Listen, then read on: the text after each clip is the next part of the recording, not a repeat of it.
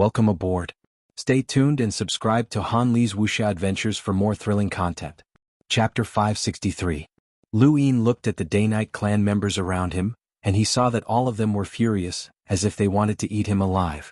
There was only one exception, Madame Mylan. This beautiful middle-aged woman didn't look at him with any anger, but rather curiosity. Lu Yin did not pay her any mind as he did not have the time to do so. Boundless rune lines swept out from the darkness of outer space. The Enlighter had arrived. Shinwu Continent's space station trembled, and everyone could feel the pressure of an Enlighter. It was a pressure that came from the depths of one's heart that made it impossible for anyone to resist. Many of the Day-Night clan members were ecstatic. It's the Elder. The Elder has arrived. Madame Mylan's expression changed and she looked at Lu Yin with the same gaze as the other Day-Night clan members, resentful and helpless.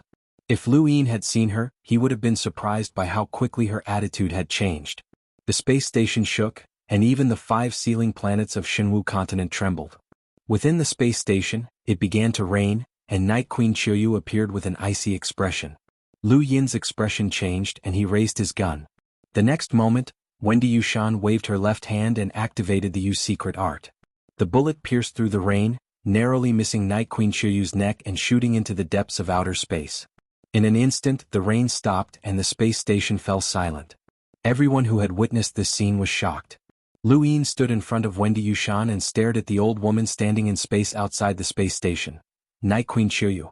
Night Queen Qiuyu angrily glared at Lu Yin, and her aura distorted the heavens.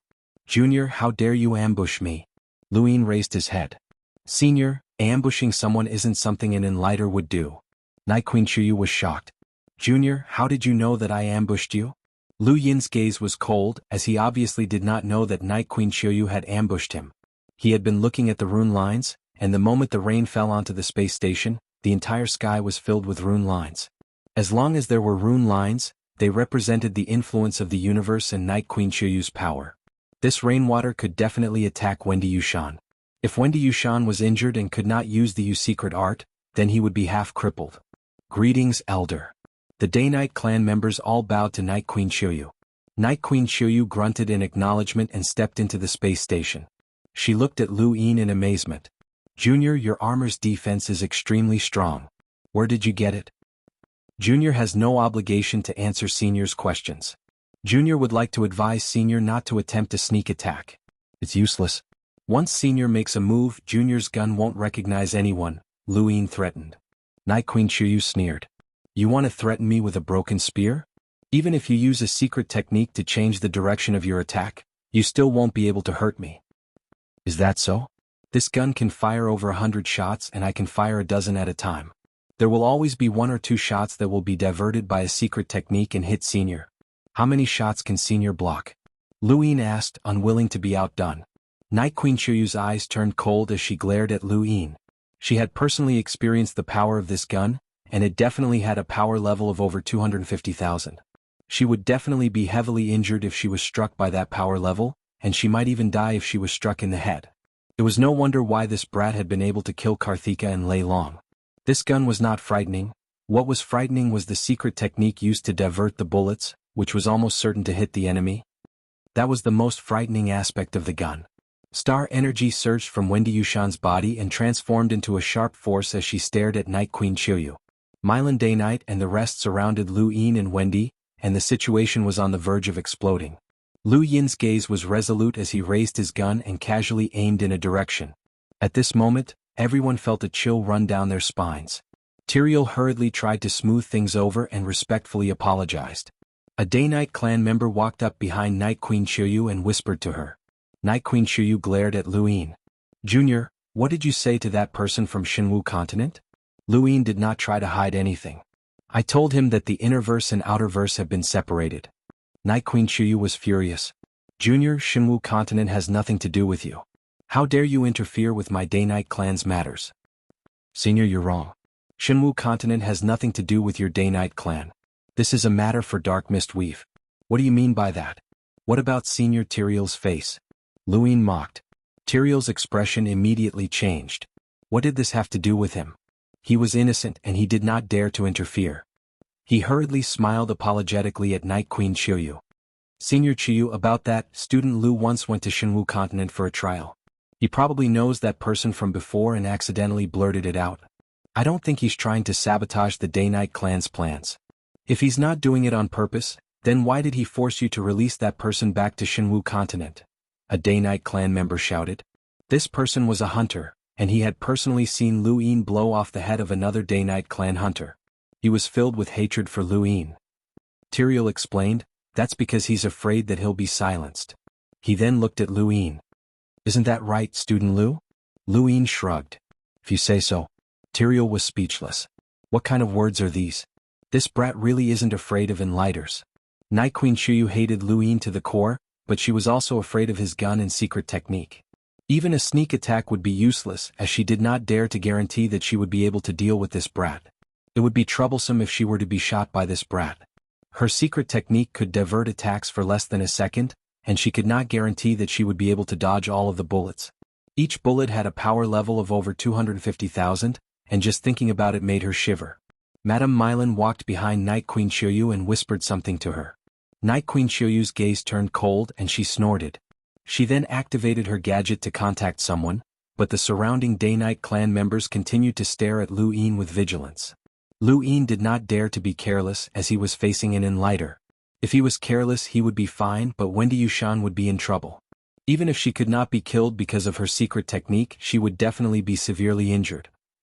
Not long after, Night Queen Chuyu dispersed the Day-Night clan members and stared at Lu Yin threateningly. Junior, don't be too arrogant. Even the 10 arbiters weren't as arrogant as you when they were Limiters. Lu Yin's lips curled up. Were the 10 arbiters able to kill Enlighters when they were Limiters? Night Queen Chuyu was furious, as this brat's words were too infuriating. Madame Mylan hurriedly stepped forward and whispered something into Lu Yin's ear. Only then did Night Queen Chuyu's anger dissipate and she growled, Junior, if you need to scram then scram. Lu Yin frowned as he had not heard what Madame Mylan had said to Night Queen Chuyu, but he had a feeling that something big was about to happen. Madame Mylan looked at Lu Yin and smiled. Student Lu, the elders have already forgiven you for your previous actions. Please leave as you are not welcome here. Lu Yin raised his brows and wanted to say something else. The monkey hurriedly interjected, 7th bro, let's go. I'm already scared out of my wits. Once an Enlighter is prepared, you won't be able to kill her. She's just temporarily intimidated by you, and as time goes on, she'll definitely find a way to deal with you. Furthermore, there are hunters here and you've already put on an act. Lu Yin thought about it and agreed. There were too many variables if he stayed here. It seems that we are not welcome here. In that case, this junior will take his leave. Night Queen Chuyu did not even look at Lu Yin and allowed him to leave. Madame Mylan watched Lu Yin leave with a strange expression. Tyrael heaved a sigh of relief. Fortunately they had not fought, but it was also a pity that Lu Yin had not been killed by Night Queen Chuyu. Lu Yin had guessed correctly, as he had indeed been stalling for time in order to wait for Night Queen Chuyu to arrive and kill Lu Yin. This was because Lu Yin's innate gift was too terrifying, and he was the strongest Limiter in the universe. Even Tyrael was jealous of such a person. It was a pity that Lu Yin had too many tricks up his sleeve. After leaving Shinwu Continent Space Station, Lu Yin and Wendy Yushan each boarded a spacecraft and headed to the Great Yu Empire. Only then did Lu Yin relax, as there were no longer any rune lines in his eyes that could threaten him. Wendy Yushan contacted Lu Yin. Is there someone you care about on Shinwu Continent? Who is it? Lu Yin thought about it. Someone who has made a lifelong promise to me. Wendy Yushan's eyes flashed. A woman? Nonsense. Lu Yin could not help but retort, but he immediately regretted his words and apologized. I'm sorry, Wendy. I wasn't talking about you, so please don't mind me. Wendy Yushan casually replied, Indeed, it's nonsense. You're right. She then hung up. Lu Yin stared blankly at his communicator.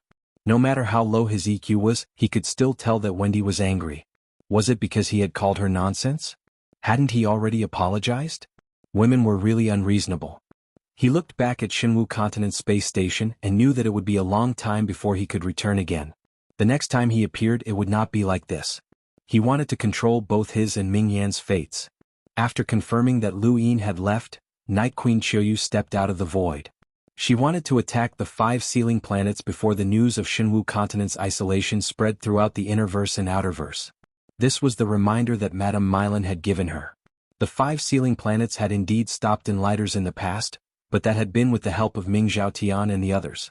Now that Xinwu continent had split apart, Ming Zhaotian was being restrained by Ming Zhaoshu. As long as Ming Zhaoshu wanted to cooperate with the Day-Night clan, he would not dare to let Ming Zhaotian appear on the 5 sealing planets. This was their only chance.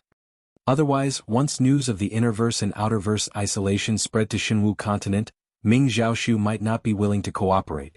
Are you saying that you sent that person to an isolated island outside of Xinwu continent? Night Queen Qiuyu asked indifferently. Behind her, Tyrael respectfully replied, yes, an uninhabited island. It will take at least 3 days to return to Xinwu continent from there. 3 days. Night Queen Qiuyu looked up. They had to attack the 5 sealing planets within 3 days, or else there would be variables. Not long after, Xinwu continent shook as the 5 sealing planets were attacked by Night Queen Qiuyu. Ming Zhaotian looked up with an ugly expression on his face. He leaped up and was about to head to the 5 sealing planets, but he was stopped by another force. Ming Zhaoshu, now that the 5 sealing planets have been broken, you have no bargaining chips left. Ming Zhaotian barked. Ming Zhaoshu's voice echoed through the void. Even though they were separated by a great distance, his voice reached the capital. You don't have to worry about that, brother. 4 martial honorables from the 4 peaks around the imperial capital tried to stop Ming Zhaoshu at the same time. However, they were swept away by Ming Zhaoshu's aura. This power was enough for Ming Zhaoshu to challenge Ming Zhaotian, let alone ordinary martial honorables. Thank you. Breezy Mountain Man Brothers Reward, 3rd update. Thank you all for your support.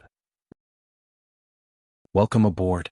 Stay tuned and subscribe to Han Li's Wuxia Adventures for more thrilling content. Chapter 564. Ming Zhaotian raised his head and stared at the 5 sealing planets. They were trembling and even cracking just like when Sansi had attacked them. In the distance, Ming Zhaoshu also stared at the 5 sealing planets, but there was no trace of worry in his eyes. Ever since he had obtained Ming Taizheng's inheritance, he knew that ordinary people could not break through the 5 sealing planets, not even powerhouses with power levels above 200,000. However, Tang Si had already been taken out of Xinwu continent, so why were the outsiders still attacking the 5 sealing planets? Had something happened? No matter what, Ming Zhaotian could not allow Ming Zhaotian to obstruct the outsiders from attacking the 5 sealing planets. This was just a show for the outsiders to see. Ming Zhaotian wanted to gain more bargaining chips and show more value. At this point he had already forgotten about Lu Yin. To him, Lu Yin was just an investment. Perhaps this investment would pay off in the future, but not now. Lu Yin did not know that Night Queen Qiuyu was attacking the 5 sealing planets, but he had guessed that the Day-Night clan was tyrannical and always took the initiative. Once Tang Si spread the news that the innerverse and outerverse had been separated, the Day-Night clan would no longer have the initiative in their cooperation with Ming Zhaoshu. She would have to break through the 5 sealing planets. However, she could not break through even with the help of another enlighter. The number of rune lines represented by the 5 sealing planets was terrifying, and it seemed to change. For an entire day, Night Queen Qiuyu attacked the 5 sealing planets, but she still could not break through. Even if there was no one on the 5 sealing planets to obstruct her, she still could not break through. How can this be? A continent from an alternate space in the outerverse can actually block my attacks. Night Queen Qiuyu could not believe it. In the space station, Tyrael found it even harder to accept. They had originally thought that they could break through the 5 sealing planets' defenses, but this discovery made him realize how laughable their guesses had been. Night Queen Qiuyu was not an ordinary enlighter. She was a genius of the Night King clan, and she was much stronger than the outerverse enlighters. If even someone like her had failed, then there was no point in them surrounding Xinwu continent. In the end, Night Queen Qiuyu gave up. Since she could not break through the 5 sealing planets, she could only wait until Ming Zhaoshu learned that the innerverse and outerverse had been separated. Then they could begin a new round of negotiations. This made Night Queen Qiuyu very irritated. Although Ming Zhaoshu was only a cruiser, he was too scheming, patient, and his ability to scheme. Negotiating with such a person was very tiring. It was all because of that bastard. If it wasn't for him, they would still be the ones taking the initiative. When she thought about Lu Yin and Wendy Yushan's alliance, Night Queen Qiuyu felt a headache coming on. The two of them were already on the same level as an enlighter. Dark Mist Weave bordered Frostwave Weave, and it didn't take long for the two of them to return to Frostwave Weave.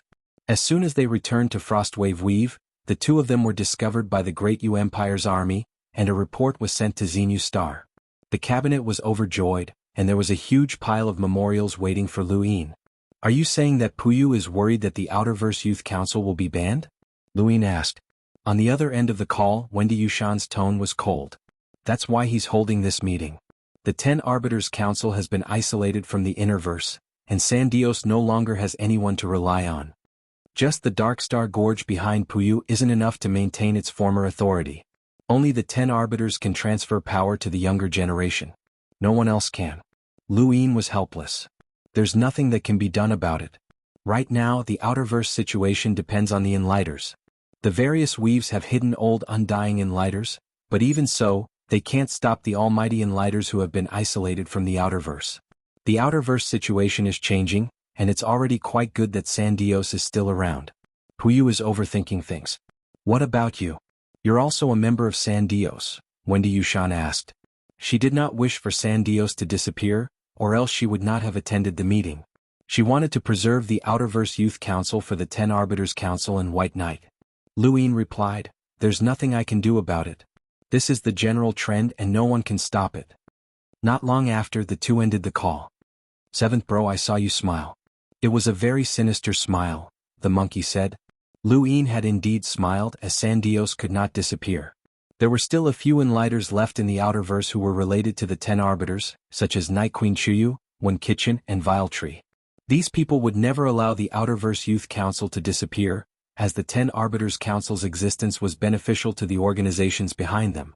Even if San Dios lost its authority, it would still exist, and the Prairie Flame continent would not be affected. As long as the Outerverse Youth Council existed, it would be fine, and there would be many possibilities for the future. Luin did not need the 10 Arbiters Council's name to protect himself, so he did not care if San Dios lost its authority. What he cared about was the future. Once the Innerverse and Outerverse were restored, what could he do to San Dios? What could he do with San Dios's connection to the 10 Arbiters Council? He didn't know this himself, but it was a possibility. It was a possibility that he, or someone he had arranged, could become one of the 10 Arbiters.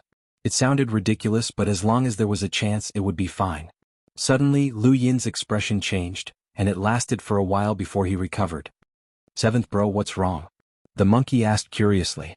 Lu Yin answered in a low voice, I feel like I'm about to break through to the Explorer realm. Then what are you waiting for? Breakthrough. The monkey shrieked. Seventh bro, with your current strength, once you break through to the Explorer realm, things will get interesting. You'll probably be able to rival the top 30 of the top 100 rankings. Even if you face a hunter, you'll still have the ability to protect yourself. You won't have to wear that tortoise shell in front of everyone. Lu Yin wanted to break through as well, but he could not. The difficulty of breaking through to the Melder realm was still fresh in his mind. There were several checkpoints in cultivation: the Seeker realm, the Melder realm, and the Explorer realm. The Seeker realm required one to start from nothing, and the difficulty lay in the formcast model and battle techniques. Without these, there was no need to cultivate. The Melder realm was a transitional process that required one to step through the door of cultivation to truly begin cultivating. As for the Explorer realm, it was a qualitative change that required one's body to adapt to the universe. None of these three checkpoints were simple. Although Lu Yin could attempt to break through to the Explorer realm with his formcast model, he did not have the protection of an extremely strong powerhouse, which made him feel uneasy. It was as if he would fail as soon as he broke through. This feeling had appeared the first time he had felt like he was about to break through, and it had not subsided. Instead, it had become increasingly clear, as if there was a mysterious force preventing him from breaking through. Finally, the feeling of breaking through was suppressed, and Lu Yin sighed in relief. Seventh bro, why aren't you breaking through? Do you still want to be invincible on the path of the Lamita realm? You're too pretentious, the monkey taunted. Lu Yin muttered to himself. He had suppressed it this time, but it would not be so easy the next time. He had already suppressed it twice, and there was bound to be a moment when he had to break through. In the entire Outerverse, the only powerhouses who could help him break through were the Enlighters, but who could be trusted? Lu Yin could not think of anyone. Granny Chan? She was not trustworthy, and neither were the others. Why wait for him to break through before the world changed? Lu Yin looked into the distance with a helpless expression. During the month that Lu Yin had returned to the Great Yu Empire, he had continuously browsed through the resumes of talents. There were people from all over the world who wanted to join the four ministries, and there were indeed some outstanding talents among them. Lu Yin had placed them in Grand Top Weave's Lu Pavilion of War and Lu Pavilion of War. As for the Lu Ministry of War and the Ministry of War, not just anyone could sit in them. If the Great Yu Empire had stabilized and did not need to expand, Then he could have used an examination to fairly recruit talents into the four ministries. However, he could not do so now, as the positions of the four ministries not only required talent, but also background. For example, someone called Rang Bin had limited talent, but he was the heir to one of the strongest clans in Grand Top Weave. If such a person was recruited into the four ministries, then that meant that the entire Weave would submit to the Great Yu Empire, and there would be no need for military suppression, which saved him a lot of trouble. This was reality, and while it was disadvantageous to the cultivators of the poor, it was beneficial to the Great Yu Empire. However, Lu Yin also secretly promised that there would be a day in the future when he would give everyone a fair chance at the examination. During this month, Hai Chi-Chi returned with a downcast expression. She had not been able to find her way into the inner verse, and Lu Yin had comforted her. He could see that Hai Chi-Chi's expression was better than when the inner verse and outer verse had been separated, but she still did not look as cheerful. Lu Yin had no other choice, and he had even offered to take Hai Chi-Chi out to play, but she had rejected him. This girl had matured quite a bit. Barred Weave was located to the west of Dark Mist Weave, and it was separated from Frostwave Weave by Dark Mist Weave and Wuri Weave. It was one of the weaves that was connected to the Astral River. There was a family in Barred Weave called the Lanshin family that controlled 10 filaments. Their power was second only to Evenground Palace, which was the sect that controlled Barred Weave. Welcome aboard. Stay tuned and subscribe to Han Li's Wuxia Adventures for more thrilling content.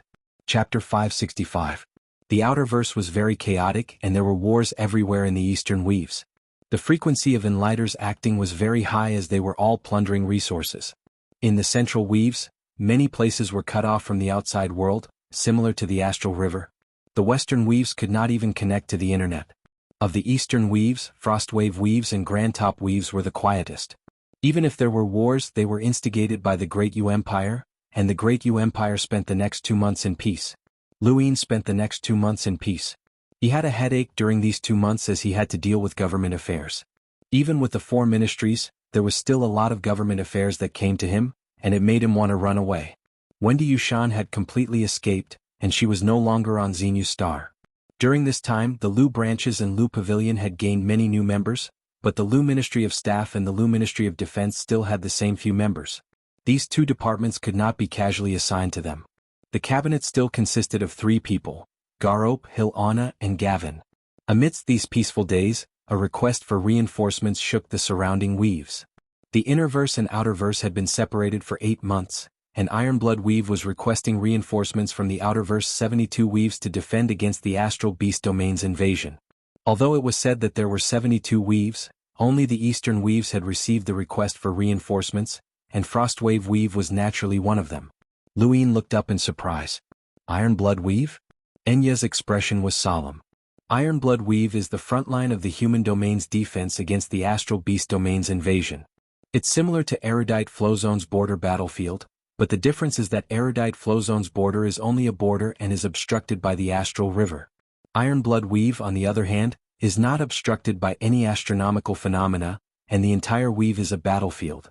This was the first time Lu Yin had heard of this weave. He stood up and looked at the screen that Enya had opened. Tell me more about it. Enya pointed at the northeast corner of the screen. This is Ironblood Weave. The human domain and the Astral Beast Domain overlap, and most of the overlapping areas are obstructed by the Astral River, which can be used as a border battlefield. However, this overlapping area connects the two domains without any obstruction. Once the Astral Beasts cross Ironblood Weave, they can run amok in the outer verse. Ironblood Weave is very small, as it only covers about 20 or so filaments. The entire weave is made up of 9 fortresses, and the one at the very front is Ironblood Fort. Ironblood Fort is constantly engaged in endless battles. Even though the human domain and the Astral Beast Domain have reached a temporary truce, this place is still a battlefield, a black hole of death. For many years, the Outerverse has been in charge of Ironblood Weave's supplies. Every year, the Great Yu Empire will send a large amount of resources to a single place, and that place is Ironblood Weave. This is an order from the Hall of Honor, and most of the experts in Ironblood Weave come from the Innerverse. Every stronghold is made up of enlighters and space-exploring powerhouses. Even so, there are still enlighters and countless space-exploring powerhouses who die every year. After Enya's half-hour-long explanation, Lu Yin gained a detailed understanding of Ironblood Weave. The Innerverse and Outerverse have been separated, and the number of experts in Ironblood Weave can't keep up, so they've asked for reinforcements. Once Ironblood Weave falls, the entire Outerverse will be exposed to the Astral Beast Domain's claws, right? Enya solemnly replied, "That's right." Back then, Commander Shui suggested to the Hall of Honor to increase the number of experts in Ironblood Weave. Unfortunately, the Hall of Honor did not accept his suggestion. Lu Yin had heard of the Hall of Honor many times. It was the highest organization in the human domain, and it was also the organization with the greatest authority. It had the authority to judge the powers of the human domain, and it could directly influence any nation, sect, or family. Every year, a batch of resources from the Great Yu Empire would be shipped to an unknown location.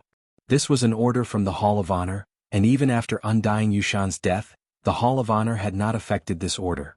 When Sigmund Mathers had been suspected of colluding with the Neo-Human Alliance, Undying Yushan had no right to pardon him. This crime had been judged by the Hall of Honor. The Hall of Honor controlled the entire human domain. The Hall of Honor had honor points, and Lu Yin had relied on them to obtain much more information than the average person. This was the Hall of Honor. Shui Chuanxiao had been the commander of the border warfront, and his imprisonment had also been a result of the Hall of Honor's judgment. It could be said that the Hall of Honor had the authority and power to judge any powerhouse. Your Highness, there's another possibility that is very likely to be the reason why Ironblood Weave is urgently seeking outside help. Enya's expression was very solemn. The Astral Beast Domain is not isolated. Lu Yin's expression changed. Are you saying that the entire Astral Beast Domain can be connected? Enya nodded. The Innerverse and Outerverse have been separated, and the Astral Beast Domain can use Ironblood Weave to invade the human Outerverse while the human Innerverse is powerless to interfere. This should be the true reason why Ironblood Weave is seeking outside help. However, only a few people know of this reason and it cannot be spread. Otherwise, it will cause panic in the entire Outerverse. Lu Yin was already panicking. This was the entire Astral Beast Domain, and it had only been the Innerverse that had stopped the Astral Beast Domain's invasion. Now that the Innerverse had been isolated, how could the Outerverse possibly stop the Astral Beast Domain? Kiki, 7th bro, this woman is right. Our Astral Beast Domain is divided into regions, but it's not isolated. Of course, there are definitely some places that are isolated on a smaller scale, but it won't affect the overall situation. Based on my understanding of the Celestial Beast Empire, the Outerverse is finished, and it'll definitely be the point where the Astral Beast Domain will invade, the monkey said proudly. Lu Yin frowned. Only by combining the human Innerverse and Outerverse and the Neoverse strength would they be able to resist the Astral Beast Domain. Now, the Outerverse alone would not be able to stop the Astral Beast Domain, and he was truly panicking. At this moment, Lu Yin's gadget beeped. This was a message that could not be rejected. Back when Astral 10 had been ordered to descend into the Outerverse and when Wendy Yushan had been confirmed as a member of the Great Yu Empire's Youth Council, a similar beep had appeared. In the name of Elder Lohar of the Hall of Honor, I order Northcastle Weave, Vast Earth Weave, Grandtop Weave, Frostwave Weave, Lars Weave, Darkmist Weave, Bard Weave.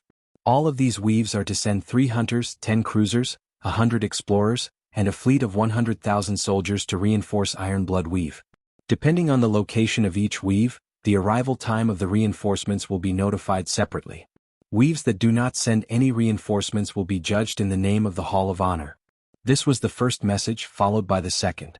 Frostwave Weave must send 3 hunters, 10 cruisers, 100 explorers, and a fleet of 100,000 soldiers to Ironblood Weave. Just as the second message was sent, a third message appeared right after. Great Yu Empire's Royal Regent, Lu Yin, in the name of the Hall of Honor, has been summoned to Ironblood Weave's Seasons Fort to assist Commander-in-Chief Lu Qiuyu in his duties of guarding the fort. Report within 5 days. Those who refuse or delay without reason will be judged in the name of the Hall of Honor. Lu Yin received 3 messages in one go, and all of them could not be rejected. He was shocked as he could feel the urgency of Ironblood Weave's military situation. Even he was about to enter the battlefield and he was only a Lemiter.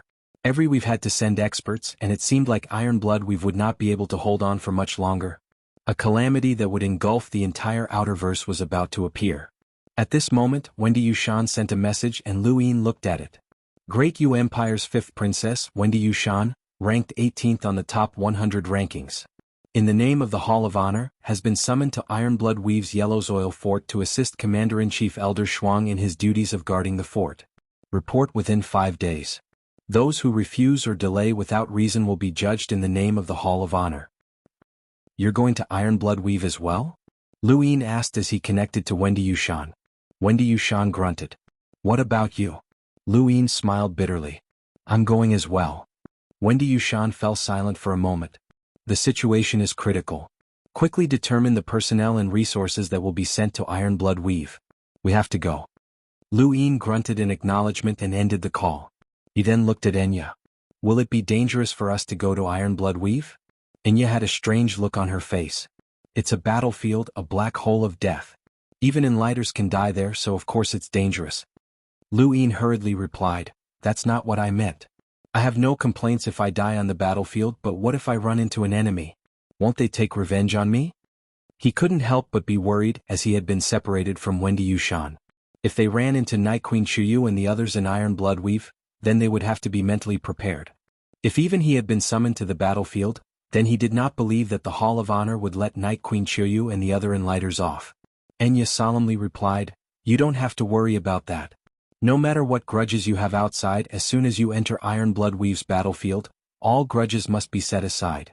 When the time comes, your gadget will be connected to Ironblood Weave's battle system, and you'll be constantly monitored.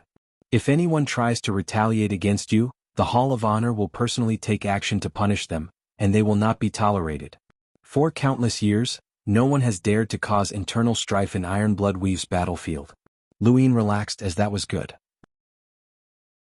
Welcome aboard. Stay tuned and subscribe to Han Li's Wuxia Adventures for more thrilling content. Chapter 566. Huan Sha soon arrived and bowed to Lu Yin. Huan Sha, how many registered hunters are there in the Frostwave Weave? Lu Yin asked. Huan Sha blurted out, 5. Lu Yin's brows rose. Who are the other 2 besides the 3 from our empire? One is the head of the Mech family, Ryan Mech, and the other is a prisoner, Aiden. Introduce yourself. Huan Sha looked at Lu Yin and slowly explained, The Mech family is a large family in the north of the Frostwave Weave that controls 7 filaments. The Empire used the strategy left behind by His Majesty, Undying Yushan, and the blind monk defeating Ryan Mech as a starting point to conquer the Mech family. Now, the Mech family only stays on their own planet. They don't make things difficult for the Empire, but they don't join either. Aiden's origins are mysterious, and there are no records of him in the archives.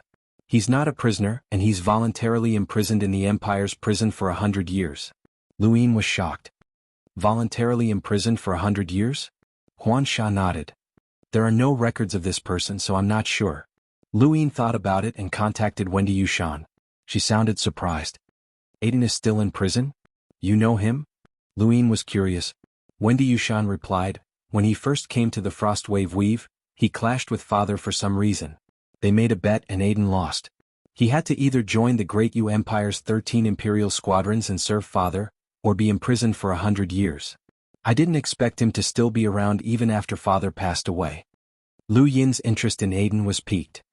What kind of bet did they make? Aiden was very confident in his defenses, and he bet that Father wouldn't be able to break through them. Unfortunately, Father still won in the end. Of course, the process wasn't that easy. Wendy Yushan then lowered her voice. Father must have done his best. I can feel it from his tone. Lu Yin's heart skipped a beat. Undying Yushan was no ordinary person. Putting aside the fact that he had entered the top 30 of the top 100 rankings, he was also the successor of the Yu surname of the 7 courts, and he had inherited the battle techniques of the 7 courts. Lu Yin had long since guessed that the reason Undying Yushan had been able to kill his way back to the Outerverse and survive for so many years was because of the battle techniques of the 7 courts. No one knew better than Lu Yin how difficult it was for someone from the Outerverse to enter the top 30 of the top 100 rankings, even before the universe's great change. If Undying Yushan could do such a thing, then there was no need to doubt his strength. If even Undying Yushan was using his full strength to deal with Aiden, then this person was definitely not an ordinary hunter. Lu Yin had Enya and Huan Sha leave, and then he instructed Huan Sha to prepare the resources and a list of cruisers and explorers. He then headed to Aiden's prison. If Lu Yin's guess was correct, then Aiden was not someone that the Great Yu Empire could imprison, and he had done so willingly. When he saw Aiden, he thought he was looking at a wild beast. This person's hair and beard almost covered his entire body. He sat in the corner of the cell with his eyes closed as if he was sleeping. Lu Yin frowned. Is there no one taking care of him? Behind Lu Yin, the prison guard nervously said, Your Highness, this person is very strange and doesn't want anyone to take care of him. Back then, His Majesty Undying Yushan had ordered us to open the door so that this person could leave whenever he wanted, but this person insisted on locking the door. He said that since he's a prisoner, he can't be treated differently. I was planning to make a bet with him in 100 years, but I never thought that the old bastard would actually be dead. There's actually someone in the Neo-Human Alliance who can kill him, as expected of one of the three dark hands. You seem to hold His Majesty in high esteem. No matter what, you're all hunters, and with the Neo-Human Alliance's strength, it wouldn't be strange for them to send an enlighter, Luin said. Aiden sneered. So what if he's an enlighter? He then paused and looked outside the cell. Although the person who made the bet is dead, the promise must be fulfilled. There are still 10 years and I won't go back on my word. He then sat down in a corner of the cell again. It looked like he was planning to wait for another 10 years. If Luin made this person wait for 10 years, then he would have come here for nothing. He had not come here to tell this person about Undying Yushan's death. Senior, do you like to make bets? How about we make a bet? Luin asked. Aiden looked at Luin. I only make bets with people who are qualified. You're not. Luin raised his brows. I'm the strongest Lemeter in the universe. Am I not qualified? Aiden opened his eyes and sized Luin up seriously. The lightning in his eyes became even more dazzling, and then a bolt of lightning surrounded Luin and swept past him. Aiden's eyes trembled. What a powerful body. Were you Kit? Lu Yin's lips curled up. I'm the Great Yu Empire's royal regent, and I act on behalf of the Emperor. Undying Yushan is my uncle. Aiden nodded. The Outerverse already had Undying Yushan and now there's you. Both of you are monsters. Now, do I have the qualifications to make a bet with you? Luin asked. Aiden muttered to himself for a moment, and then he looked at Luin with interest. What do you want to bet? I'll bet that I can break through your defenses, Luin said proudly. Aiden was furious. Bastard. Even Undying Yushan, who was a hunter, found it difficult to break through my thunder shield. You think you can do it? Junior, you don't know the immensity of heaven and earth. Luin smiled. Senior, you don't dare? There's no need to provoke me. As long as it's someone who's qualified, I like to gamble. But what do you have to offer? What do you want from me? Aiden asked. Luin solemnly answered, Ironblood Weave is in an emergency, and I've been called to guard Season's fort. I hope that Senior can accompany me. Aiden was shocked. Ironblood Weave is in an emergency? Which point is the Astral Beast domain planning to attack from? But even if they're in an emergency, it shouldn't be you, a Lemeter, who's called. Are all those old enlighters dead? The Innerverse and Outerverse have been separated, and the only weave that can stop the Astral Beast domain from supporting Ironblood Weave is the Eastern Weave of the Outerverse. Luin was helpless, and he then told Aiden about the changes in the weather. Aiden had not believed him at first, but Luin had shown him the news, and Aiden had personally tested the stability of space. Only then did he believe Lu Yin's words. I never thought that after being imprisoned for so many years, the outside world would change so drastically. The Innerverse and Outerverse have been separated, and the Outerverse cannot stop the Astral Beast domain. It doesn't matter if we can stop them or not. It's better to die standing than to drag out an ignoble existence, Luin said loudly. Aiden's eyes flashed, and he looked at Luin with a hint of admiration. All right, I'll make a bet with you. If you win, I'll accompany you to Season's fort. If you lose, the remaining 10 years of the bet with Undying Yushan will be voided. Luin nodded, but then he reacted. Regardless of whether Aiden won or lost, the 10 years of the bet would be voided. This old man was quite smart. There was a boom and the prison shook. Aiden raised his arms and moved. But now, a Lemeter had used a broken spear to almost break through his shield. Even if that broken spear had killed an enlighter before, Aiden felt as if his world had been turned upside down. Fortunately, the spear had not been able to break through Aiden's defenses. Aiden heaved a sigh of relief and was about to put down his shield when Luin pointed the gun at him again. He subconsciously raised his shield in front of him. Kid, are you going back on your word? Senior, I didn't say that I would only fire once. The bet was on whether or not I could break through your defenses, not whether or not I could break through it in one shot. If I hit the same spot again, I'll definitely break through your shield. I believe that it will take some time for your shield to regenerate. Luin smiled. Aiden opened his mouth, but he could not think of a rebuttal. Indeed, he had not said that he would only fire once. Can your power vessel attack multiple times? Aiden was surprised. Luin nodded. Quite a few times. That should be enough to break through your shield. Aiden's defenses surprised Luin. With this person around, even if Night Queen Chuyu, Huahui, and the others wanted to take revenge, Lu Yin would still have time to react. This person was like a gift from undying Yushan, and Lu Yin had to accept him no matter what. Aiden stood in place and stared at Lu Yin's spear. Lu Yin raised a brow. "Senior, are you going back on your word?" Aiden sighed and smiled bitterly. "I lost to undying Yushan 100 years ago, and today it's even worse. I lost to a Lemiter. The Great Yu Empire really is my nemesis." He then put away his shield. Lu Yin was delighted. "Senior, you should feel honored that you lost. Not every hunter can withstand that attack. Even enlighters can't." Aiden looked at Lu Yin with a strange expression. "Kid, enlighters aren't that simple. Your power vessel is powerful, but it's not enough to lock onto an enlighter. You must have used a sneak attack." Lu Yin was not embarrassed, as killing an enlighter was something to be proud of. How could a Lemiter like him kill an enlighter without using a sneak attack? If you can sneak attack 3 enlighters, then you must have some other power vessel that can prevent them from escaping or even losing their consciousness. "Are you really from the Outerverse?" Aiden asked in surprise. Lu Yin smiled. "I'm the real deal." Aiden shrugged. "Since you've lost, then I'll accompany you to Ironblood Weave. That place isn't suitable for humans." There was a look of respect in his eyes as he continued. "Countless people have died dauntlessly, and their families, friends, and descendants have all died on that battlefield. The Outerverse's current peace is all thanks to them." Lu Yin's expression turned solemn, as he truly respected Ironblood Weave from the bottom of his heart. If it weren't for this crisis, Lu Yin would not have even known that such a place existed. If there was one Ironblood Weave in the universe, then there could be a second or even a third. These places were truly worthy of respect. Lu Yin brought Aiden back to King Zishan's palace. He only had 5 days, and he had to deal with some matters in the Great Yu Empire as soon as possible before he could head to Ironblood Weave with peace of mind. One day later, Lu Yin ended his court session and stood up. It was time to borrow some money. His future in Ironblood Weave was uncertain, and he only had 2,420 star essence on him at the moment. This was too little, and it was not enough to deal with this crisis. It was time to talk to Madame Naylan. She seemed to have guessed that Lu Yin was coming, and she smiled as she welcomed him into her palace. She then poured him a drink. "Why have you come, Your Highness?" "Of course, I'm here to borrow money," Lu Yin thought to himself. However, his words were a little awkward, as borrowing money under the current circumstances would inevitably make him seem like a bully. "How are you doing here, madam?" Madame Naylan's eyes lit up, and there was a different kind of temptation in them. "Are you concerned about me, Your Highness?" Lu Yin coughed. "You can say that." She pursed her lips and smiled. "Not bad. Your Highness must have received Ironblood Weave's request for help.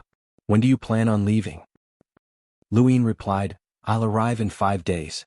It will take 3 days to reach Ironblood Weave's Season's Fort from here. I plan on leaving tomorrow to avoid any delays." Madame Naylan nodded. "You should leave as soon as possible. My Naylan family has also prepared a batch of resources to send to Ironblood Weave." Lu Yin nodded, but he did not say anything. She looked at Lu Yin. "Is there something you need from me, Your Highness?" Lu Yin revealed an awkward expression. I would like to borrow some money." Madame Naylan's lips curled up, but she did not ask any more questions. Instead, she handed Lu Yin a cosmic ring. The Outerverse major banks are currently running low on star crystals, and many people cannot withdraw their money. Even the Mavis Bank is in a similar situation. "I won't be giving Your Highness a crystal card." Lu Yin accepted the cosmic ring and glanced at its contents.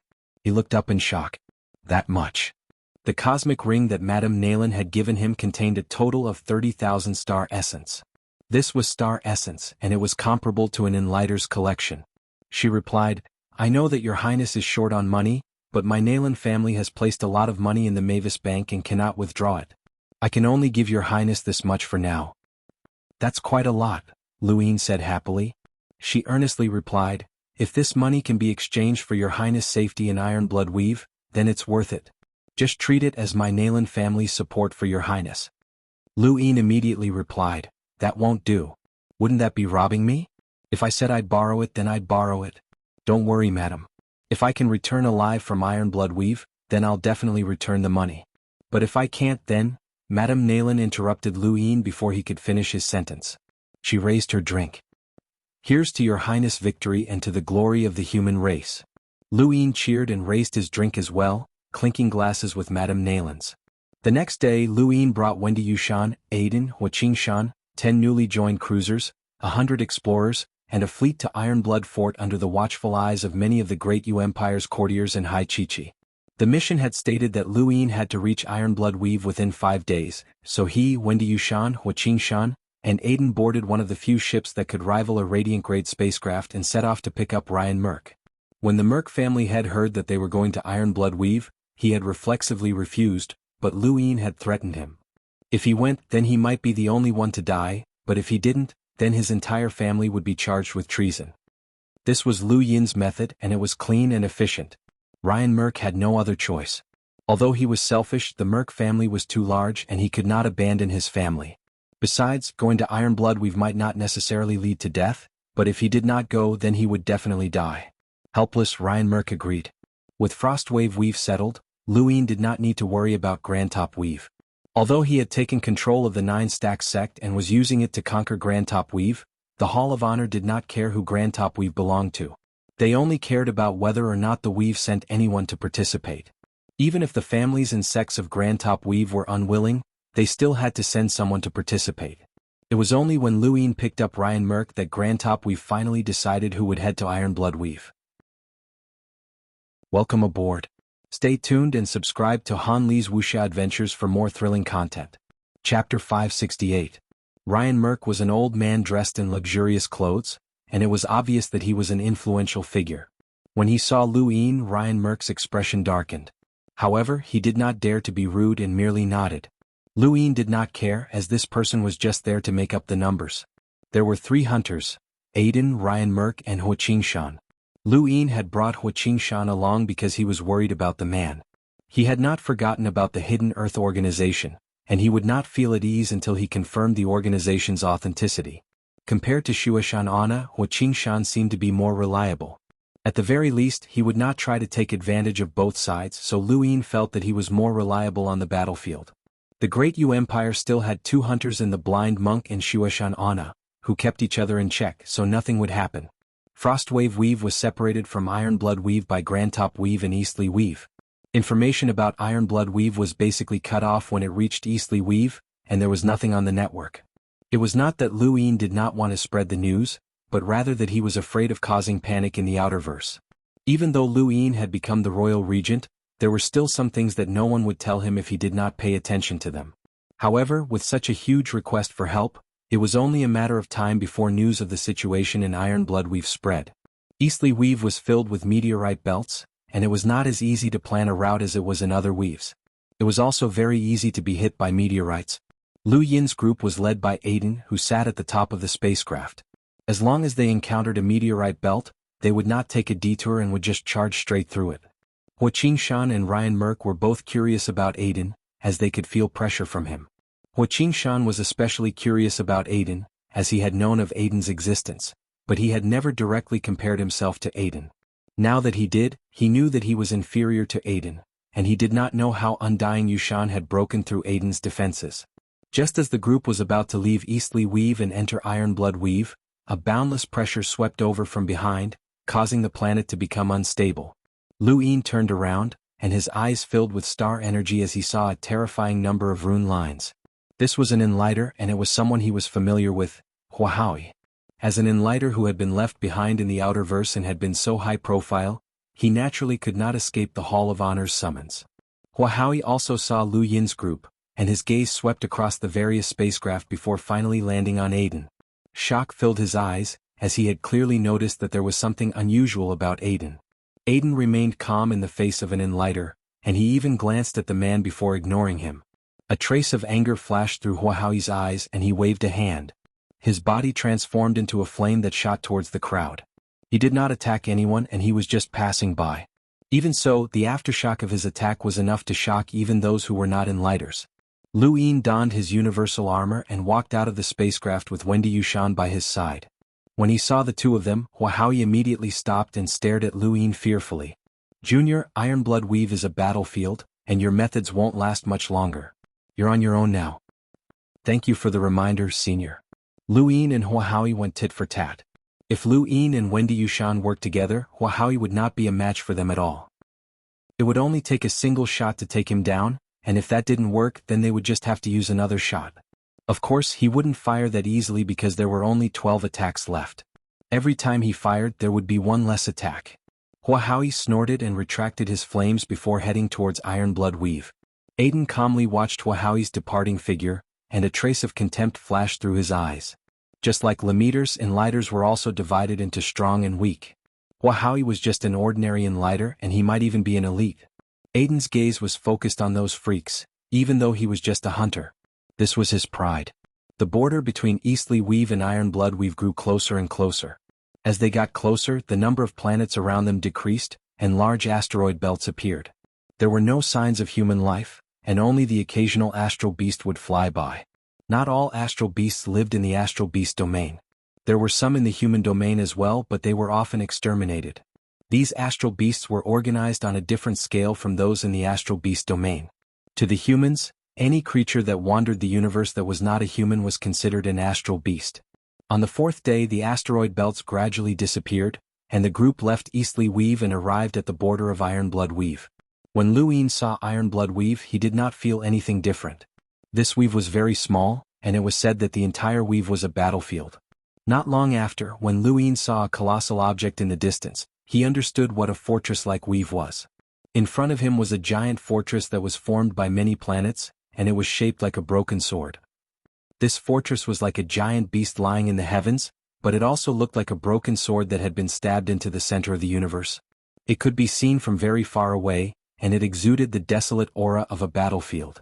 Vaguely, war drums could be heard. Lu Yin's eyes filled with star energy as he looked at the stronghold and saw a boundless amount of rune lines. This stronghold was filled with enlighters, hunters, cruisers, explorers, and countless cultivators. All of these people were stationed within the stronghold, and the rune lines that filled the stronghold filled the entire region. That's Broken Blade Fortress, one of the 5 lower fortresses of Iron Blood Weave.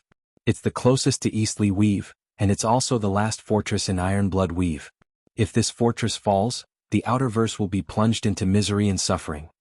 Aiden's voice rang out in Lu Yin's ear, as he was no stranger to Iron Blood Weave. As they got closer and closer to Broken Blade Fortress, Lu Yin felt a deep sense of respect for it, as those who guarded these fortresses were all heroes of humanity. The closer they got to Broken Blade Fortress, the more shocked Lu Yin became. This fortress had been built by piling up planets, and he did not know how it had been done. It reminded Lu Yin of the mainland that he had been on during Astral 10's examination. Anyone who entered Iron Blood Weave would be inspected, and Lu Yin and the rest were no exception. Fortunately, the inspection was quick, and it was mainly to see if there were any astral beasts disguised as humans. Broken Blade Fortress had a special passage that led to the interior of Iron Blood Weave, and Lu Yin's group quickly passed through it.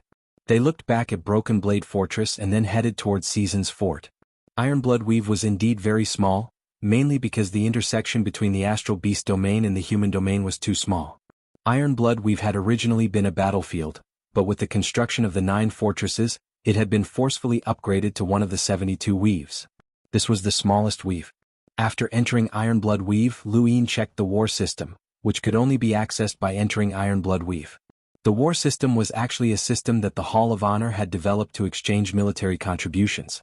Because the battlefield was too large and astral beasts could appear and disappear unpredictably, it was impossible to effectively calculate military contributions. Thus, this system had been developed. Upon entering, the system would be connected to one's gadget and constantly monitored. Not only did it ensure that humans did not kill each other, but its most important function was to record military contributions. Military contributions were mainly reflected in Iron Blood points.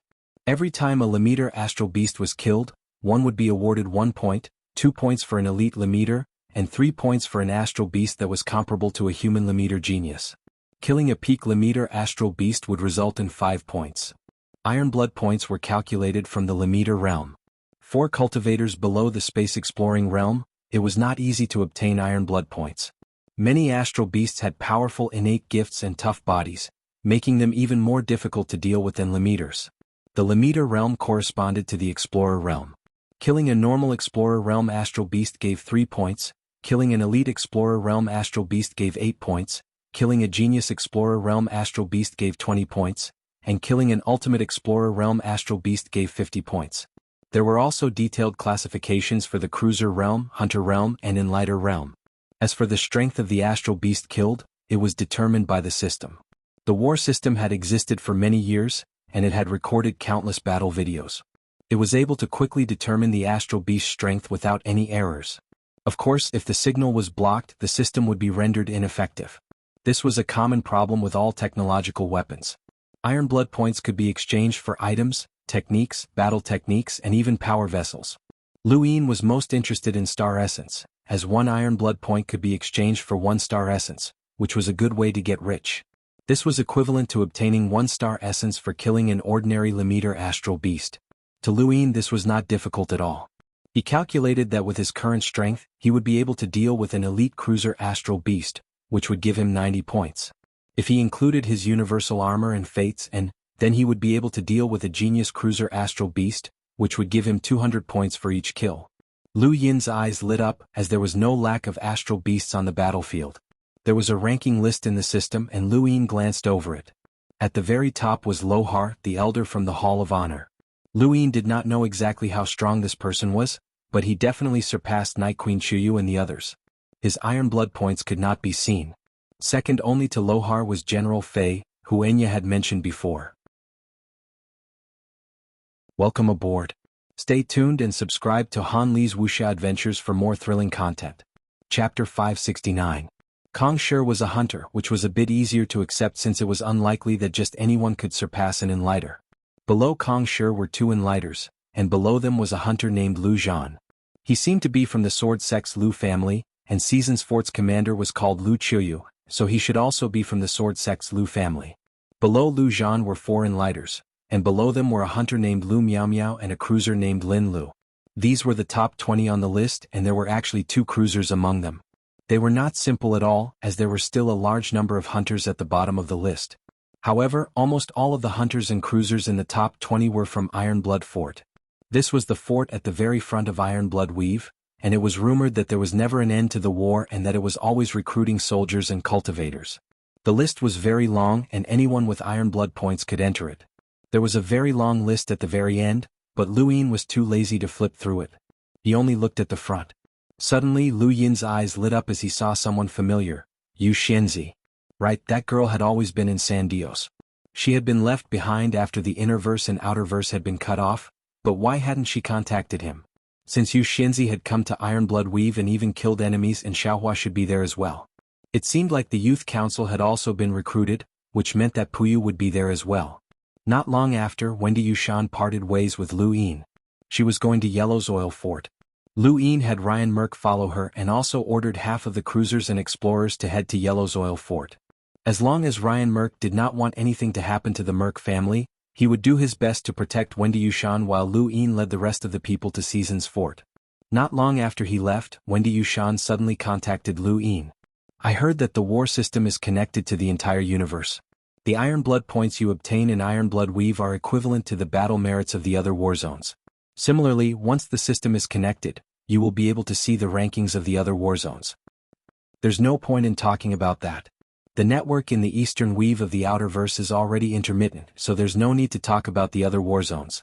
I'm just telling you to try your best to obtain as many battle merits as possible.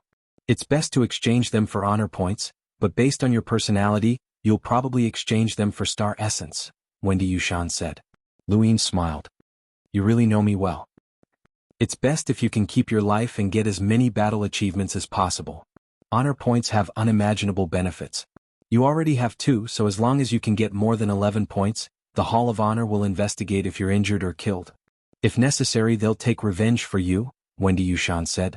Lu Yin asked, Isn't the Hall of Honor in the Neoverse? The Hall of Honor is everywhere, Wendy Yushan replied before ending the call. The Hall of Honor's influence was even more terrifying than he had imagined. It was no wonder that even undying Yushan hadn't dared to pardon Sigmund. However, as time passed and the inner verse and outer verse continued to be separated, the Hall of Honor's influence would only continue to decline. Lu Yin hoped that the Hall of Honor was truly omnipresent. That way the outer verse might still have some hope of being protected. In fact, the moment he received the call for help, he had a vague idea that he might be able to resolve this calamity. Of course, it all depended on luck. An alarm suddenly sounded, and the void in front of him split open to reveal a very familiar astral beast, a void wanderer. No matter how strong these astral beasts were, Their innate ability was to tear through the void. When the astral beast domain invaded the human domain, most of them had used void wanderers to pave the way and send in countless astral beasts. Originally, the astral beasts sent by the void wanderers were all below the space-exploring realm, but with the changes in the universe, even explorers could no longer tear through the void. Now, even explorers and cruisers had to rely on void wanderers to reach the human battlefield. A group of explorer astral beasts appeared in front of Lu Yin. In Ironblood Weave, astral beasts could invade any location, and it wasn't something that Ironblood Fort could completely defend against. Lu Yin wasn't surprised, though. He donned his universal armor and walked to the top of the spacecraft to face the astral beasts that were coming from all directions. Aiden and Hua Qingshan both entered outer space, and a huge battle broke out without any warning. There were too many astral beasts and they were all explorers and cruisers. Even with hunters like Hua Qingshan and Aiden, who could sweep through a large group of astral beasts, they couldn't kill them all quickly. In outer space, Lu Yin quickly approached an astral beast while being dragged by the monkey's shadow. He raised his hand and slammed it down. The astral beast was disdainful of Lu Yin's attack, as he was just a human who needed to wear universal armor to travel through outer space. At most, he was a limiter, so how could it be easy for him to challenge someone who was stronger than him? The astral beast didn't dodge and instead, it raised its claw and swatted at Lu Yin. If Lin Ke had seen this, he would definitely have praised Lu Yin as a man. There was a boom, and the astral beast was smashed to pieces by Lu Yin's palm. Blood splattered across outer space, and Lu Yin passed through the blood and covered his universal armor in a layer of crimson before attacking the other astral beasts. Not too far away, many astral beasts were incinerated into nothingness by Hua Qingshan's flames. Hua Qingshan was constantly observing Lu Yin. Although Lu Yin had the ability to instantly kill enlighters, that was with his spear. He couldn't use his spear against these astral beasts, as Hua Qingshan was worried that Lu Yin wouldn't be able to hold on. However, Lu Yin's strength had once again shocked Hua Qingshan, and it had refreshed his understanding of the Limiter realm.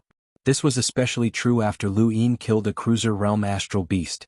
Hua Qingshan no longer paid any attention to Lu Yin, as the strongest of the attacking astral beasts were only cruisers. Not a single one was a match for Lu Yin. Not long after, the attacking astral beasts were completely annihilated, while Lu Yin and the rest were completely unharmed. Fortunately, the fleet that had been sent to reinforce Ironblood Weave had yet to arrive, or else there might have been casualties. In this battle, Lu Yin had killed a cruiser realm astral beast and more than 10 explorers. Lu Yin replied, "It's not at the level of an ultimate powerhouse. It can't compare to Aiden." Boom. Another loud explosion rang out as Aiden blocked the beast's attack once more. Not only that, but he also pushed his thunder shield and forcefully pushed the beast away from the fort. Along the way, the void distorted and turned into a spatial crack that cut through the heavens. On the other side of the fort, Lu Qiyu looked over in shock. When had such a powerhouse appeared in the fort? Aiden's strength was already comparable to an enlighter's. The enlighter beast that was fighting with Lu Qiyu was similarly shocked, and its eyes were filled with unwillingness. Lu Yin had Hua Qingshan bring him to the continent within the fort. Some of the continents were planets, while others were continents floating in outer space. Lu Yin appeared on the floating continent within the space station and began his battle. Before he understood the situation, he did not want to rashly enter the astral battlefield. He did not know how long this battle would last, and it had already been 2 days since Lu Yin had arrived at Season's fort. He looked around and saw that there were still astral beasts everywhere. The astral beasts roared and powerful attacks swept across the continent from time to time, but they were all blocked by the human powerhouses. Lu Yin panted heavily as he donned his universal armor and retrieved some star essence to recover his star energy. Welcome aboard. Stay tuned and subscribe to Han Li's Wuxia Adventures for more thrilling content. Chapter 570. Behind him, a void wanderer appeared. Just as it was about to tear through the void, Lu Yin grabbed it and crushed it to death. He had already stopped quite a few void wanderers. His performance attracted the attention of quite a few powerful astral beasts, and from time to time, cruiser realm astral beasts would launch sneak attacks. However, these astral beasts were unable to break through the universal armor's defenses, and no matter how they attacked, Lu Yin only needed to attack once to instantly kill them. Lu Yin's performance finally attracted the attention of some powerful creatures. A hunter realm astral beast tore through the void and aimed its mouth at Lu Yin. A powerful force gathered before it spat out, transforming into an energy attack that pressed down on Lu Yin's head. Lu Yin looked up as he had no intention of dodging. This kind of attack could not break through his defenses, and he even had time to look into the distance. There were too many rune lines in that direction and there were enlighters fighting there. He did not plan on dodging because he was confident that he could defend himself. However, in the eyes of others, he had been locked onto and could not avoid the attack. Many people who saw this scene showed pity, as yet another cultivator had died. Although they had seen this scene many times before, this person was the first Lemeter to attract the attention of a Hunter Realm astral beast. He was an innate genius, but it was a pity. Just as the energy attack was about to hit Lu Yin, the void distorted, and a sword appeared. It then slashed out from below, splitting the energy attack in two. The two attacks landed on either side of Lu Yin's body and pierced through the ground. Lu Yin looked up in surprise at the youth who had blocked his path. This person was a hunter, and his rune lines were not low. They surpassed the number of Hunter Realm astral beasts that had attacked him. The youth leaped up and charged into the void to battle the Hunter Realm astral beast. Not long after, blood splattered across the sky and onto the ground, dyeing the surroundings red. The hunter landed and looked at Lu Yin. Lu Yin looked back at him. "Thank you. You're not bad, but you're too cowardly. As long as you don't leave the heavens, there's no need to wear the universal armor. It will only limit your strength," the youth said before vanishing. "Seventh bro, you've been underestimated." "Ah." The monkey laughed happily. Lu Yin grinned. "Underestimated?" No, he had been valued. Not every Lemeter was qualified to be saved by a hunter. The battlefield was huge and there were Lemeters dying at every moment, including explorers, cruisers, and even hunters. Too many powerhouses had died and Lu Yin had only been saved by a hunter because of his performance. The battle continued for another day, and the biggest change on this day was that the Enlighter battlefield had been pulled closer. Lu Qiuyu had not been able to bring the Enlighter battlefield too far away, as his strength was similar to that of the Enlighter beast. Neither of them could do anything to the other, and thus the battle continued for a very long time. Because the Enlighters were closing in on the battlefield, a corner of Season's fort had been destroyed, and many beasts and humans had died. The young man who had saved him had also encountered a powerful enemy. It was a very small space beast that was only about 1 meter long. It was extremely agile and had a powerful body. That kind of giant beast looked very familiar. It's the Yin Guai, one of the astral beast domain's twin monsters. It's ranked 5th on the heavenly beast list, and it's a very powerful race, the monkey said. Lu Yin recalled that he had encountered it before at the erudite Flowzone's border warfront. The Yin Guai and Sound Guai had worked together to protect the Sheng Ao, and even with Lu Yin's strength, he had still been suppressed by the Yin Guai of the same level. It was no wonder why a Hunter Realm Yin Guai could fight evenly with that young man. They should have been evenly matched, but as the Yin Guai concealed itself, the young man was suppressed. The number of attacks the Yin Guai received increased, and it became harder to defend against them. "Monkey, what are the Yin Guai's weaknesses?" The monkey fell silent. "You're my tamed beast and you're no longer related to the astral beast domain," Lu Yin said in a low voice. His tone was cold as he did not want the monkey to hide anything from him. The monkey felt helpless. The Yin Guai's strength and defense are extremely high. In terms of status, it's equivalent to the Mavis family, and it's very difficult to deal with. If we're talking about weaknesses, then it's their spiritual force. Since ancient times, when humans have fought against astral beasts, the Day-Night clan has always been the one to deal with the Yin Guai. There was a thump as the Yin Guai slammed the young man into the ground with a claw. It then reappeared in the void with an arrogant look in its eyes. After a while, the young man stood up. He was panting heavily and there were cracks on the sword in his hand. Lu Yin suddenly thought of something and retrieved a pike from his cosmic ring. He tossed it to the young man. "Use this to fight." The young man accepted the pike doubtfully, and the moment he touched it, his eyes flashed. He suddenly charged towards the Yin Guai and stabbed out with the pike. He had obtained the pike from the centipede's body, and he had 2 of them. He had kept one for himself and one for Zhua Day-Night, but he had forgotten to give one to the young man instead. The pike had a spiritual force attack that could instantly kill an explorer. Once it was fully utilized, it would not be weak. Although the material used to make the pike wasn't particularly good, it was still an item from ancient times. The Yin Guai disappeared again and the young man swept out with the pike. An invisible wave spread out, and the Yin Guai suddenly howled and withdrew from its concealment. It then looked at the pike in fear. The young man sneered. He did not know how to use the pike, but he could use it as a sword and sweep it around. The Yin Guai's physical body was powerful, but its defenses against spiritual force were weak. The 2 of them were originally similar in strength, but now that the young man was using the pike to attack the Ingwai's spiritual force, the Ingwai quickly ran away. The young man's eyes suddenly turned cold, and an indescribable aura condensed. In Lu Yin's eyes, the young man's rune lines actually transformed into a sword, and the young man used the pike as a sword to stab out. The Ingwai cried out and turned around to block the attack. It collided with the pike, and the pike shattered into fragments that floated through space. However, the Ingwai remained in place, and it was obvious that its spiritual force had been severely injured. The young man's sword slashed down and the Ingwai's head fell off. The young man relaxed and grabbed some of the pike fragments. He muttered to himself for a moment before descending and appearing in front of Lu Yin. He spread out his hands. "Sorry, your weapon was destroyed." Lu Yin shrugged. "Just treat it as my thanks for saving me." The young man seriously replied, "On the battlefield I will save anyone if I can. These are the rules of the battlefield, and there's no such thing as gratitude. You gave me a weapon to kill the enemy, and now that it's destroyed I'm responsible for it. How about this? We'll split the credit for killing that Ingwai equally." Lu Yin was stunned. "Equally?" The young man nodded. "Equally. There's no need to decline." Lu Yin did not plan on declining. That Ingwai should be above the elite hunter realm, and it might even be close to the level of a freakish genius. It was worth at least 1,000 iron blood points, and even if he took half of it he would still get 500 points, which was equivalent to 500 star essence. There was no need for him to decline as he would still be making a loss. If he sold the pike to someone who knew the ropes, it would be worth far more than that. However, this was a battlefield and he could not calculate it that way. The value of battle contributions was not something that money could compare to. "I'm Lu Zhan. Add me," the young man said. Lu Yin raised a brow. "Lu Zhan? The Lu Zhan on the iron blood points list?" Lu Zhan nodded and quickly added Lu Yin's number before charging into outer space again. There was no time to chat on the battlefield.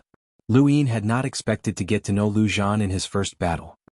He had a good impression of this person, as he did not have the arrogance of the heirs of the Innerverse's great powers.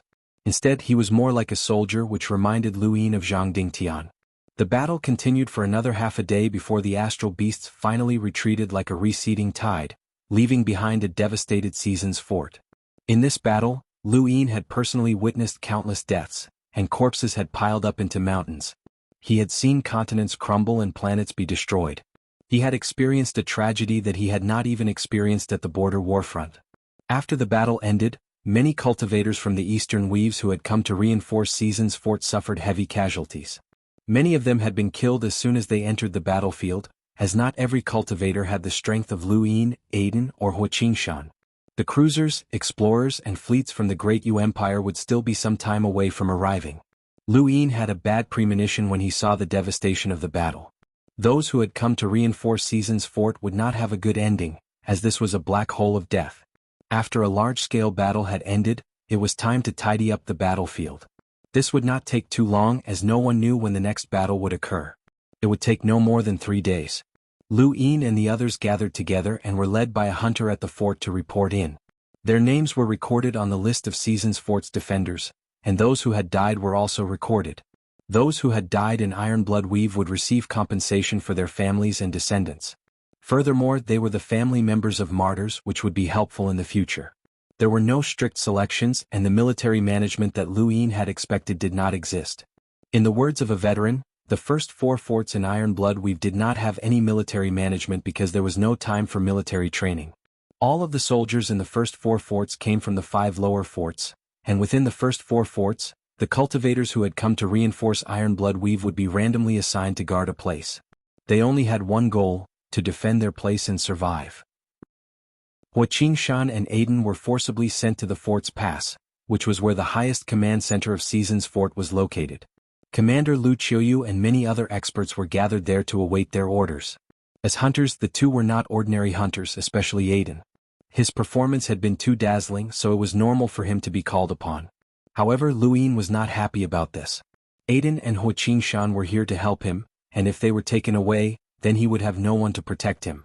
It should be known that his performance in the previous battle had also drawn the killing intent of many hunters. Unfortunately, he was only a Lemeter, and even if he was the strongest Lemeter, he did not have the right to speak at the fort. The identities that he had gained while roaming the universe were useless to Iron Blood Fort, and the only thing that was useful to him was his honor points. However, there was only one thing that he could use, and that was that he could not exercise any special privileges within the fort. In the end, Aiden and Ho Shan were forcibly transferred away. Lu Yin was speechless as he stared at the sky. He would have to keep a low profile in future battles. Although his universal armor would not put his life in danger, it was not a good thing to be targeted. What's that? Lu Yin looked at the giant meteorite-like objects that were gradually floating above the fort. After the battle had ended, these objects had been floating above the fort. Each one was not small, and they were densely packed together. Welcome aboard.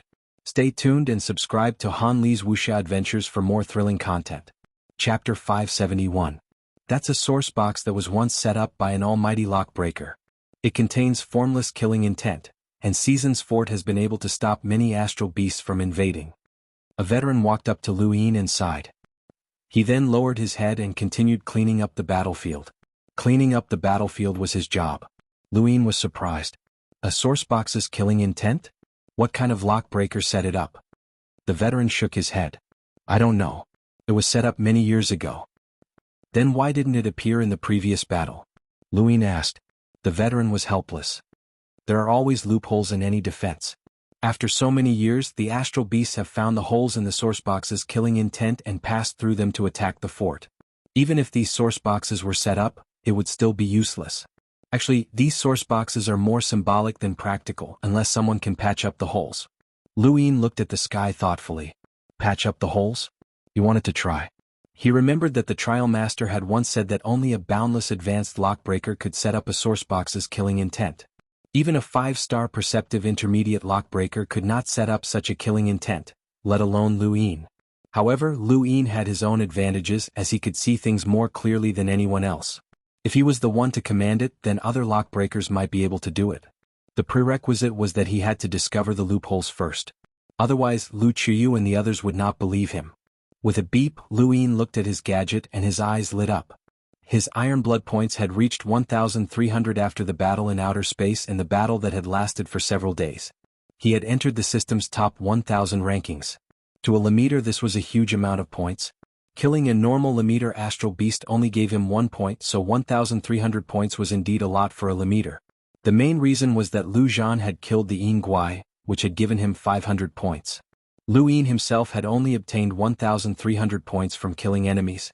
Over the countless years that had passed in Iron Blood Weave, many Lemeters had been stuck in their current realm, unable to advance any further. As long as they survived the battlefield, they would be able to kill more enemies.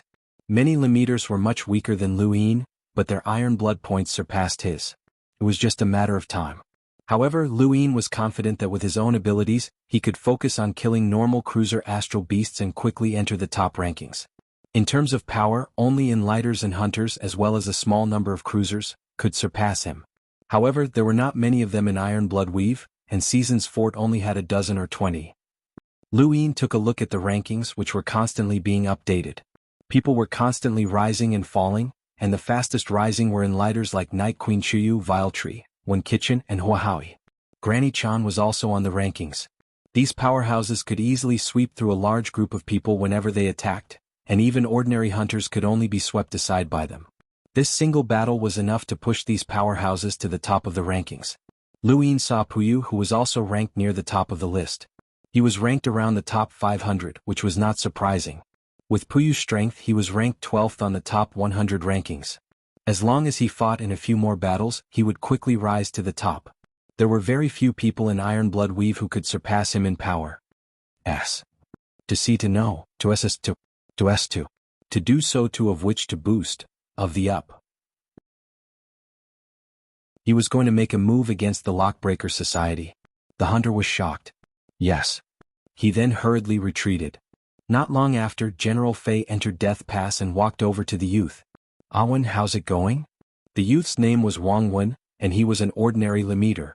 However, he was one of the most important people in Iron Blood Weave, and he possessed monstrous intellect. Based on his countless years of analysis of the battlefield, he had been able to discover the pattern of the Astral Beast's invasion. He had then helped Iron Blood Weave's various strongholds make preparations. Not only had he greatly reduced the losses of the strongholds, but he had also caused the Astral Beast domain to suffer heavy losses. He had even forced the astral beast domain to cease fighting for half a year. This was unimaginable, and because of this, Wang Wen's name had long since risen to the top of the celestial vanquishers list. He had far surpassed Lu Yin and the others and was infinitely close to the 10 arbiters. All of Iron Blood Weave's matters, big and small, were handled in an orderly manner by Wang Wen alone. He had formed alliances and connected all 9 of Iron Blood Weave's strongholds, which allowed him to display even greater power than before. Welcome aboard. Stay tuned and subscribe to Han Li's Wuxia Adventures for more thrilling content. Chapter 572. Wang Wen was also one of the few people in Iron Blood Weave who could meet Elder Lohar of the Hall of Honor. Wang Wen was someone that the Astral Beast had to kill. The stronger the Astral Beast domain's desire to kill him, the stronger Iron Blood Weave's protection of him would be. General Fei had once said that he could die, but Wang Wen could not. Those lockbreakers relied on their privileges and were unwilling to come. I've already sent out a warning. If they refuse to accept the summons, they will be punished as traitors, Wang Wen said. Punishing the Lockbreaker Society, an organization with special privileges, sounded as if it was as simple as punishing a normal person. General Fei spoke up. The Lockbreaker Society is also one of the subordinate organizations of the Hall of Honor, and they've used this status to refuse Iron Blood Weave's summons many times. Now that the Innerverse and Outerverse have been separated, no one will stand up for them. If they dare to refuse the summons again, then we'll have to ask Elder Lohar to step in. Wang Wen nodded. That's right. The higher one's status, the more they cherish their lives. As he spoke, he flipped through the Iron Blood Points rankings and his eyes flickered. No matter what he did, he was always thinking, and his thoughts often allowed him to predict the enemy's movements. This was something that the Astral Beast domain had experienced the most. Regardless of the level of the experts who had come to reinforce Iron Blood Weave, they were all pawns in Wang Wen's eyes. They were pawns used to deal with the Astral Beast domain, and Night Queen Qiuyu and the others were no exception. This Lu Yin is very interesting. He killed 3 Enlighters. What a pity, Wang Wen said with interest. As long as it was a human, no matter how scheming they were all chess pieces that could be used to resist the Astral Beast's invasion. He felt pity for the 3 Enlighters who had been killed. General Fei's gaze was calm. He's just relying on external items. Power vessels will run out one day. But he's also an unequaled limiter. Interesting. He's from the Outerverse and his surname is Lu, Wang Wen muttered to himself, his voice growing softer and softer until even General Fei could not hear him. Lu Yin spent 2 days peacefully in Season's fort. These 2 days were peaceful and there were no battles. He and the Great Yu Empire's reinforcements were arranged to stay on a continent not too far from the space station that they had arrived at. The fort's management was not that strict, and as long as there were no battles, he could move around as he pleased. As long as he did not leave his own defensive zone. Because they were close to the space, Lu Yin could see reinforcements from different weaves and powers arrive. And today he saw a familiar face to face. Back in the Astral Combat Academy, Lu Yin had been banned by the Blaze Realm. He had used his Dai's 6 pips to enter Karen's body and learn his secrets. He had used Karen's reputation to protect himself, but that hadn't been for long. He had been able to establish himself in the trial zones with his own strength. Sharon was a genius from the Timor Weave, and he had been a 5-star discerning elementary lockbreaker back in the Astral Combat Academy. He was also the area master of Whitebone's Gorge in the Tao of Purgatory. Now that he had broken through to become an explorer, he should have become a perceptive intermediate lockbreaker as well. Timor Weave was very far away from Iron Blood Weave, and logically speaking, it should have been isolated by a lot of energy. Thus, Timor Weave should not have been able to send reinforcements to Iron Blood Weave. Karen's appearance surprised Lu Yin, and he happily greeted him. Sharon stared at Lu Yin as if he had seen a ghost. His expression was rather varied, ranging from sullen, angry, shocked, speechless, envious and so on. In short, Lu Yin had seen the extreme range of human emotions. What? You're not happy to see an old friend? Lu Yin teased. You're so happy that you want to die, Sharon cursed under his breath. There were only 3 people in the universe who knew his secret. One was himself and the other was this bastard in front of him. The only reason this bastard knew was because of his master, who was even more of a bastard. If possible, Sharon would never want to meet this bastard again. Now that they had met, Sharon had no other choice. He quickly went through Lu Yin's battle records and smiled. So it's Brother Lu. What a coincidence. 7th bro, this guy's smile is so fake, the monkey said in a strange tone. Lu Yin could tell that no one would be happy to face someone who knew their secrets. However, he was very happy as he really wanted to discuss the path of lock-breaking with Sharon. There didn't seem to be a single perceptive intermediate lock-breaker in all of Season's Fort, which made Luin feel rather helpless. Lock-breakers cherished their lives and they did not come to the battlefield. Sharon had already become an explorer, so logically speaking, he should have become a perceptive intermediate lock-breaker. Brother Sharon, are you tired? You don't look right. Luin was concerned. Sharon laughed dryly. I'm a little tired. Brother Lu, I'm going to rest for a bit. We'll talk later. Luin hurriedly pulled Sharon back. Let me ask you a question. Sharon was puzzled. Luin leaned over. Your sister-in-law.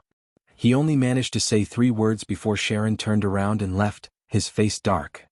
Luin hurriedly shouted, I'm not done yet. Continue. Sharon hurriedly turned back to block Luin. He gritted his teeth and asked, What do you want? Nothing much. I'm just concerned about your love life. After all, we're classmates and I'm also a member of the Council of Astral Academy. I have some authority over the Astral Combat Academy students. Luin smiled. Sharon angrily growled, I've already graduated. So you want to forget your roots? It has nothing to do with that. I've already graduated and the Council of Astral Academy can't control me. I'm not controlling you, I'm just concerned about you. Don't get it wrong. Luin, don't go overboard. I've already become an explorer. Karen's eyes were red and his veins were bulging. Lu Yin's lips curled up, and he raised his hand and clenched his fist. You're threatening me. Karen's heart skipped a beat, and he suddenly remembered that this person could even kill a cruiser. There were even rumors recently that this person had killed an enlighter, but Sharon did not believe them. This bastard definitely had some tricks up his sleeves and he could not beat him. Sharon was terrified and he helplessly asked, Luin, what do you want? Luin smiled. Nothing much. I've been a little confused about lock-breaking recently, and I want to discuss it with you. Sharon helplessly sighed. Cannonball? Lu Yin's face turned solemn and he soared into the sky. He faced the astral beast, raised both hands and fiercely punched out. Karen's mouth fell open. Was this guy crazy? He was actually trying to compete with an astral beast? Boom. The void trembled and almost distorted as a powerful shockwave crushed the ground. Sharon felt his breathing become sluggish as his entire body was pressed into the ground. It wasn't just him, as a large area of the continent was also crushed. When Sharon looked up, he saw a scene that he would never forget for the rest of his life. Luin had actually dragged down a cruiser realm astral beast and then smashed it into the horde of astral beasts like a cannonball. Lu Yin's words echoed in Karen's mind. Not bad. Not bad. So that's what he meant. Was this guy even human? How could a human be so strong? Not even a hunter could do that. Welcome aboard. Stay tuned and subscribe to Han Li's Wuxia Adventures for more thrilling content. Chapter 573. Luin transferred all 3 grains of fates and then released all of his physical strength. This strength had once clashed with the Oolong horse. Although the horse was only an explorer, it was famous for its strength, and it was even stronger than the cruiser realm astral beast. Luin wasn't even afraid of the Oolong horse, let alone the astral beast from before. He didn't know how much of a shock he had caused to Karen. He even made Karen wonder if he was cultivating in the right direction. Countless astral beasts appeared from all directions, and they were all at least Lemeters. Luin didn't know how the astral beast domain had so many powerful astral beasts. In the monkey's words, many astral beasts would have a certain amount of strength as long as they matured, and they didn't need to cultivate at all. Astral beasts were strong because of their innate gifts, while humans were strong because of their creativity. 3 days passed and the battle showed no signs of stopping. Sharon panted heavily, and he almost couldn't hold onto the unveiled sword. Blood flowed down his shoulder and onto the back of his hand. Yesterday he had been ambushed by a cruiser realm astral beast, and if not for Luin he would have died. Luin had also been targeted by powerhouses over the past 3 days, but he had relied on his universal armor to withstand the attacks of several cruiser realm astral beasts. The astral beasts had given up and sent a large group of Lemeters to surround Luin, intending to exhaust him to death. When the battle had started, Aiden had used his thunder shield to push a hunter realm astral beast towards the continent that Luin and the others were defending. When he saw that Luin was safe, he pushed the hunter realm astral beast away as if they were on a vacation. Waqingshan did the same. There was a loud explosion and Luin, who was surrounded by countless astral beasts, turned to the east. He saw that a piece of the continent had shattered, and a giant blue crystalline beast was roaring at the sky as it grew larger. It's an amethyst beast. Strange, why would there be one here? The monkey cried out. Lu Yin stared at the shattered continent, which was where the Great Yu Empire's reinforcements had been defending. They had arrived 2 days ago, but it seemed that they were in grave danger. Seventh bro, I'm talking to you," the monkey shouted. Lu Yin suppressed his sorrow and replied, "Speak." He punched out, creating a path for the astral beasts around him, and the aftershock almost injured Sharon. "Those are amethyst beasts. There are less than 20 of them in the entire astral beast domain, and they all live in the celestial beast empire. But now that they've appeared here, something's wrong. Your stronghold is in danger. Call Aiden." "What do you mean?" Lu Yin had a bad feeling. The amethyst beast is a strange life form that's similar to a celestial centipede. No one knows how the first amethyst beast was born, but ever since ancient times, there have never been more than 30 of them.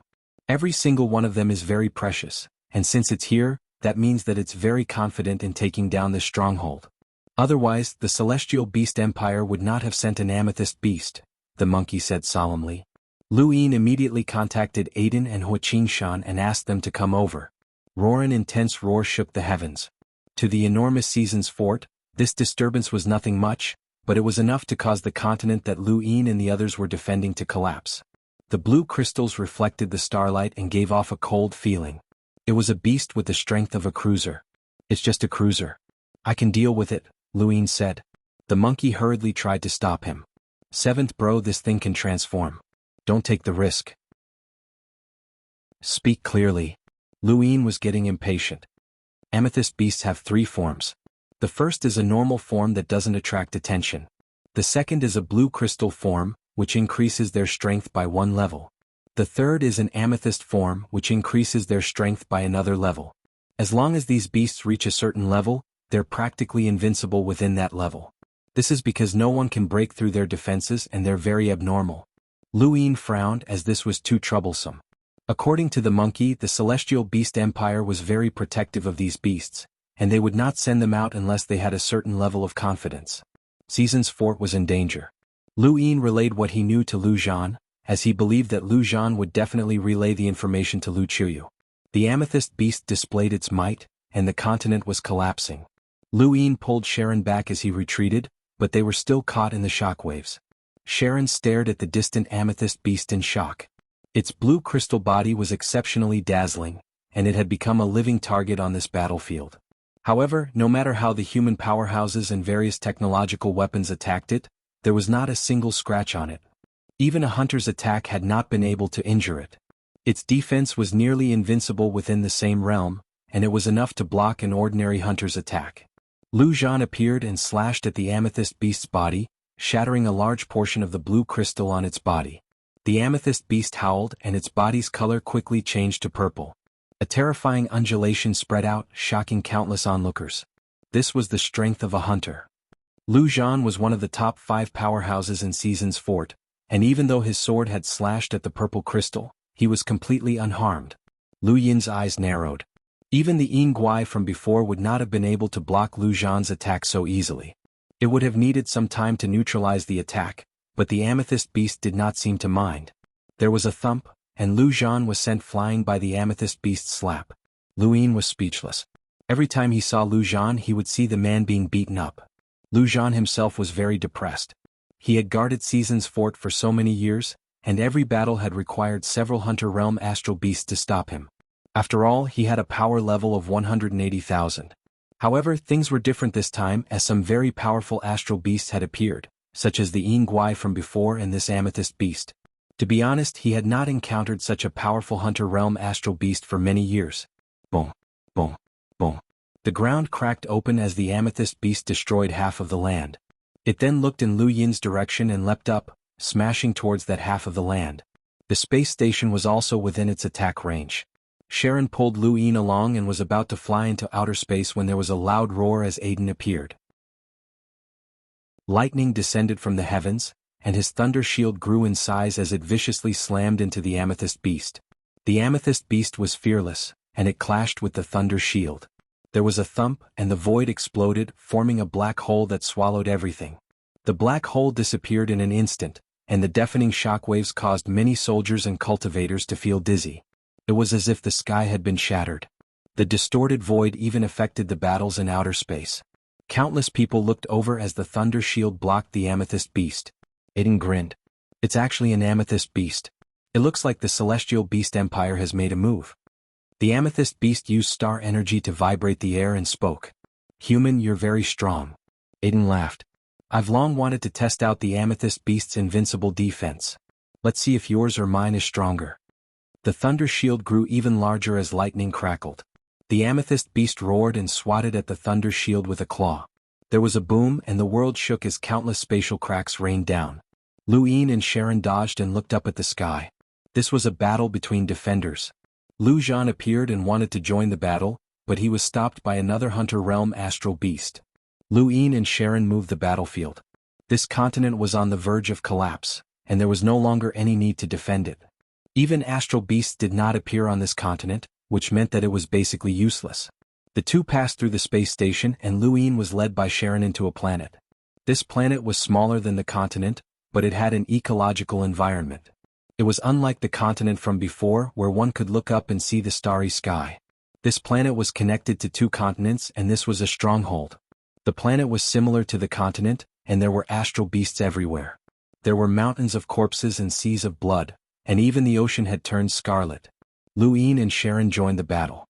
In outer space, the battle between the amethyst beast and Aiden gradually heated up. The amethyst beast was enraged, as it had yet to encounter a human whose defense could match its. The purple crystals on its body glowed brightly. Human, you can't beat me. Aiden's gaze turned serious. As expected of the amethyst beast. I'm going to get serious. The star energy on Aiden's body then transformed into lightning, which then transformed into a mountain. This was the Thunder Mountain technique. Immovable as a mountain, fierce as thunder. Aiden had perfectly interpreted the meaning of these words. He used the mountain's defense and the lightning's fierceness to push the amethyst beast into outer space. In the distance, Lu Chuyu, who had been observing the battle, was shocked. He seemed to have seen this technique before, but it was not from the Outerverse. Could it be from the Neoverse? Just like the first day at Season's Fort, Aiden had relied on his astonishing defense to push the amethyst beast into outer space. Countless people were excited as this was what it meant to be hot-blooded. The amethyst beast's eyes widened. Human, you've angered me. The purple light on its body grew even brighter, and it seemed to be able to absorb the surrounding light. Following that, the purple crystals rippled like liquid, and the thunder shield was directly pushed into the amethyst beast's body, where it was absorbed.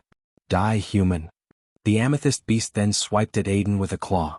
Aiden lost his thunder shield and was sent flying by the amethyst beast's claw. The situation had changed too quickly, and in the distance, Lu Chuyu's heart sank. This was an innate gift, and it was actually an amethyst beast with a unique innate gift.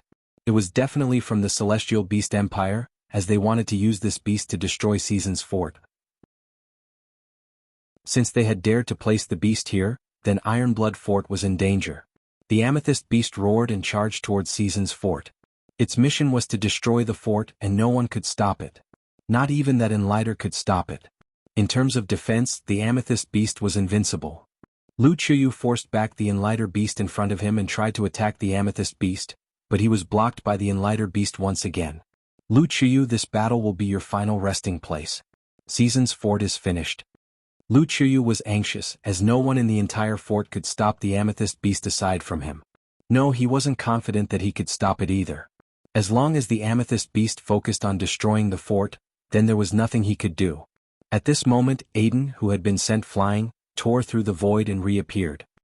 His face was terrifyingly gloomy, and he tore through the void again to block the amethyst beast's path.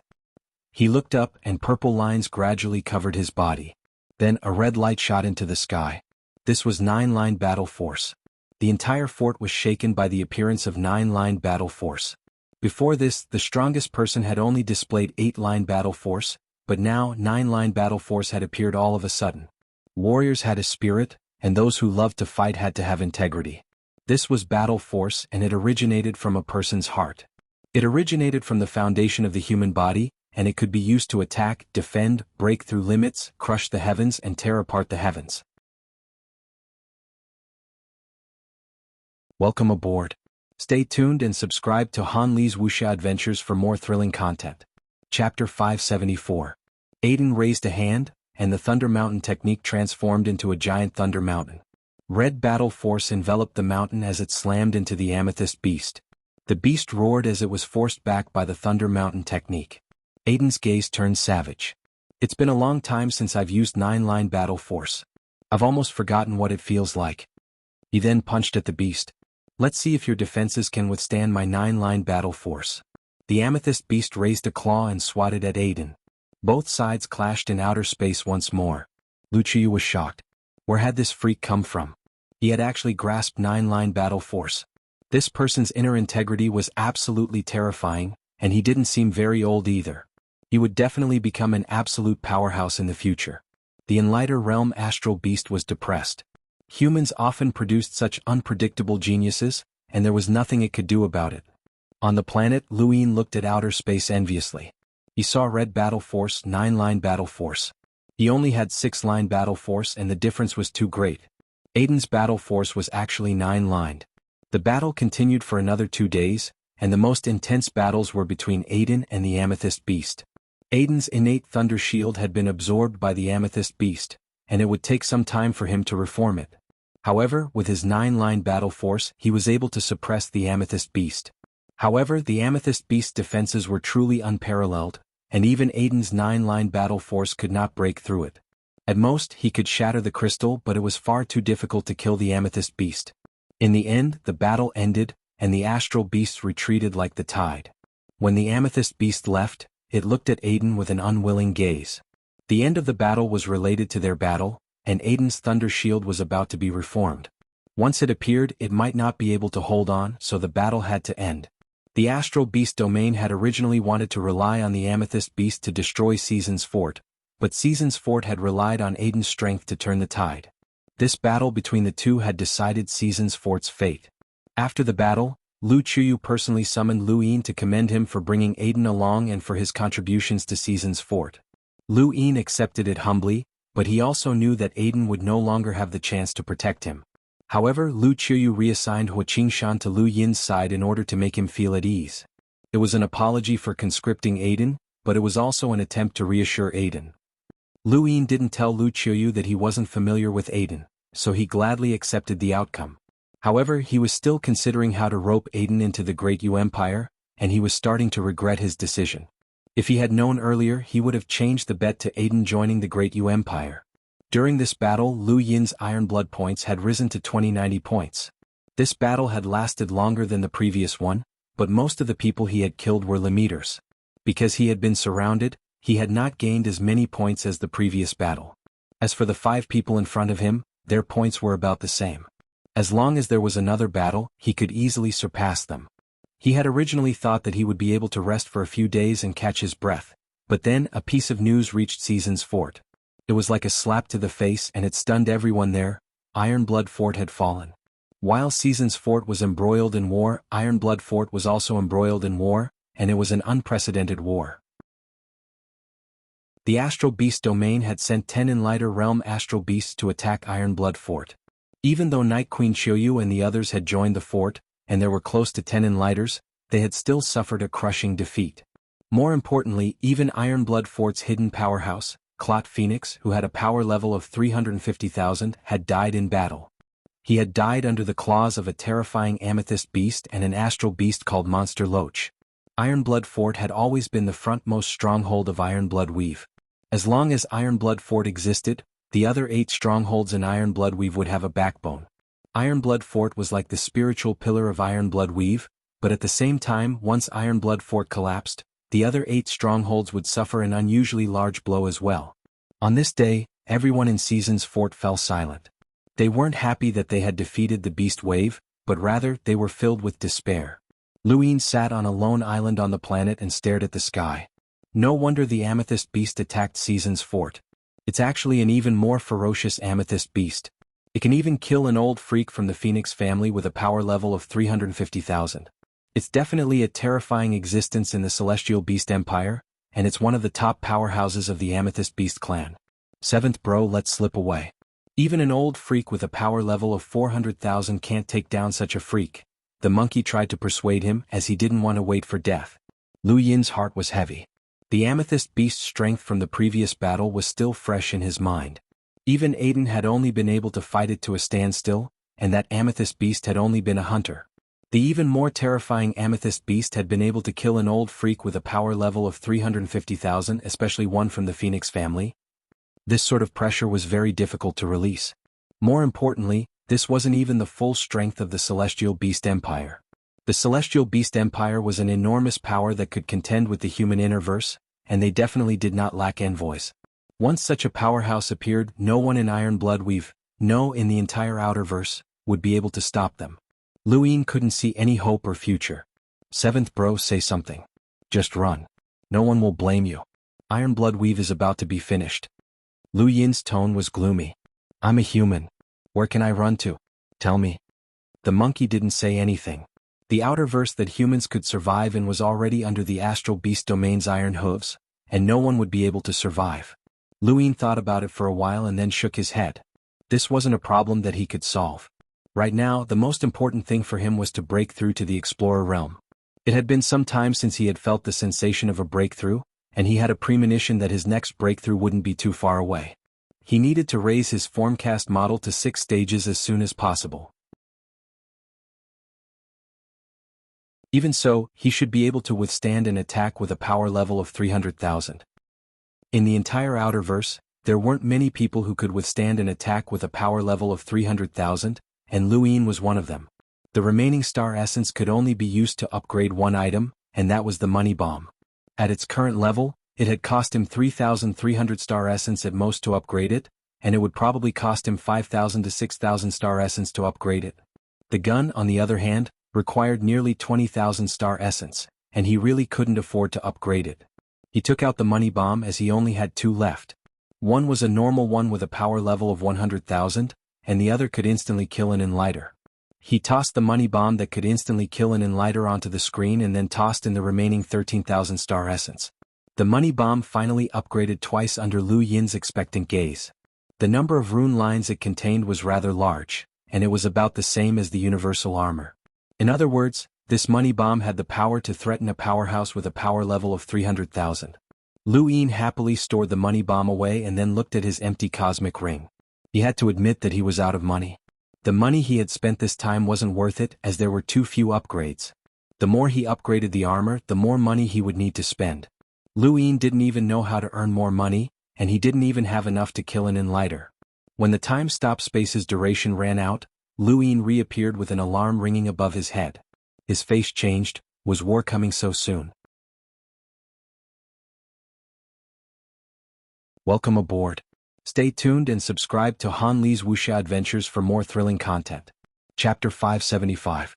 Lu Yin flew up into the sky, and cultivators appeared around him from time to time. They all had sorrowful expressions on their faces. When he looked at his gadget, Lu Yin finally understood what was going on. The remaining people from Ironblood Fort had retreated, as they had given up on Ironblood Fort. In other words, Seasons Fort, Giant Ghost Fort, and Yellow's Oil Fort had become the front lines of the battlefield. The tragedy that had occurred at Ironblood Fort would now occur at these 3 forts as well. For countless years, Ironblood Fort had never been lost. The most dangerous time had been when it had been temporarily abandoned, but it had been retaken with the help of the 3 middle forts. Now, the 3 middle forts did not even have the time to send reinforcements. The Astral Beast Domain had transferred a lot of their strength to Ironblood Fort.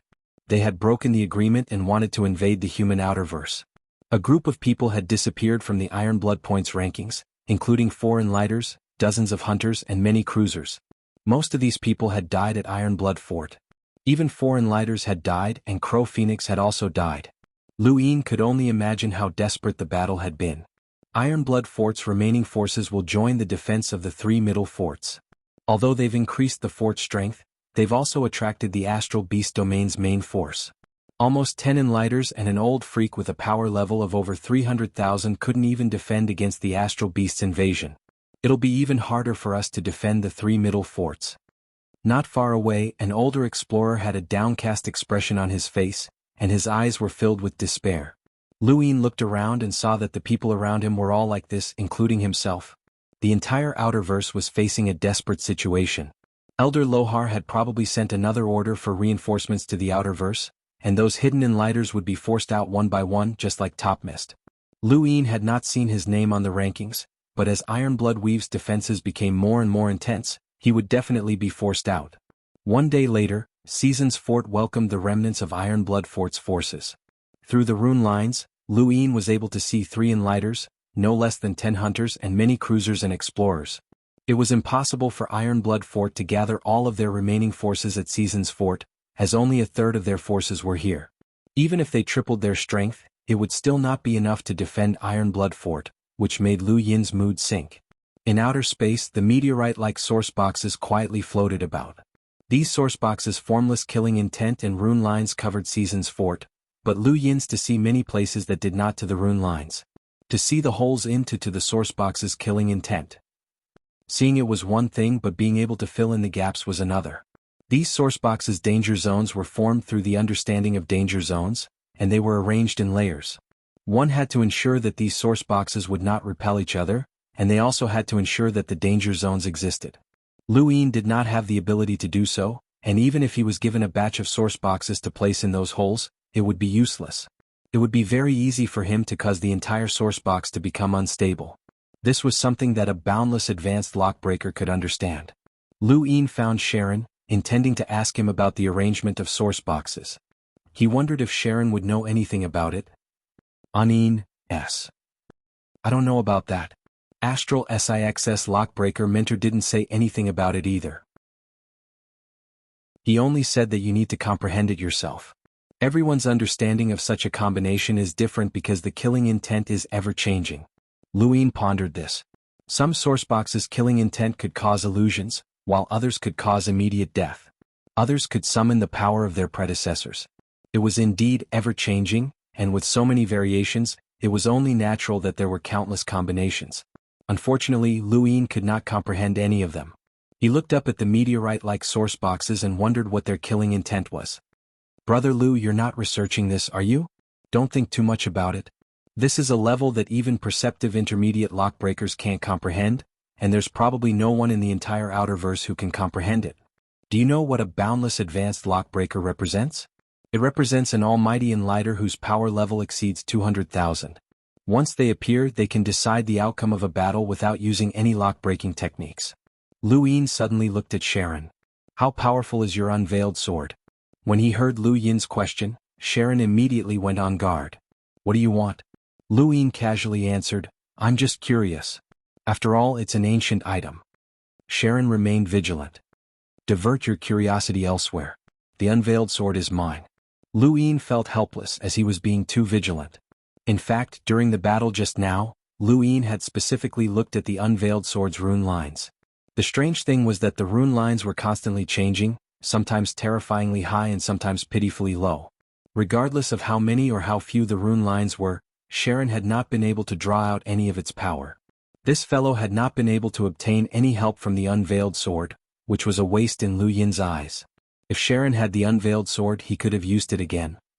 Right, aren't you from the Timor Weave? Why have you come to Ironblood Fort? Lu Yin asked. Sharon was helpless.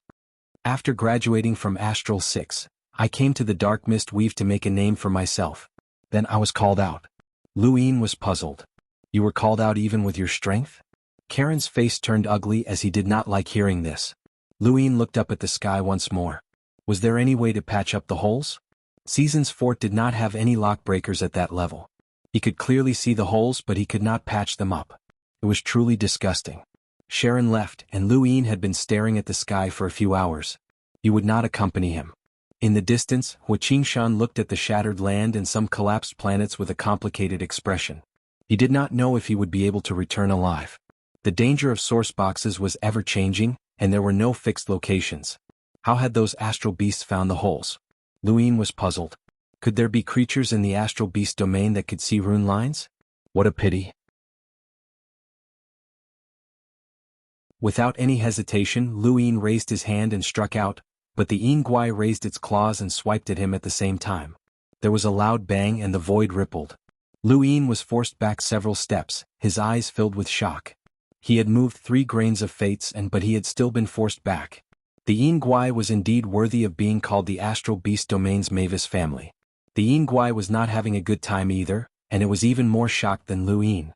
Not only had a human accurately pinpointed its location, but he had even suppressed it in terms of strength. It had never encountered such a situation before. Human, are you a monster? The Yin Guai used its star energy to vibrate the air as it spoke. Lu Yin was furious. You're the monster. He then used the secret sidestep technique to instantly appear behind the Yin Guai. His 6-line battle force spread out, and he pressed both of his palms against the Yin Guai's back. 30 stacks 50-fold shockwave palm. There was a boom and the Yin Guai spat out a mouthful of blood. Its body was revealed and its back had been pulverized. It had died on the spot. Lu Yin panted heavily. He constantly reminded himself that this was not planet Pyrolite, and there were no restrictions on cultivation. Freaks at the cruiser realm or even hunters could attack him at any time. Even if he was wearing his universal armor, he still had to maintain 120% of his vigilance. He did not wish to place all of his hopes on his universal armor. Otherwise, when he took it off in the future, his battle habits would take shape and that would be fatal.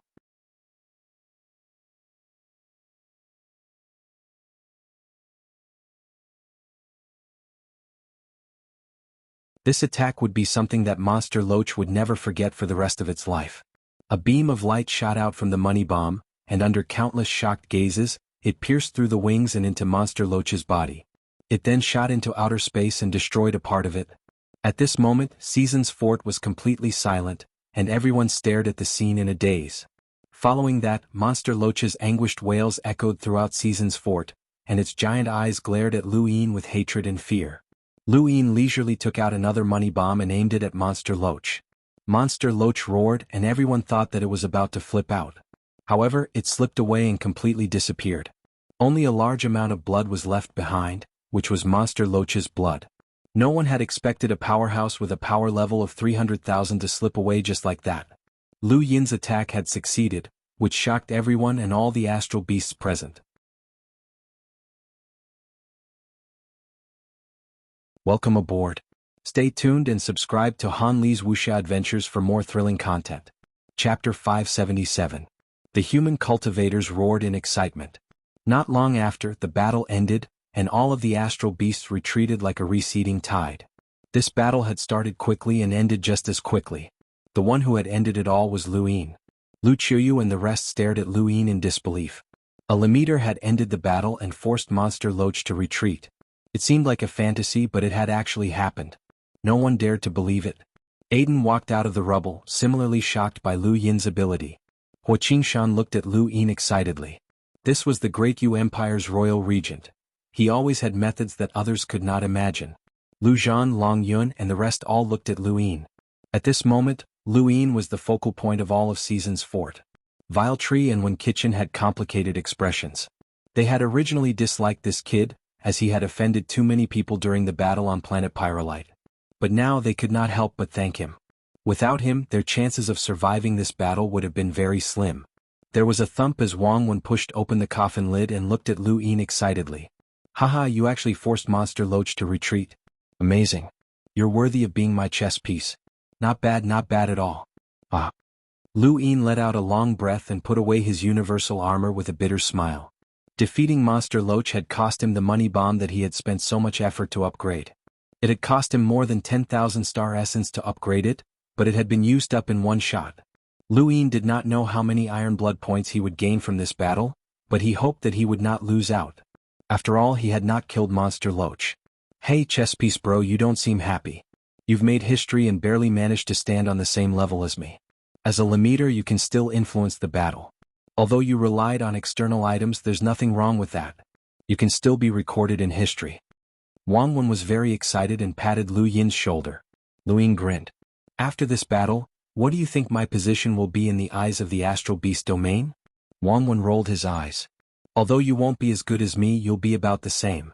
Anyone who can influence the battle, even if they're trash, will be killed by the Astral Beasts. Speaking of which, you're already on the Celestial Vanquishers list, so what are you afraid of? Lu Yin was speechless. Seventh bro, I feel like you've been tricked by this guy. As a Lemmeter, you're even more dazzling, the monkey said. Lu Yin glanced at the excited Wang Wen. That was not the case. Even if it was not Wang Wen, he would still think of a way to make a move. He understood this principle. He was a human and would not give up on righteousness because of his own selfish desires. Once this war was lost, even if he survived, he would only be a stray dog. But for some reason, seeing Wang Wen so excited and smug made him think that he was the one who had defeated Monster Loach, which made Lu Yin very unhappy. "Let's go, chess piece bro. Let's go inside and have a chat." Wang Wen happily pulled Lu Yin along. Lu Yin turned to leave. "I'm busy. I need to rest." Wang Wen shouted, "Let's drink. War is cruel, so drink a cup to boost your courage." "I'm not as cowardly as you." Lu Yin waved his hand and left. Wang Wen rolled his eyes and muttered, "I told you not to point your butt at me." Lu Yin had changed the course of a desperate battle, and he had obtained more Iron Blood points than he had expected. Iron Blood points could not only be obtained from killing astral beasts, but also from all sorts of contributions such as inventing new weapons, making suggestions to strengthen a stronghold's defenses and so on. All of these could increase one's Iron Blood points. Lu Yin's role in this battle had allowed him to obtain 30,000 Iron Blood points, which allowed him to jump into the top 10 of the rankings. Killing an Enlighter Realm astral beast only gave him 20,000 Iron Blood points, but Lu Yin had directly obtained 30,000. This was enough to show his contribution to this battle. Lu Yin excitedly stared at the rankings as he was one of the only 2 people in the top 10 who were not Enlighters. The rest were all Enlighters. General Fei had died in battle, but Lung Jie was still ranked 10th. She had 29,000 Iron Blood points, so the gap between them was very small. Lu Yin's gaze moved up. The Enlighters ranked above him might not have killed Enlighter Realm astral beasts, but they had definitely killed many astral beasts over a long period of time, which was why they were ranked so high. In terms of the number of Enlighters he had killed, Lu Yin dared to say that no one in Iron Blood Weave could compare to him. He had killed 3 Enlighters. It was not that Enlighters were easy to kill, as any Enlighter was not easy to deal with. However, Lu Yin's strength as a limiter was too easy to overlook. When combined with progenitor Wushang's hide, the Yu secret art, or even bait like Wang Wen, he had spent a huge sum of money to increase the power of his weapons. He was like a child who had used a gun to kill an adult. This was why many people said that intelligence was more important than strength. 32,000 Iron Blood points was equivalent to 32,000 star essence. Lu Yin's eyes lit up as he had money again.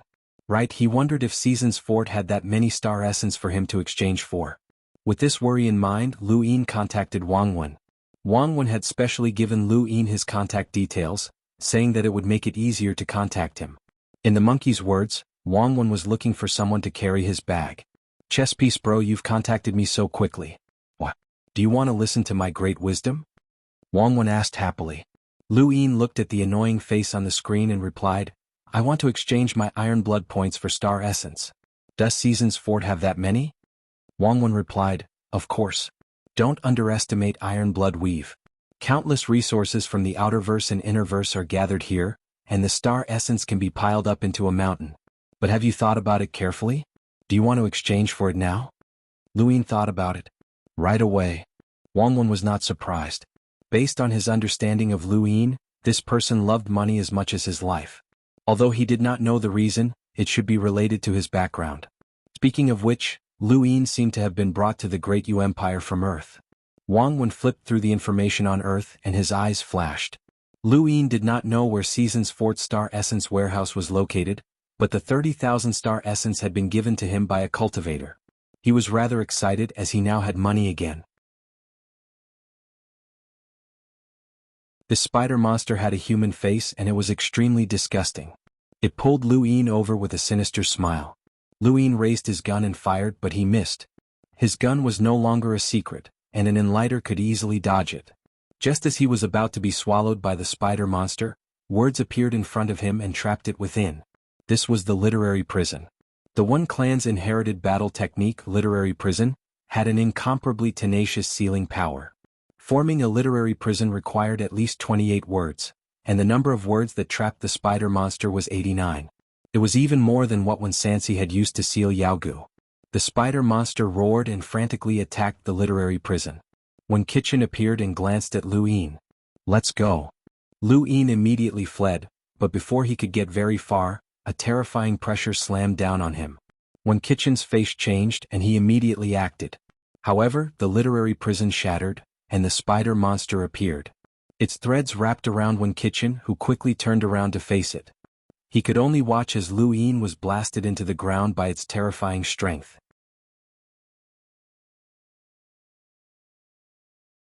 Welcome aboard. Stay tuned and subscribe to Han Li's Wuxia Adventures for more thrilling content.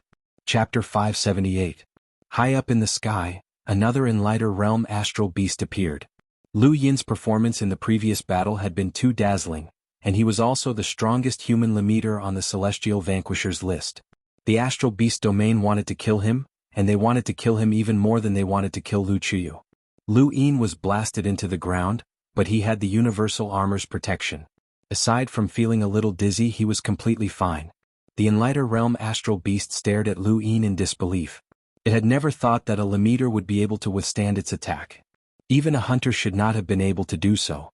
Lu Yin looked up and met the astral beast's gaze. He was panting heavily. "Seventh bro, it's over. You've been targeted, and there will definitely be in lighter realm astral beasts attacking you in future battles."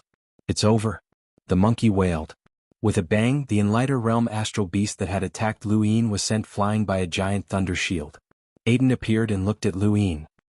He relaxed when he saw that Lu Yin was fine, and he stared into the distance before disappearing. Two more in lighter realm astral beasts from the astral beast domain were attacking Season's fort. One of them was targeting Wang Wen while the other was targeting Lu Yin. The in lighter realm astral beasts could not do anything to Wang Wen, as that guy would hide in his coffin whenever he encountered any danger. No, as long as a battle broke out, that guy would hide in his coffin and would only appear after the battle ended.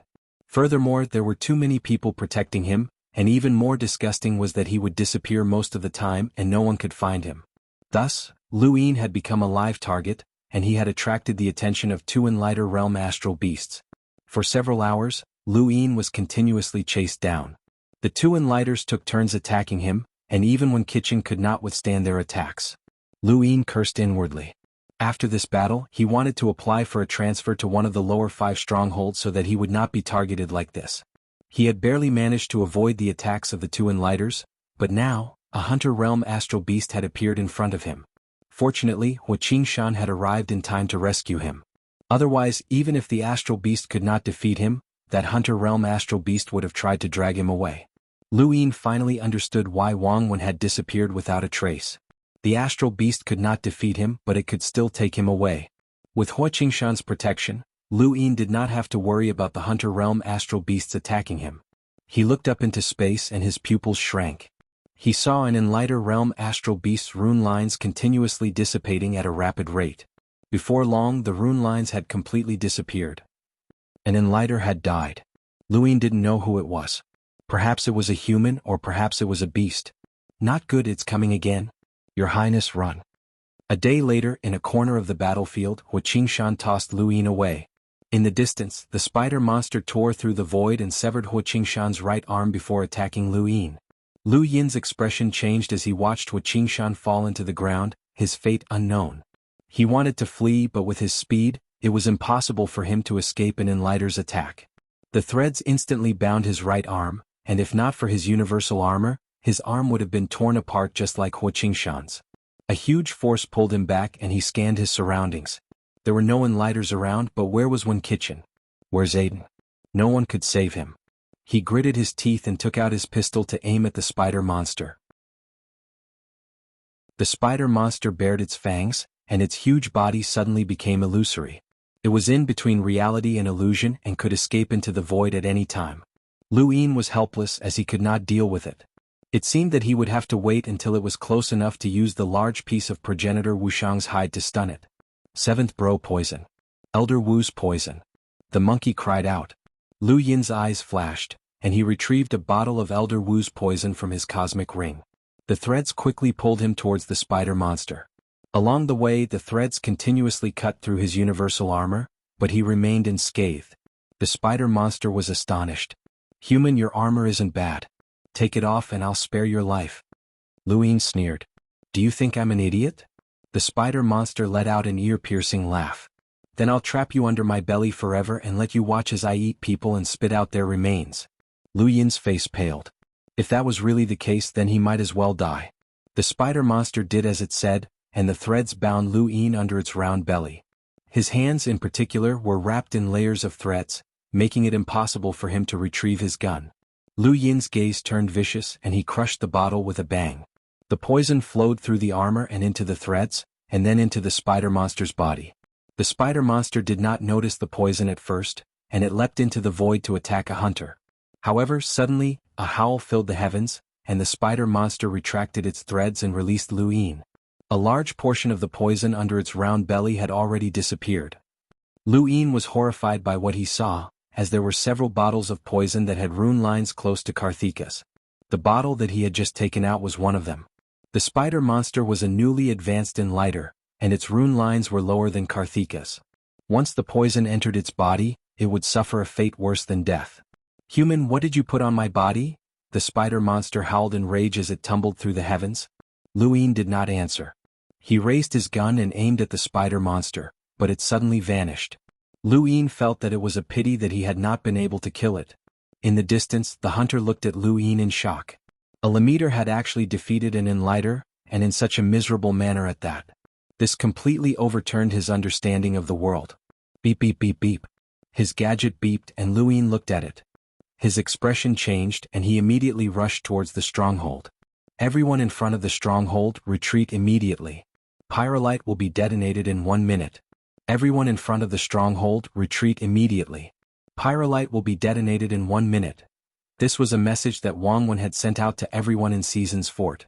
Lu Yin did not have time to think about how Season's fort had pyrolite. He just wanted to return to the stronghold as quickly as possible.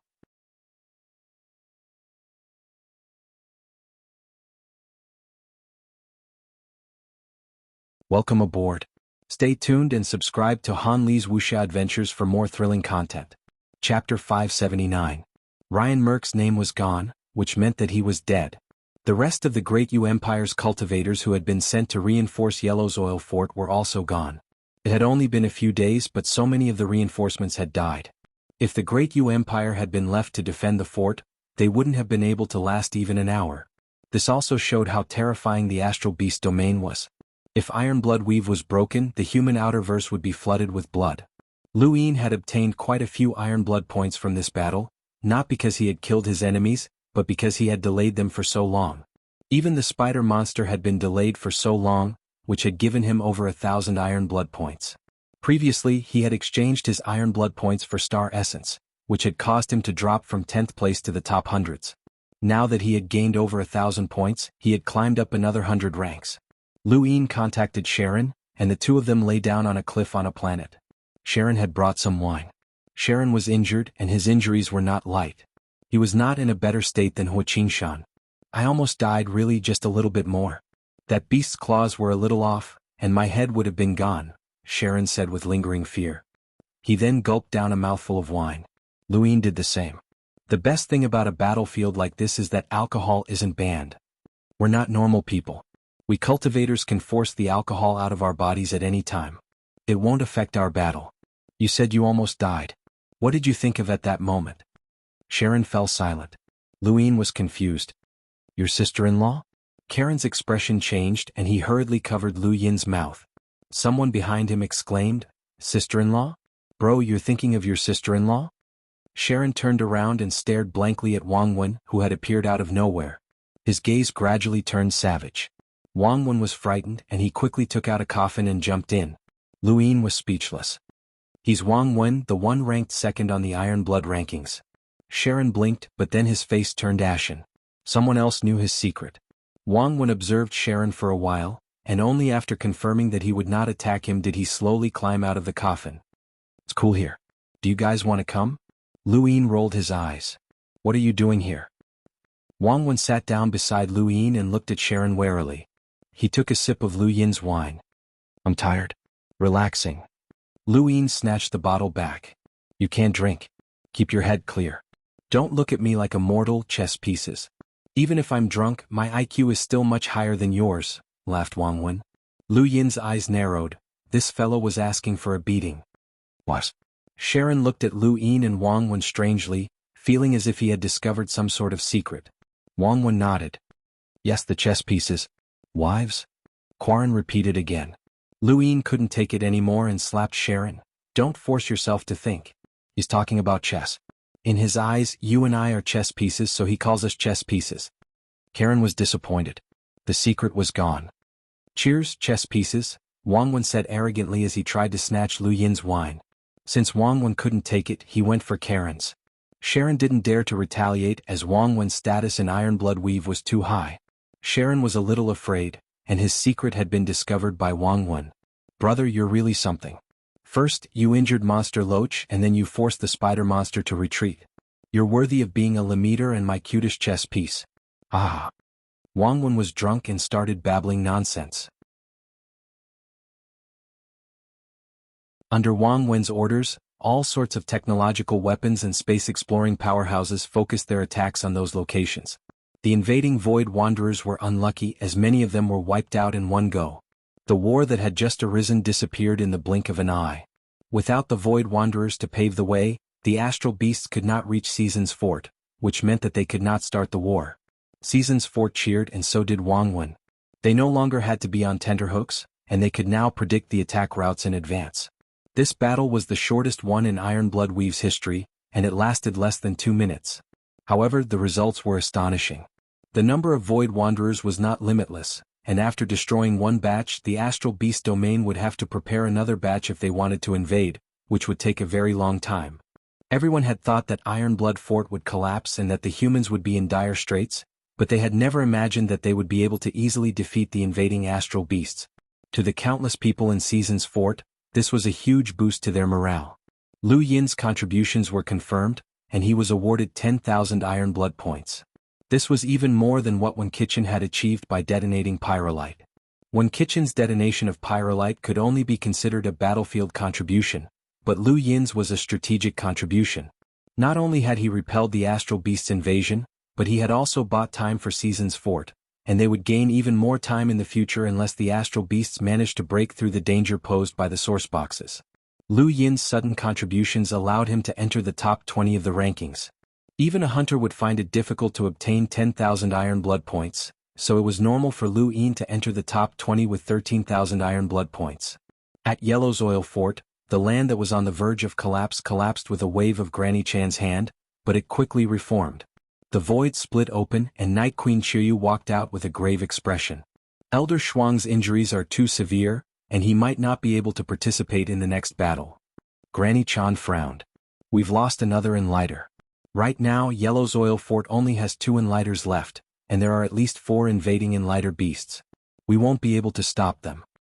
Graceful Featherflight and Duke Blackhawk can barely stop one Enlighter. Leave the other one to me. Night Queen Chiyu's tone was fierce. Granny Chan was astonished. You want to deal with 2 beasts? I'll give it a try. Night Queen Chiyu looked up at the sky helplessly. If possible, no one would be willing to take the risk, but this was a risk that could not be avoided. Otherwise, the entire Yellow's Oil Fort might be lost, and they would become the sinners of humanity. The Night King clan would not bear such a sin. Below, on a planet, a cold-faced woman was looking at her gadget. Her gaze was fixed on a name on the Iron Blood Points rankings. Lu Yin. Others might not have noticed, but she did. She was Sister Lung and she was ranked 10th on the Iron Blood Points rankings. This name had surpassed her for a short period of time, but then it had disappeared. She had thought that this person had died, but now he had entered the top 20. Once an Iron Blood Point was exchanged, it could not be changed. This meant that this person had surpassed her in points and entered the top 10. Then he had exchanged his points for Iron Blood Points. Now in just a few days he had entered the top 20 again. This person was only a Lemeter, so how had he done it? Iron Blood Weave had a Lemeter who had entered the top 3, Wang Wen. That person's intelligence was almost monstrous, and Sister Lung was convinced of that. But how had this person done it? Although he was known as an unequaled Lemeter, even the strongest Lemeter could not obtain so many Iron Blood Points in such a short period of time unless he had killed an Enlighter Realm Astral Beast. Sister Lung put down her gadget and fell into deep thought. It was rumored that this person had killed 3 Enlighters after the Innerverse and Outerverse had been separated. It seemed that the rumors were true, and this person had an extremely powerful power vessel. However, Wendy Yushan was here and this person could not use any secret techniques. How could he have killed Enlighters? Iron Blood Weave was not completely ignorant of the happenings in the Outerverse. Many people knew that Lu Yin and Wendy Yushan had teamed up to kill Enlighters, and Sister Lung was no exception. But now, Lu Yin had single-handedly obtained so many iron blood points that even enlighters would find difficult to obtain in such a short period of time. She could not understand this. In another corner of Yellow's oil fort, Puyu's expression was extremely ugly as he stared at Lu Yin's name on the rankings. This bastard was becoming more and more brilliant. It was a pity, as it would have been great if he had taken the risk and killed Lu Yin. This bastard had killed Elder Wu and left Darkstar Gorge without a leader. Puyu would definitely take revenge.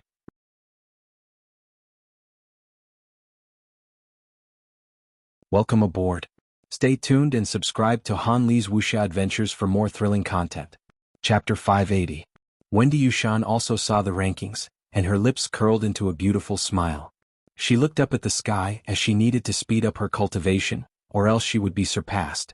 Back then, Lu Yin had been a nobody from a peripheral planet who had been humiliated by her annulment.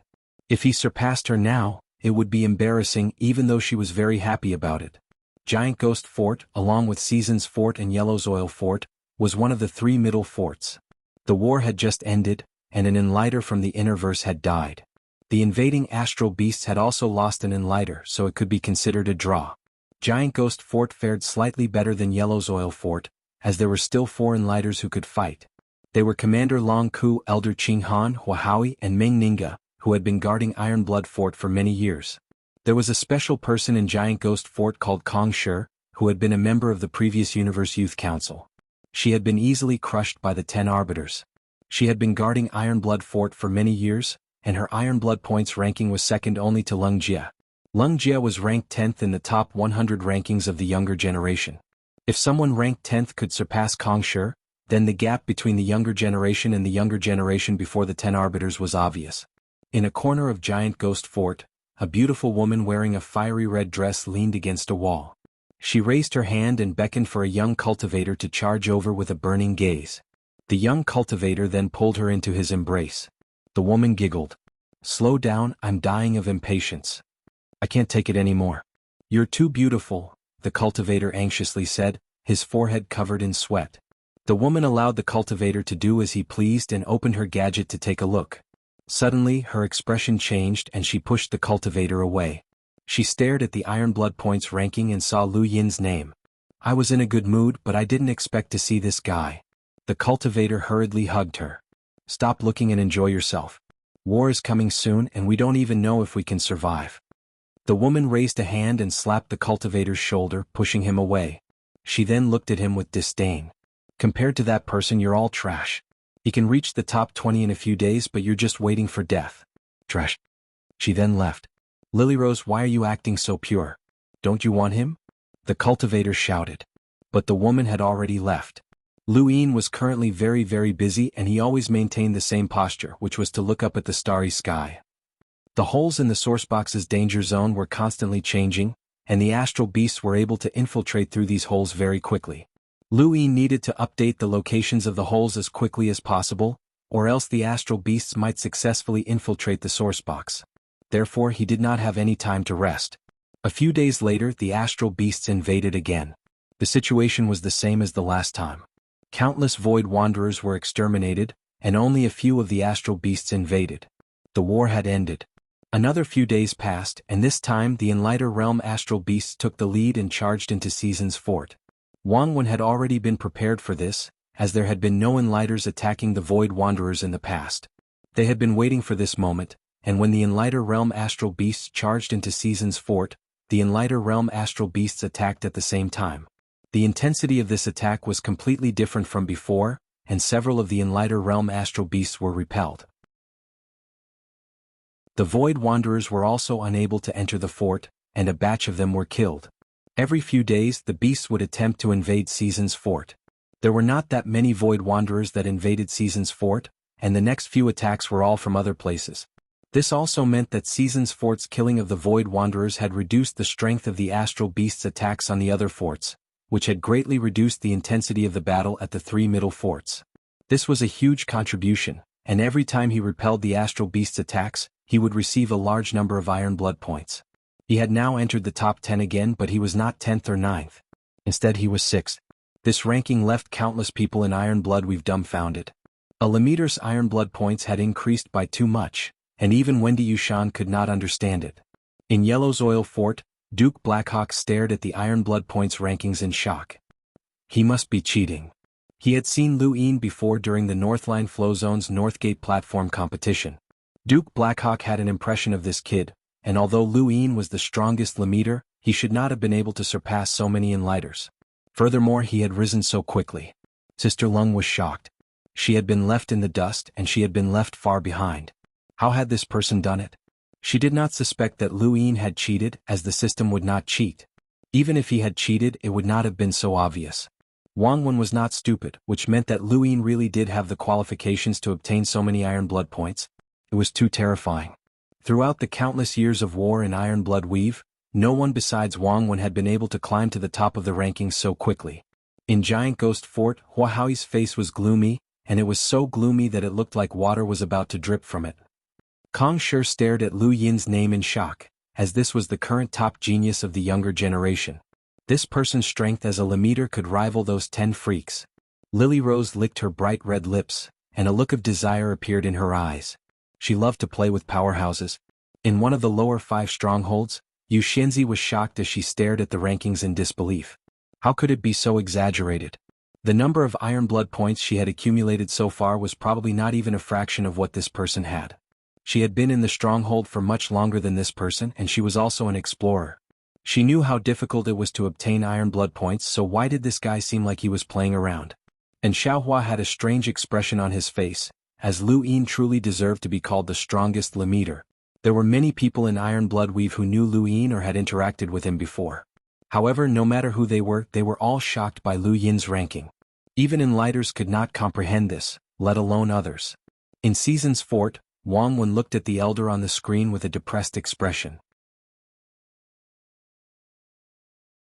This one could store 1,000,000 star essence, which would be enough for him to use until he became an explorer or even a hunter. The cosmic ring was sent over and Lu Ying caressed it. He felt his heart ache when he saw that his Iron Blood points had dropped by 50,000, but he could only console himself. He had dropped from 6th to 7th, but fortunately, it hadn't dropped by much. However, it had immediately dropped by a lot. Lu Ying fell silent for a moment before contacting Wang Wen. Wang Wen looked at him calmly. Don't tell me you want to exchange all of it for star essence. Not enough. Lu Ying raised his brows. Wang Wen facepalmed. Chess piece bro, is there anything else in your eyes besides star essence? Can't you exchange for something else? Like honor points? Lu Ying shrugged. I still think that star essence is more practical. He already had 2 honor points, one from the Erudite Flow Zone's border warfront, and the other from the Tournament of the Strongest. Wang Wen nodded. Alright, you miser. Wait, how many honor points do I need to exchange for them? Lu Ying asked. Wang Wen raised 2 fingers. Not much, just 20,000. I'll have to trouble you to exchange them all for star essence.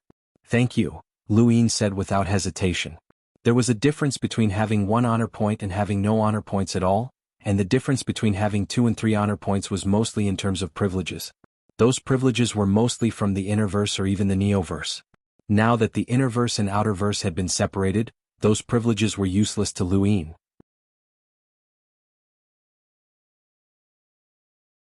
Welcome aboard. Stay tuned and subscribe to Han Li's Wuxia Adventures for more thrilling content. Chapter 581. What Lu Ying cared about the most were the 6 and 11 honor points. 6 honor points could exempt him from certain crimes, and he could even borrow a portion of the Hall of Honor's power. He would be equivalent to a universal aristocrat, and he would have special privileges wherever he went. The 11 honor points were even more ruthless.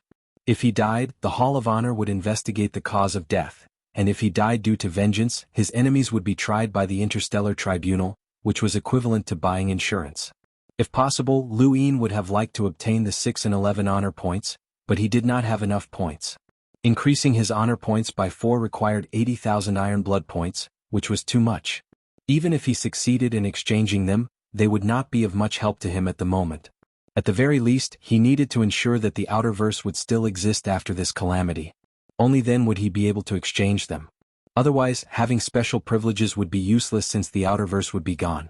The more honor points he had, the more likely he would be hunted down by the astral beasts, so he might as well not exchange them.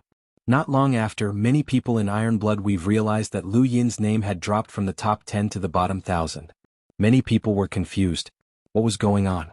Why had he dropped so much in such a short time? Had he exchanged them all? Only a few people could guess that he had probably exchanged them all for money. Wendy Yushan was a little helpless as she was certain that Lu Yin had exchanged them all for money. At this moment, Lu Yin was looking at the small mountain of star essence in his cosmic ring and smiling foolishly. He was reminded by Wang Wen and he looked up at the sky again. He planned to use this money when he broke through to the Explorer realm, so he needed to save some for later. In the outer verse, in vast Earthweave, 5 planets were connected together. This was the territory of a certain family, and although they were not very powerful, no one dared to provoke them because there were hunters in the family. At present, 4 of the 5 planets had already been destroyed. On the final planet, countless howls could be heard as a desiccated corpse with progenitor Wushang's hide on its head stepped into a pool of blood. Its dark eyes stared at a boy in front of it. Ancient bloodline detected. Target confirmed. Kill. It raised a hand and swiped it across, decapitating the boy. After destroying 5 planets, the mummy raised its head and looked in the direction of Iron Blood Weave. Ancient bloodline detected. Target confirmed. Kill. It then leaped into the air and headed towards Iron Blood Weave. Dark Mist Weave on Mafioso planet. Mistchild was hidden in the darkness, along with countless assassins around her. Iron Blood Weave has summoned me. Ancestor will be heading to the border. I'll leave Mafioso planet to you, Top Mist said. Not long after, Top Mist left. He left with the blood palm imprint that was Mafioso planet's inheritance. No one knew about this as Mafioso planet's rules forbade the blood palm imprint from leaving. However, Top Mist was afraid of death, so he still took it with him. To him, the inheritance was not important, but his life. It wasn't just Top Mist, as all of the almighty Enlighters in the Outerverse had been summoned. Just like Night Queen Qiuyu and the others, not going would be equivalent to defying the Hall of Honor. Not even Enlighters dared to make such a decision. It's already been 5 days since any of the astral beasts have invaded. It seems that the number of Void Wanderers is truly too low. They should have gone to the Celestial Beast Empire to ask for reinforcements, Wang Wen analyzed. The two of them sat on a cliff by the sea drinking wine.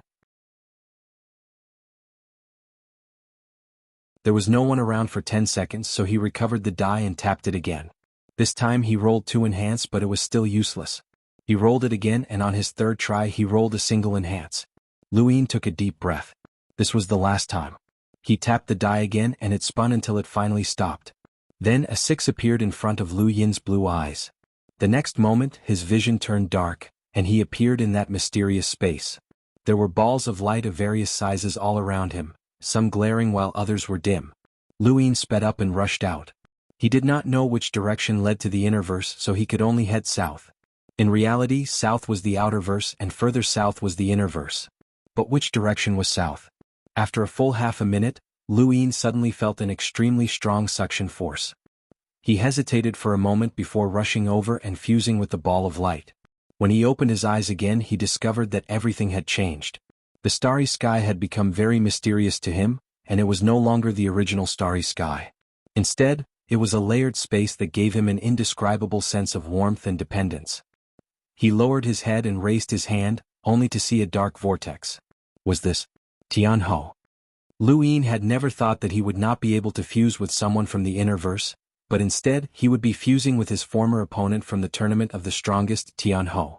The world was unpredictable, and it was no wonder that this ball of light was so attractive to him. Tianhou was a legend in the astral beast domain and had been invincible since ancient times. Lu Yin was also invincible and their statuses were similar. During the Tournament of the Strongest, if not for the serious art and the Stonewall scriptures, Lu Yin would not have been Tianhou's match. Tianhou's attacks and defenses were unbreakable because he was an amalgamation of devouring vortices. He was one of the most mysterious life forms in the universe. Through Tianhou's gaze, Lu Yin saw a different universe. Perhaps this was the true nature of the universe. Soon enough, Lu Yin learned of the current situation. Tianhou was an astral beast that had come to reinforce the primal zone, which was the place that had been invading Iron Blood Weave. All of the invading astral beasts had come from the primal zone, and the primal zone's status in the astral beast domain was similar to Iron Blood Weave's status in the human world. Because Season's Fort had dealt too much damage to the Void Wanderers, the Celestial Beast Empire had sent a large number of them to the primal zone. They were determined to invade the human outerverse.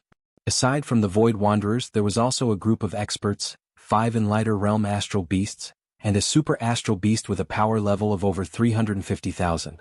This group included Cursewind, who was on Skyminder's list, and Tian Ho from the Spiritual Academy. Skyminder's list was a list that the Astral Beast domain had created in order to resist the humans. It also had 10 creatures that corresponded to the 10 arbiters. Lu Yin had seen Yao Gu and Wensanxi's battle at the border of Erudite Flow Zone, and this time, a beast called Cursewind had come to reinforce the Primal Zone. Lu Yin's heart sank when he heard this information. The Astral Beast domain had launched a large-scale invasion, and based on the number of experts in Astral Beasts that they had sent, Ironblood Weave would definitely not be able to withstand them. Lu Yin raised his head and used Tian Ho's vision to look behind him. He could vaguely sense an intimidating undulation coming from a super-powerful astral beast. It was still asleep, but its power level was over 350,000. To the Celestial Beast Empire, this batch of astral beasts was not that powerful. If they failed, they would send out astral beasts with power levels of over 500,000, which would be at the level of envoys. That would be a truly desperate situation. Was there really no other way? Lu Yin pondered this as he read through Tian Ho's memories. From Tian Ho's memories, he saw the Astral Beast domain's most mysterious person, Skyminder. He had a basic understanding of the Celestial Beast Empire, but this was not what he wanted to know. Suddenly, Tian Ho opened his eyes and Lu Yin grew excited. He had discovered some important information. It turned out that the Primal Zone had also been isolated from the outside world. There was an energy liquid in the Primal Zone that was similar to the Astral River. When the universe underwent a great change, the energy there would explode just like the outer verse. This energy liquid had only appeared in the past few decades, so it was no wonder that no one in Ironblood Weave knew about it. Unfortunately, the Primal Zone had not been completely isolated, as there was still a crack that could allow reinforcements to enter. Once this crack was destroyed, the Primal Zone would be completely isolated from the outer verse just like the outer verse. Now that he had obtained the information he wanted, Lu Yin did not plan on staying any longer. He raised a hand and slapped his chest, causing his vision to darken once more. When he opened his eyes, he had returned to his body. Lu Yin spat out a mouthful of turbid air and wiped the sweat from his forehead. He hurriedly checked his cosmic ring, wondering if he had used up all of his star essence. He nervously checked his ring and relaxed. Fortunately, he had used up 20,000 star essence, so he still had around 40,000 left. Fortunately, he had been afraid that he would run out of them all. Thank you. The Mountain Breeze Brothers tip. Third update, thank you.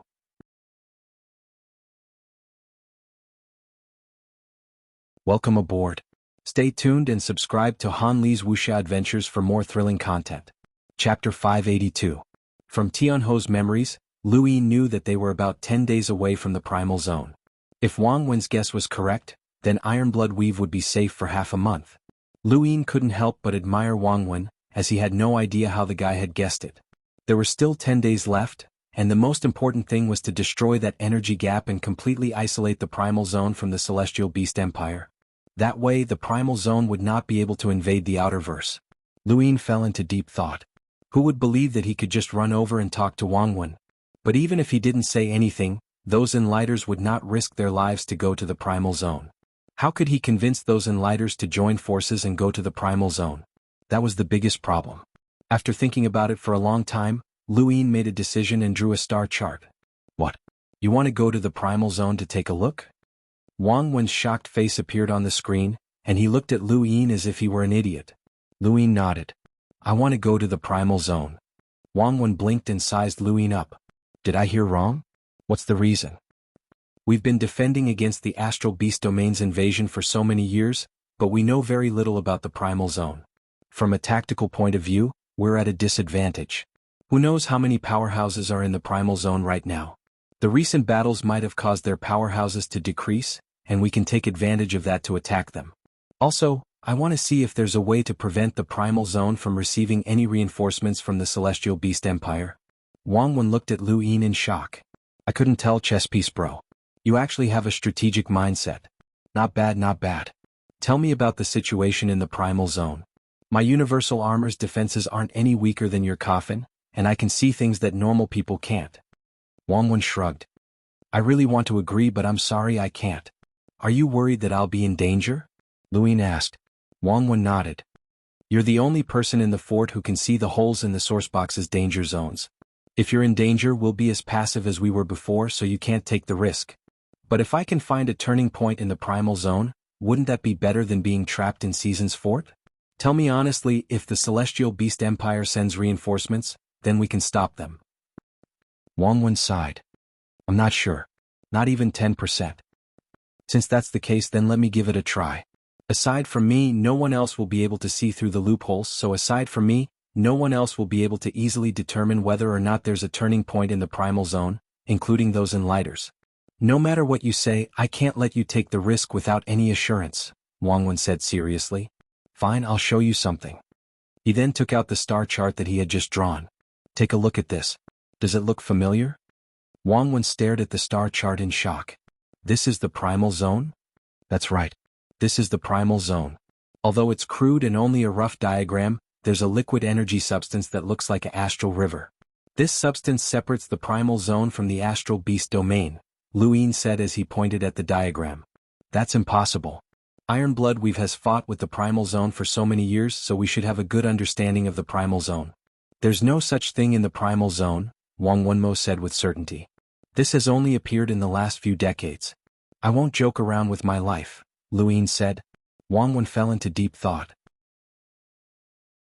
Where did you get this star chart? I bought it at the Starfall Oceans auction house, Lu Yin lied without blinking. Wang Wen believed him because there was no other explanation. Was he supposed to believe that Lu Yin had merged with Tianho's body and had learned about the primal zone through Tianho's memories? That was too ridiculous. Based on this chart, I can confirm that there's a river of energy in the primal zone. The universe has undergone great changes, and that river of energy should have expanded just like the astral river, isolating the primal zone. However, there's definitely a gap, or else the Celestial Beast Empire wouldn't be able to send reinforcements. As for where this gap is and how big it is, I'm not sure. There's no way such a small thing would be marked on a map, Lu Yin said. Wang Wen grew serious. Send the star chart to me immediately. I'll send enlighters to explore it. If there really is a gap, then we'll find a way to destroy it. Lu Yin shook his head. You think that you're smart? Do you think that the astral beast domain would be so easily discovered by us? If an enlighter were to enter with great fanfare, they would only be surrounded. Only I have extraordinary eyesight, and I don't attract too much attention. Don't forget that many astral beasts like to take human form. Wang Wen muttered to himself for a moment, and then a resolute look appeared in his eyes. If we can destroy that gap and prevent the Celestial Beast Empire from sending reinforcements, then the Outerverse will be saved. He then looked at Lu Yin. Are you sure you want to go? There's a 90% chance that you'll die. You're not the kind of person who would risk his life for a righteous cause. Lu Yin choked as he felt that he had just been looked down upon. I have universal armor, and its defense isn't any weaker than that coffin of yours. Of course, I won't be going alone. You'll have to send a few enlighters to distract the enlighter astral beast so that I can enter more easily. Of course. I'll call Lu Qiuyu and the others for a strategy meeting. You should come as well. But Wang Wen then hung up. Lu Yin let out a long sigh as everything had worked out. This trip was indeed risky, but he did not need to venture deep into the primal zone. All he needed to do was take a stroll around the edges. Tianho knew where the crack was, and so did Lu Yin. With his universal armor, there should not be any danger. Of course, he had to grasp the timing well, and he had to move out at the same time as the other enlighters. Otherwise, he might be discovered by an enlighter astral beast. Seventh bro, are you really going to the primal zone? The monkey asked in a low voice. Lu Yin answered, I have to. There's a 90% chance that you'll die. Following you is my bad luck. The monkey sighed. He knew that he could not stop Lu Yin, so he did not say anything else. Lu Yin did not want to say anything either. If there was a 90% chance that he would die, then he could use this opportunity to test the monkey. He wanted to see if the monkey was willing to die with him or if he was holding back. It had been almost 2 months since Lu Yin had arrived at Season's fort, but this was his first time at the pass. To Season's fort, the pass was not just a command post, but also a spiritual symbol. Although this spiritual symbol had been destroyed multiple times, as long as it remained standing, it would inspire the soldiers and cultivators who were defending the fort. Lu Yin arrived at the pass and looked up. Not only were there 3 enlighter rune lines, but there were also 2 rune lines that could rival enlighters. These rune lines did not come from people but rather from power vessels. Monster Loach had attacked the pass the last time, and Wang Wen had not used such a power vessel because it was useless. However, if an enlighter astral beast had invaded the pass, then the odds were against it. Lu Yin was quickly allowed to pass, and he was led by a hunter into the pass. He appeared in front of Wang Wen, Lu Qiyu, Wen Qichen, and Vile Tree. These four had the highest status in Season's fort, followed by Lu Sanjian, Lu Zhan, Aiden, and the other hunters. With Lu Yin's status, he did not have the qualifications to enter the pass, but his recent performance had been too monstrous. Thus, his suggestion was worthy of consideration. "Come, chess piece bro, have a seat. We're all family here," Wang Wen greeted him warmly. Lu Yin glanced at Vile Tree and Wen Qichen. "Family? Not necessarily. If not for the fact that they were in Iron Blood Weave, these two would have attacked him." He did not stand on ceremony and sat down. When he saw Lu Yin act so casually, Wen Qichen's brows rose. As a scholar, he was very particular about etiquette. Wang Wen was the most important person in Iron Blood Weave, and he was also the commander. Sitting on the same level as Wang Wen was fine, but this Lu Yin. "So you're Lu Yin." Lu Qiyu looked at Lu Yin with admiration. Lu Yin stood up and respectfully said, "I'm Lu Yin. Greetings, Commander." Lu Qiyu gestured with his hand. "Sit. There's no need to stand on ceremony." Lu Yin sat down. "I've long heard that an unequaled Lemeter youth has appeared in the universe. Not only has he defeated all the Lemeters, but he's even killed an Enlighter. That's why Elder Lohar specifically asked you to come. Your performance has exceeded our expectations," Lu Qiyu praised. Lu Yin humbly replied, "Commander, you praise me too much. I was just lucky." "Alright, chess piece bro, don't be so humble. Who would be as lucky as you?" Wang Wen grew impatient and continued, "We've already discussed this before you came. Actually, agreeing to let you take this risk is also very risky for us. If something happens to you, the stronghold won't be able to predict the enemy's movements like before, and the losses will be too great." Lu Yin listened quietly. "However, the Celestial Beast Empire's reinforcements will arrive soon. Even if you can predict the enemy's movements, an old freak with a power level in the hundreds of thousands will rush forward and block any attack. Even if you can see the location of the hole, it won't be of much use. It's better to take a risk. Your astral chart is real, and according to it, if the primal zone can receive reinforcements, then there must be a gap. Your mission this time is to find that gap, and you don't have to do anything. Do you understand?" Lu Yin nodded and solemnly replied, "Understood." "Do you understand? There are in lighter realm astral beasts in the primal zone. Otherwise, the few of us would have been able to explore deeper. But now we're asking a Lemeter like you to take this risk. It's really shameful," Vile Tree lamented. Wen Qichen was also helpless. "With our status, we'll definitely be ambushed the moment we enter the primal zone. We won't have the time to look for the gap." He then looked at Lu Yin. "Little brother, I'll have to trouble you. Do your best to search for the gap while ensuring your own safety." Lu Yin replied, "I understand."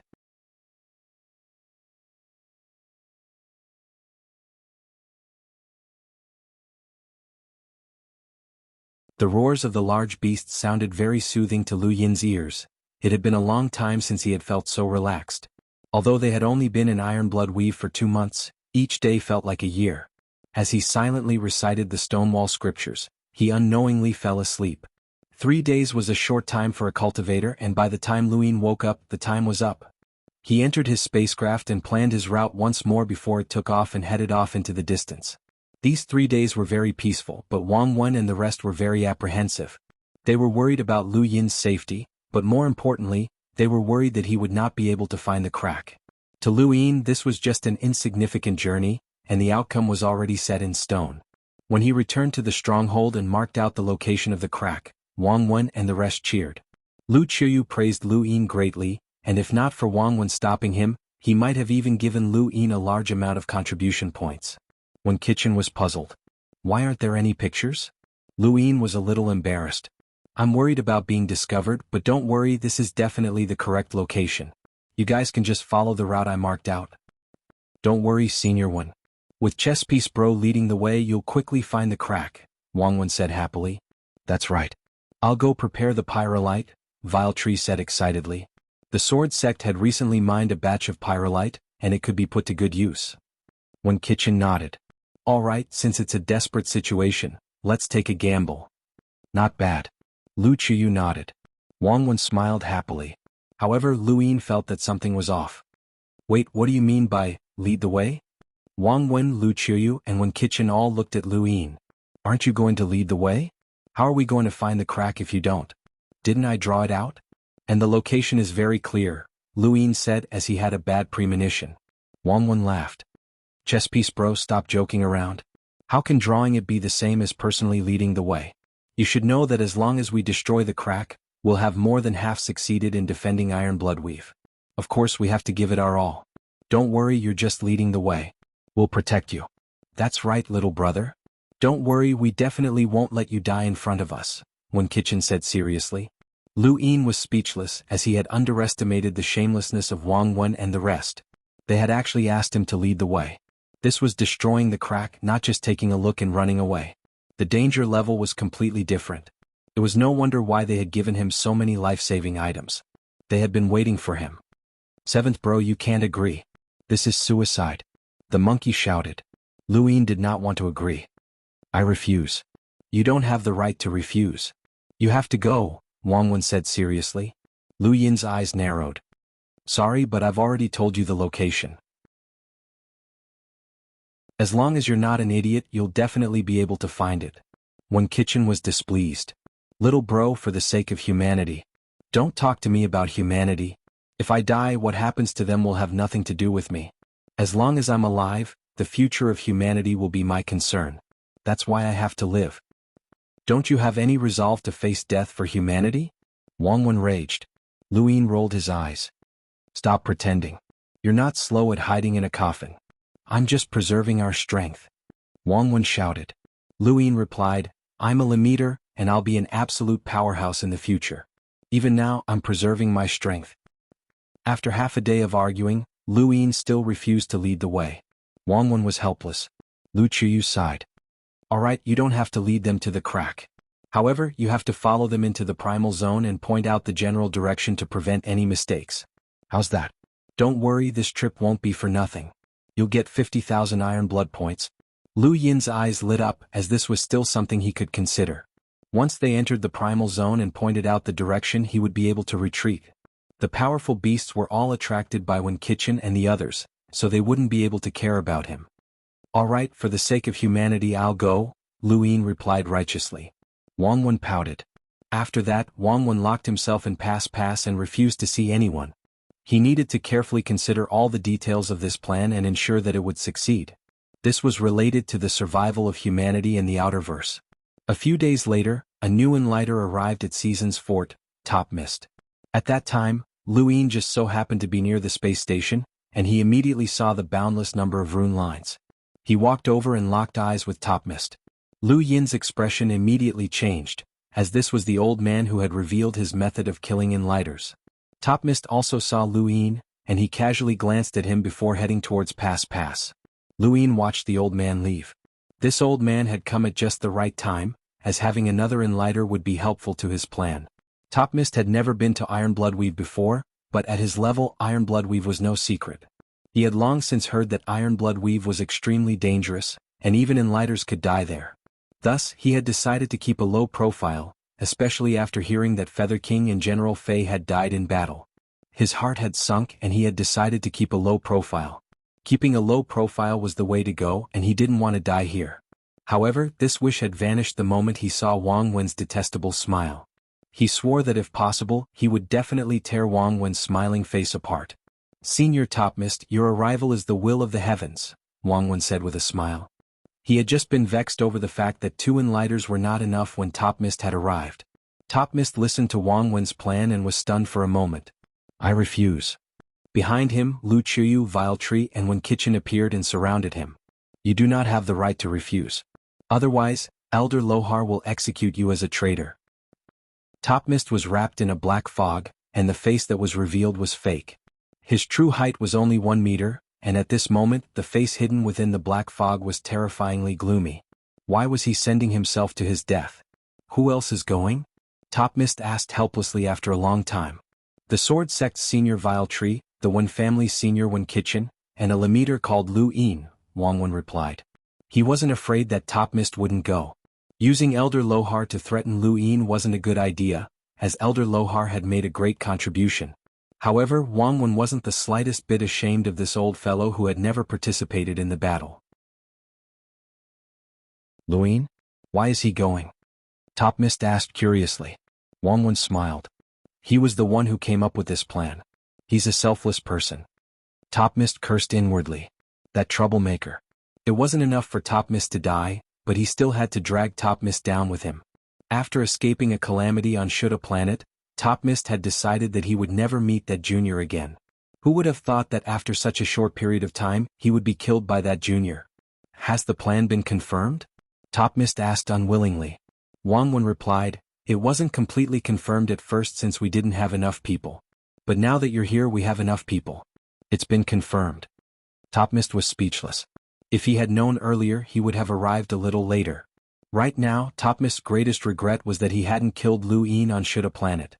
He had a nagging feeling that he would have been killed by this brat. Vile Tree said, don't worry. I know your character and I won't let you charge to the front. What kind of character was this? Top Mist was dissatisfied but he didn't dare to retort. He was an assassin and he wasn't good at direct combat, much less bickering.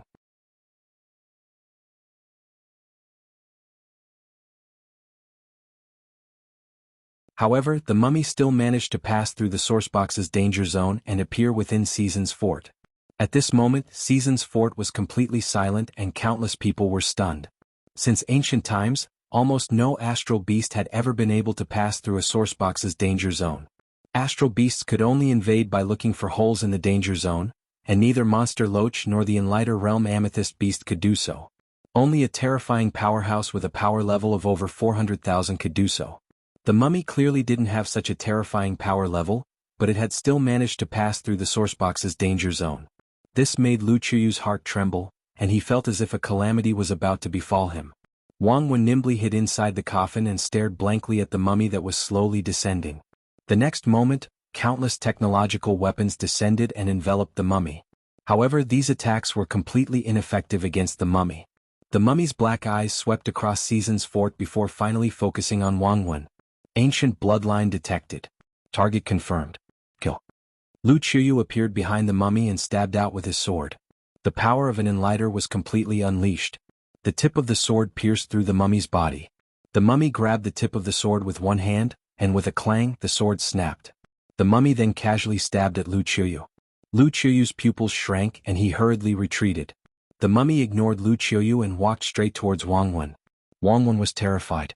Commander, save me. Lu Chuyu wielded the broken sword and stabbed at the mummy again. The broken sword still pierced the mummy's body, but the mummy simply allowed Lu Chuyu to attack it as it slowly approached Wang Wen. Lu Chuyu's face went pale. No matter how he attacked, he couldn't damage the mummy's body at all. Inexplicably, he saw progenitor Wushang's hide on the mummy's head, and his heart trembled.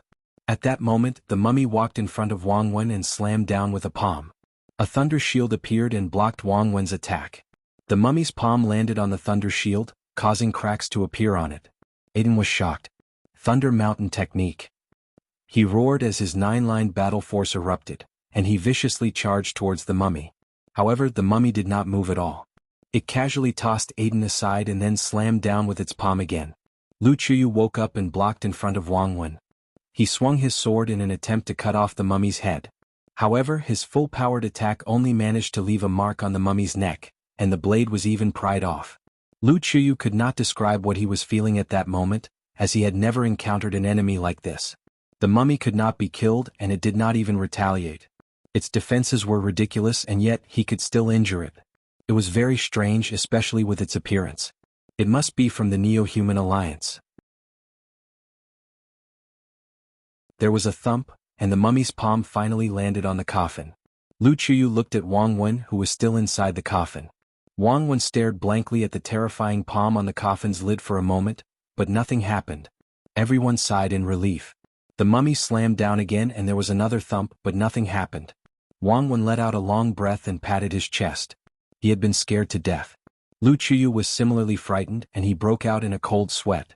When he thought about where the coffin had come from, he stopped attacking and just watched as the mummy attacked the coffin. Aiden returned and there were still quite a few hunters around him. None of them took the initiative to attack, and they just watched as the mummy frantically slammed the coffin. Not a single crack could be seen on the coffin. Wang Wen was terrified, and he was afraid that the coffin would not be able to hold on. After a full 20 minutes, the mummy finally stopped its meaningless attacks. It turned around, took a step forward and left Season's fort. It no longer wanted to fight. Lu Chuyu and the rest did not dare to stop it, and they just watched as it left. It was only when the mummy's figure could no longer be seen that Wang Wen dared to come out.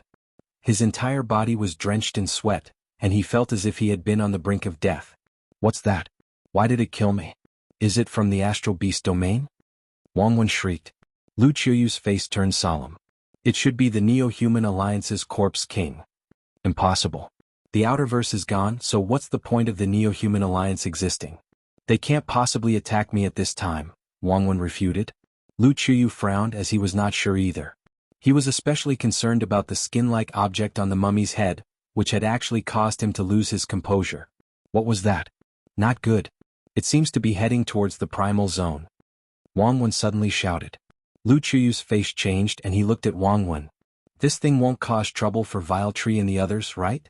Wang Wen was worried. Lu Chuyu tightened his grip on his sword, and his eyes were filled with worry. During this trip to the primal zone, no Enlighters had attracted the attention of the Enlighter beasts.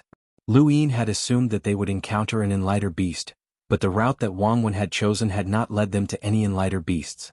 Lu Yin's intelligence was so high that it was incomprehensible. It was only when they reached the entrance of the primal zone that they were surrounded by numerous beasts. Lu Yin pointed out the direction to the 3 Enlighters at the entrance of the primal zone and then left without looking back. There were beasts chasing after him, but they could not catch up to his black hole-grade aurora. Only Enlighters could catch up to him. When Kitchen and the other 2 charged in with all their might and slaughtered the beasts at the entrance of the primal zone. They charged in the blink of an eye and countless beasts were drawn in as well. Lu Yin looked back and relaxed. Whether or not we succeed will depend on you guys. He was only a Limiter, and although he had many life-saving methods, his actual combat ability could not compare to an Enlighter's. He would not court death, and with his Dai's enhance ability, he might be able to resolve this calamity. The black hole-grade aurora was too fast, and Lu Yin felt as if the surrounding planets were rapidly passing by. They would soon be back at Season's fort. Suddenly his heart clenched and his scalp went numb.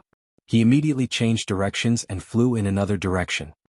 He looked into the distance and saw a terrifying number of rune lines closing in on him. Lu Yin's pupils shrank as the number of rune lines surpassed that of any Enlighter that he had ever seen, and this feeling was very familiar. The spacecraft stopped in outer space and hid within the asteroid belt. Lu Yin stared in the direction of the rune lines, which were getting closer and closer. Then Lu Yin saw the desiccated corpse and progenitor Wushang's hide atop its head. The moment he saw the corpse, Lu Yin's entire body went cold. Why is this thing here? The ghost monkey shrieked. Lu Yin wanted to know as well, but he did not dare to make a single sound at this moment. He was like a dormant ant. The desiccated corpse walked through outer space and each step it took was very small. However, it covered a great distance in an instant, and it soon arrived at Lu Yin's previous location. It stopped and seemed to be thinking about something. Lu Yin's face went pale, and he suddenly thought of something terrifying. This desiccated corpse couldn't be looking for him, right? Suddenly, the desiccated corpse raised its head, and its black hole-like eyes stared at Lu Yin, who was within the asteroid belt. Lu Yin's heart sank, and he immediately activated his spacecraft and flew towards the primal zone. He could not lead the desiccated corpse to Season's fort, as the fort was already on the verge of collapse due to the astral beast's invasion. Adding the desiccated corpse to the fort would only make things worse. The desiccated corpse took a step forward and appeared within the asteroid belt. With a casual wave of its hand, the asteroid belt was sliced apart, and a powerful force tore through the void as it brushed past the spacecraft. The spacecraft swayed and there was a grating sound. Lu Yin's eyelids twitched, and he charged straight towards the primal zone. There were so many Enlighters in the primal zone that they should be able to deal with the desiccated corpse. If the desiccated corpse attracted the attention of those Enlighter realm astral beasts, then the chances of them destroying the energy gap would be even higher. The desiccated corpse took a step forward, and when it reappeared, it was not too far away from the spacecraft. The spacecraft did not slow down, and it continued to head towards the primal zone. The desiccated corpse once again stepped forward. With each step, it closed the distance between it and Lu Yin.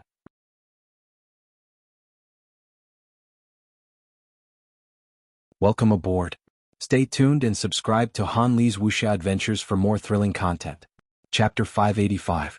7th Bro, this thing is chasing you? Did you dig up someone's ancestral grave? The monkey shouted in fear. It popped out on its own. What does that have to do with me? Luine anxiously retorted. Then you must have stepped on its ancestral grave. No, did you steal something from it? No wonder it wouldn't let you go even after it died. Give it back. The monkey shouted. Luine coldly retorted, shut up. If anyone was stealing, it should be me. That piece of skin is still on its head. Is this thing chasing you by following the scent of the skin? Shut up. Luine barked. He was sweating profusely as he stared ahead and occasionally looked back. The corpse was getting closer and closer, and he had a feeling that it would step onto the spacecraft in the next step. Fortunately, the entrance to the primal zone wasn't too far away. When he saw countless beasts roaming in front of him, Luine felt like he had seen his family, and he immediately charged in. Countless beasts roared angrily and attacked Luine. The space-exploring beasts were all intelligent, and a human daring to charge in so brazenly made them feel like they were being provoked. Luine watched as so many beasts surrounded him, and he felt a sense of familiarity that he had never felt before. These beasts were not attacking him but rather protecting him. There was a whoosh and the void rippled as the corpse appeared above the spacecraft. It tore through the void and tore apart many of the beasts around it. Blood splattered across space and dyed the spacecraft red. Luine identified the energy gap and charged in, hoping that there would be enough beasts in the primal zone. The corpse was temporarily entangled by countless beasts, but it definitely wouldn't be able to hold on for long. It had been able to track Luine from the outer verse all the way to the primal zone, so no matter how far away they were, Luine was certain that this thing would be able to find him. What was the reason for this thing to keep chasing after him? He could not figure it out. In the distance he saw an enormous number of rune lines crisscrossing. It was a battle between enlighters. Luine found the right direction and charged in. Not long after, an enlighter's rune lines appeared in front of Luine and charged towards him. Luine's eyelids twitched as he recognized this rune line. It was Topmist, and the old man was trying to escape. In outer space, Topmist quickly rushed towards the entrance of the primal zone and relaxed. Fortunately, he was smart enough to leave the battlefield or else he would have been dead. 5 enlighters had surrounded him and the 3 of them were just dreaming. Don't blame me as I don't want to die. At that moment, Topmist saw the black hole Great Aurora in front of him and he was stunned. That was... Luine? This kid didn't leave? Why are you here? Senior Topmist, are you trying to escape? Luine shouted. Topmist's expression turned ugly. Brat, don't spout nonsense. I've sensed the location of another energy crack, and I'm preparing to destroy it. Is that so? Unfortunately, we can't go.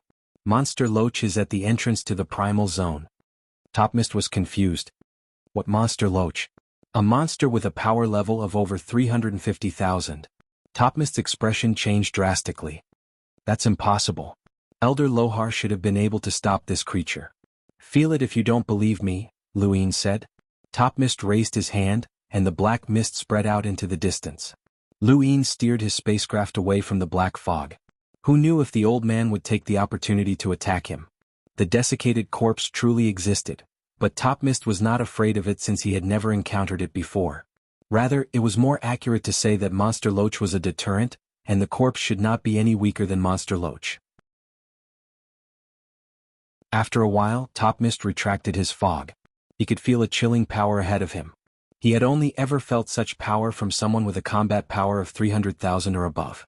It was a super excellent expert. Senior, the only way now is to destroy the energy crack and lure Monster Loach over. As long as the crack is destroyed, Monster Loach will definitely think of a way to save it.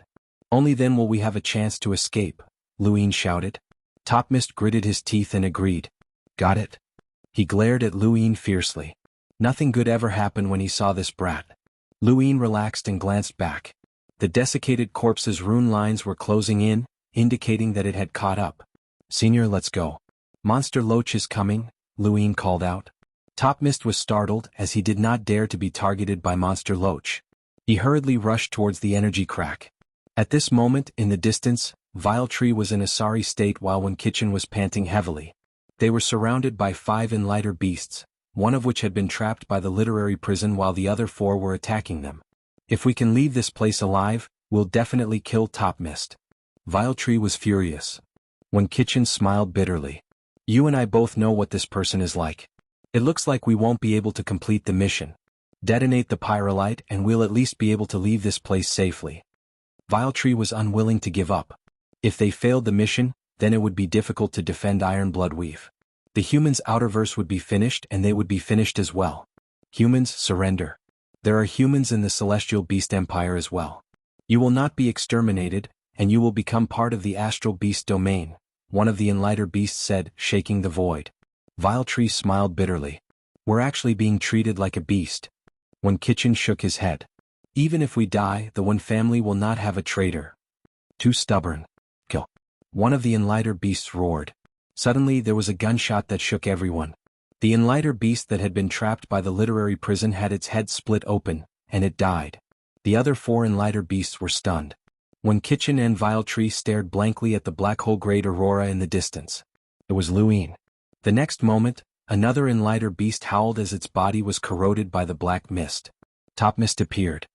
Quick, go destroy the crack.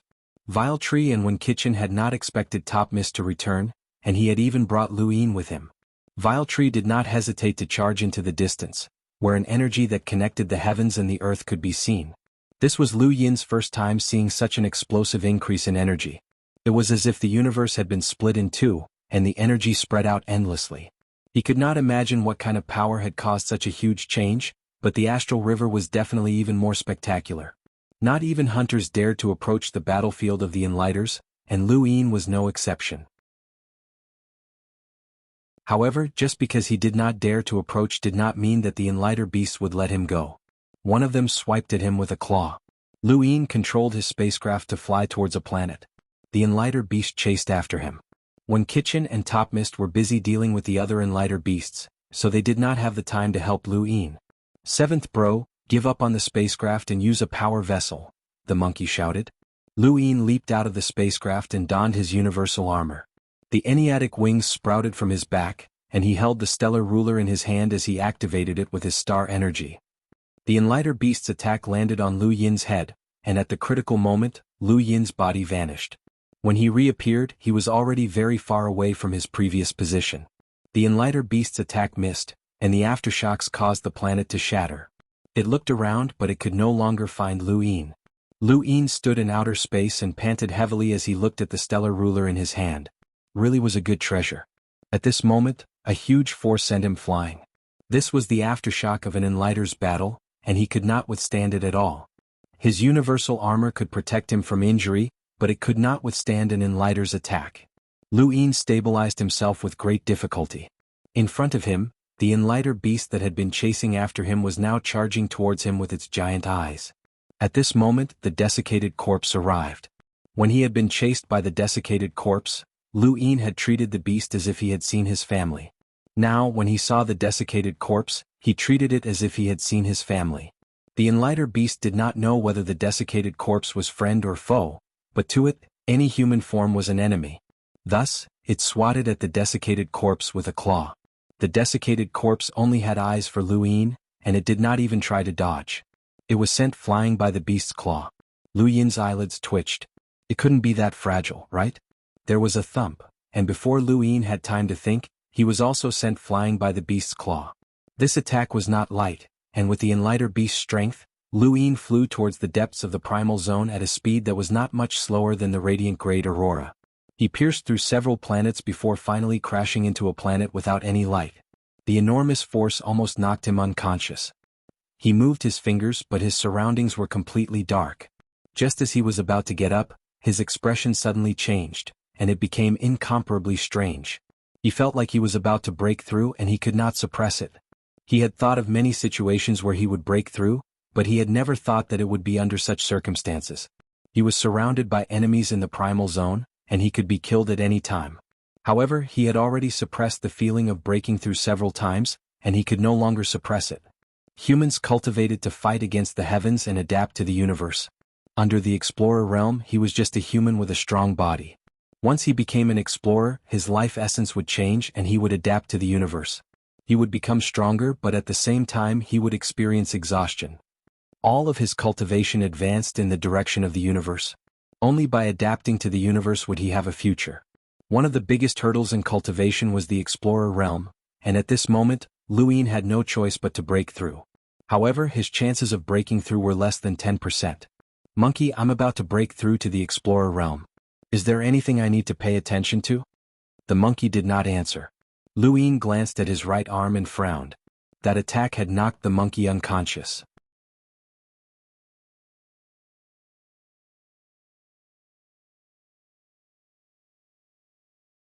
Welcome aboard. Stay tuned and subscribe to Han Li's Wuxia Adventures for more thrilling content. Chapter 586. Viletree's eyes widened and then shrank as he watched the void in front of him split open, and a void thunder beast walked out. No one knew that there was a void thunder beast in the energy gap, and it was a void thunder beast with a power level of close to 300,000. Even Monster Loach had not known, and neither had Tian Ho or Lu Yin. Even Viletree was unable to react to such a terrifying beast, and he was pierced by it. "Human, how did you know that there was an energy gap here?" the void thunder beast asked in a dull voice. Viletree's face paled and he lost all of his strength. His body was being torn apart. "It doesn't matter." Viletree's body crumbled into pieces, and the sword and pyrolite in his hands fell to the ground. The void thunder beast looked in the direction of the distant battle, but it did not go over. Its mission was to protect the energy gap, and even if all the beasts in the primal zone died, it had nothing to do with it. This was Skymander's order. On the other side, when Kitchen and Topmist were surrounded by 3 Enlighter beasts. The last Enlighter beast that had sent when Kitchen flying had wanted to chase after Lu Yin, but it was inexplicably attracted to Progenitor Wushang's hide on the corpse's head, as if something was summoning it. The beast's target shifted to the corpse, as it wanted Progenitor Wushang's hide. The corpse was truly enraged, and it took a step forward to appear in front of the beast. It raised a hand and its withered arm collided with the beast's claw. Topmist watched in horror as the arm pierced through the claw and tore the beast apart. The giant beast's body was torn apart like paper. At this moment, the other 3 Enlighter beasts, when Kitchen and Topmist, were all stunned. The corpse clearly did not have a terrifying power level, but the strength it displayed was enough to make people's hearts tremble. There was a furious roar, and one of the Enlighter beasts attacked the corpse. The void was sliced apart layer by layer, and a terrifying strength completely submerged the corpse. The corpse's eyes were like black holes, and it turned around to evade the terrifying attack. It transformed into a ray of light that pierced through the Enlighter beast's body, killing yet another Enlighter beast. Topmist was furious, as this was definitely a monster with a power level of 300,000 or above. He wanted to escape. When Kitchen looked into the distance. Why hadn't Viletree detonated the pyrolite yet? On the dark planet, Lu Yin's body was in intense pain, and his mind was subconsciously seeing some images. His body was changing and he was breaking through. The light flowed along his body, illuminating the planet. It penetrated the atmosphere and entered the void. Strange phenomena appeared vaguely, but it was still very blurry. Phenomena only existed in legends. Legends had it that geniuses with innate gifts would be able to produce phenomena when they broke through to the explorer realm. Such geniuses were favored by the universe and were favored by the heavens, as they had the potential to directly observe the essence of the universe. Since the beginning of history, there had been very few people who had produced phenomena when they broke through to the explorer realm. Even the current 10 arbiters of the human race had not all produced phenomena when they broke through to the explorer realm. A phenomenon was a sign that one had entered a new level. The Hall of Honor had once specially given titles to those who had caused such phenomena. White Knight Spirit Palace of the 10 Arbiters was one of those who had caused such phenomena. White Knight's name came from the Hall of Honor, and that was what a title was. And now, in the primal zone, Lu Yin had broken through to the explorer realm, which had caused the universe to tremble and caused a phenomenon to appear. Unfortunately, no one was there to appreciate it. Even Lu Yin himself didn't see anything strange. Above the planet, the phenomenon gradually took shape. The void rippled like water and a small sapling appeared. It slowly grew above Lu Yin's head and quickly flourished until it covered the entire planet. It then continued to grow outwards and gradually filled the heavens. It was a tree. Its branches hung down, distorting the void and giving birth to gas. It was as if it was creating all things. Under one branch, a round ball was born. Under another branch, a sword was born. Under another branch, a square object was born. Under another branch, a branch, a branch, a branch, a branch, a branch, a branch. All things grew from trees and the tree was born from Lu Yin. It gradually covered the heavens. The phenomenon became more and more obvious, and its range grew larger and larger. It attracted the attention of countless astral beasts in the primal zone, but none of them dared to approach it. Inside the energy gap, the void thunder beast stared at the phenomenon in astonishment. What was that? When Kitchen, Topmist, and the Enlighter realm astral beasts were all attracted by the phenomenon. The desiccated corpse looked up as if it had sensed something. It then exploded the Enlighter realm astral beast in front of it like a madman and charged towards Lu Yin's location. Along the way, when Kitchen and the other two Enlighter Realm astral beasts were swept aside and reduced to a bloody pulp, Topmist was stunned. In the blink of an eye, 3 Enlighters had died. The desiccated corpse displayed a power that he could not comprehend, and a phantom image appeared behind it, causing his heart to tremble. He was lucky that he wasn't in the direction that the desiccated corpse was heading. In the distance, the pyrolite still hadn't detonated, and Topmist knew that things weren't looking good. Something might have happened to Viletree as well, so he didn't hesitate to charge towards the entrance of the primal zone. When Kitchen was dead and Lu Yin's fate had nothing to do with him, he wanted nothing more than for the kid to die. Viletree was probably done for as well, and this mission was a complete failure. The only good news was that Lu Yin had lied to him, and Monster Loach hadn't appeared at all. Since that was the case, Topmist had to return alive since he had already done what he needed to do. When he saw the phenomenon, Topmist had some guesses, but when he saw the desiccated corpse charge over, he knew that Lu Yin's situation was grim. The phenomenon was still expanding, and the desiccated corpse charged past the giant tree that the phenomenon had transformed into and appeared on the planet. It glanced at Lu Yin and then raised its foot to charge over. At that moment, a mysterious rune appeared on Lu Yin's back. The rune then transformed into a lock that pierced through his body and suppressed his breakthrough. This was the same seal that had appeared when Lu Yin had broken through to the Melder realm. The crazy headmaster had shattered one of the layers, but there was still more. The changes to Lu Yin's physical body and the phenomenon stopped at that moment, and the giant tree that the phenomenon had transformed into gradually disappeared. Once the phenomenon completely disappeared, it would mean that Lu Yin's breakthrough had failed, and his formcast model would shatter as well. Who knew when he would be able to break through again? The desiccated corpse appeared behind Lu Yin and slammed down with a palm while Lu Yin was still unconscious. Ancient bloodline detected. Target confirmed. Kill. Bang. Lu Yin's back received the desiccated corpse's palm without any resistance. Even the Enlighter Realm astral beasts, Lu Qiyu, and the others could not easily withstand the desiccated corpse's palm. Lu Yin had just broken through and was not wearing his universal armor, so he should have been smashed to pieces. However, the desiccated corpse's palm coincidentally landed on the seal. Although the seal formed by the mysterious runes was preventing Lu Yin from breaking through, it was also protecting him from another perspective. It was just like how the seal had protected Lu Yin's body from being destroyed when he had been struck by the warship's beam. The desiccated corpse's attack failed, and it slammed down again. There was a thump and the ground cracked open. The seal on Lu Yin's back glowed brightly and blocked the desiccated corpse's attack. Thump, thump, thump. Palm after palm, the desiccated corpse continued to attack. The phenomenon that had appeared during Lu Yin's breakthrough seemed to have stimulated it, and it had no intention of giving up. The seal was continuously attacked, and the suppression on Lu Yin's breakthrough became increasingly unstable.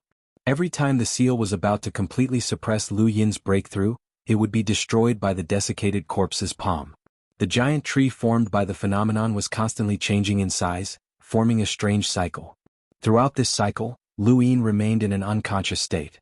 He did not break through, but he did not exit either. In this state, he continued to stare at the jade finger, and he continued to stare and stare. The monkey finally woke up, and the first thing he saw when he opened his eyes was the desiccated corpse's palm. The monkey was the most pitiful one.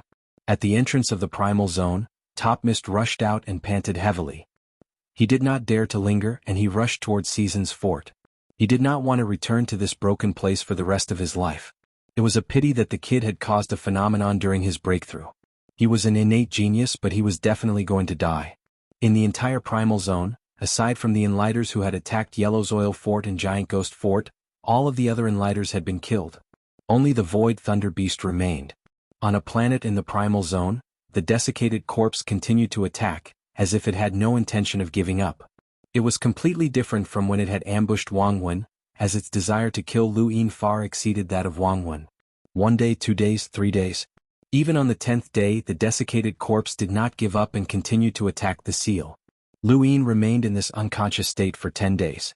During these 10 days, he stared at the jade finger and saw many changes, as if he had comprehended something. At Season's fort, Topmist returned and told Wang Wen about what had happened in the primal zone. Wang Wen did not spread the news, and he only determined that Lu Yin was dead. Viletree and Wen Kitchen were also dead, but Wang Wen was not in a hurry to announce the deaths of these two Enlighters. Otherwise, Season's fort would definitely be thrown into chaos. News of Lu Yin's death could not be concealed. Aside from him, no one else could see the location of the hole. Even if he could hide it for a day, he would not be able to hide it until the next war. Because of Lu Yin's death, Seasons Fort was in an uproar, and Lu Yin's name suddenly disappeared from the Iron Blood Points rankings. Even though he had been given many Iron Blood Points, he could no longer be ranked. When Sharon learned of Lu Yin's death, he sighed with a complicated expression. Wang Wen went to the cliff where he had been drinking with Lu Yin and poured a bottle of wine into the sea. Chess piece bro, don't be anxious. Soon all of us will be there to accompany you. At Yellow's Oil Fort, Wendy Yushan's heart sank when she saw Lu Yin's name disappear from the rankings. She hurriedly flipped through the rankings, hoping that Lu Yin had exchanged all of his points for his name. However, when she reached the end of her search, she put down her gadget with a pale face and closed her eyes. Should I go first? In the lower 5 forts, Yu Shenzi was also checking Lu Yin's ranking, but she discovered that his name was not on the entire list. Even if he had exchanged his points, it was impossible for him to not leave a single one behind. She had guessed that this was the case, and just like Sharon, she was filled with complicated emotions. And Xiaohua was bitter. He had originally planned on joining the alliance, but it seemed that his plans had gone down the drain. Even if the people from the other forts discovered that Lu Yin had died, they would at most lament about it. Only those from Seasons Fort knew what the consequences of Lu Yin's death would be. There were still 2 days until Wang Wen's prediction of the Astral Beast's invasion. In the Primal Zone, the desiccated corpse was still attacking. Countless Astral Beasts surrounded it, but none of them dared to make a move. Monster Loach and the Enlighter Realm Amethyst Beast also appeared, but they still did not dare to interfere. The desiccated corpse did not seem as strong as them, but it gave them a strange, indescribable feeling that made them feel apprehensive. 2 days passed in the blink of an eye, and Lu Yin's giant tree was suppressed within the planet. It was becoming smaller and smaller, which meant that the desiccated corpse's strength was becoming less effective against the seal. Eventually, the seal would be able to completely suppress Lu Yin's breakthrough. At this moment, the Celestial Beast Empire's reinforcements arrived. Thank you. Misty Rain Rin Xiao Ping Xing, thanks for your support. Thank you for your support. Thank you.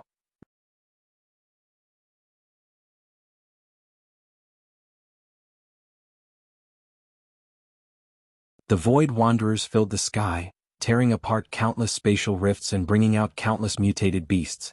In outer space, the 3-tailed greed beast roared, and its violent roar caused all of Seasons Fort to tremble. Enormous cracks spread out along the pass, splitting the land and the planet apart. It was as if Seasons Fort had been split in half. Lu Chuyu's eyes widened. They couldn't stop this old monster. Aside from Elder Lohar, no one else could stop him, but Elder Lohar would definitely be blocked by the other beasts. Seasons Fort was finished. He hurriedly charged towards Wang Wen, wanting to throw him out of Seasons Fort. Even if everyone else died, Wang Wen could not die. Suddenly, a shockwave swept out and Lu Chuyu hurriedly retreated. The void in front of him was distorted by the extreme heat, and it gradually began to boil. A blue lion stepped through outer space and appeared in front of Lu Chuyu. Curse Wind of Skyminder's list. Please enlighten me. Lu Chuyu's eyes narrowed. Junior, do you really think that you can stand on the same level as the 10 Arbiters? How dare you challenge an Enlighter? Cursewind raised his lion head. What 10 Arbiters? Once we break through the separation between the inner verse and outer verse, I'll slaughter all of them.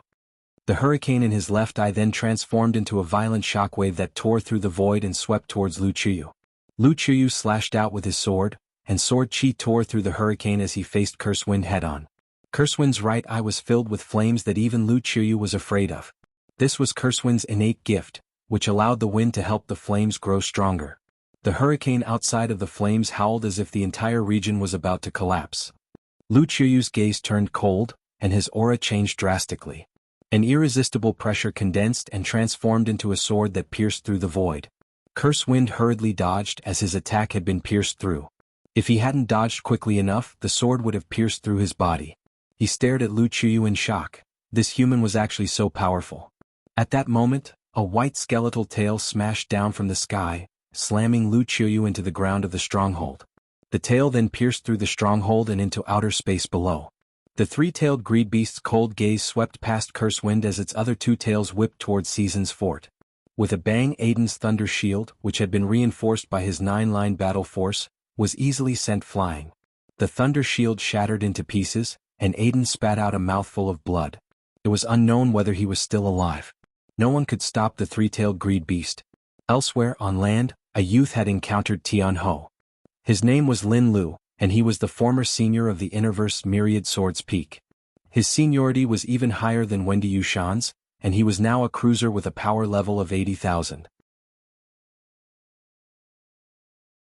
It should have been easy for a cruiser to deal with an explorer, but Lin Lu had encountered Tian-Ho, and no matter how he attacked, he couldn't harm Tian-Ho in the slightest. Tian-Ho merged into the void, and all of Lin Li's attacks were ineffective. This was Lin Li's first time encountering such a situation, and Tian-Ho's method sent a chill down his spine. "You should be afraid," Tian-Ho inexplicably said. Lin Li's pupils changed and he became sluggish and confused. The sword in his hand fell to the ground. Tian-Ho approached Lin Li step by step, and then he raised a hand and pressed it against Lin Li's body. "Devour." Just as he finished speaking, sword chi streaked past, piercing through Tian-Ho and tearing the ground apart. Lu Zhan walked out with a serious expression. Tian-Ho turned to look at Lu Zhan calmly. "The Lu family again." Lu Zhan's eyes were cold. "You're Tian-Ho." Tian-Ho was hidden under a black robe and most people would not recognize him. However, the Lu family was an exception. This was because one of the Lu family's headmasters who had cultivated the 13 swords had been devoured by Tian-Ho. The Lu family had an unforgettable hatred for Tian-Ho. "Your Lu family only has the 13 swords that are passable," Tian-Ho said indifferently. At that moment, Lin Lu recovered and panted heavily. He picked up his sword and looked at Tian-Ho in humiliation. As a swordsman he had actually dropped his sword. This was a great humiliation. "Even if Season's fort falls today, I'll kill you." "Killing Tian-Ho will be a huge blow to the Celestial Beast Empire," Lu Zhan said coldly. Tian-Ho was indifferent. "It's useless. Master has prophesied that I will not die in this battle." "Is that so?" Lu Zhan stabbed out. However, the sword pierced through Tian-Ho, but it was unable to injure him. Tian-Ho's figure slowly disappeared, and he could no longer be seen. Lu Zhan was unwilling to accept this outcome. Since ancient times, Tian-Ho's legend had been a disgrace to the sword sect. He had heard many rumors about Tian-Ho, and the most recent one was during the Astral Combat Academy's Tournament of the Strongest, where Tian-Ho had been defeated by Lu Yin. Lu Zhan had believed that Lu Yin would be able to defeat Tian-Ho, and as a peak hunter he should not have any problems either. However, he had underestimated Tian-Ho's strength. Season's fort was collapsing as the three-tailed greed beast frantically destroyed the stronghold. Countless people had died. Topmist gritted his teeth as he did not want to die. When he saw the three-tailed greed beast's tail whip towards him, he cursed under his breath. He then carefully took out an ancient box and opened it. "Seniors, I'm sorry. This disciple was forced to do this." He then reached into the box, revealing a thin layer of a bloody handprint. Across from him, the Enlighter beast shattered the heavens as it charged towards Topmist. Topmist suddenly looked up, and his face was pale as if he was enduring extreme pain. He then roared and reached out with his right hand from the box. His palm was covered in boiling blood, and the bloody handprint had completely fused into his palm. In an instant, the heavens froze. All living beings, regardless of whether they were humans or beasts, whether they were sentinels, melders, or terrifying powerhouses with power levels of 300,000, seemed to feel the heavens' might. Everyone froze. The sky was collapsing. This was what all living beings felt. It was not just limited to Season's fort, but also the entire Ironblood Weave. It even extended to Eastleigh Weave and Northcastle Weave. Topmist howled in anguish as his palm burned under the layer of blood. The unbearable pain caused him to attack the three-tailed greed beast without hesitation. The beast did not move or resist, and it simply allowed Topmist's palm to strike it. Its giant body was instantly shattered, but Topmist's power did not diminish. He continued his attack through space and even pierced through the danger zone of the source box. Countless people stared at Topmist in a daze as the bloody water poured down from the sky. This person had just killed a powerhouse with a power level of over 300,000 with a single palm strike. Lu Chuyu looked up from the ground, his eyes filled with indescribable shock. Wang Wen's mouth fell open as this was unexpected. Topmist was still howling in anguish. His palm was gone, and it had been completely incinerated.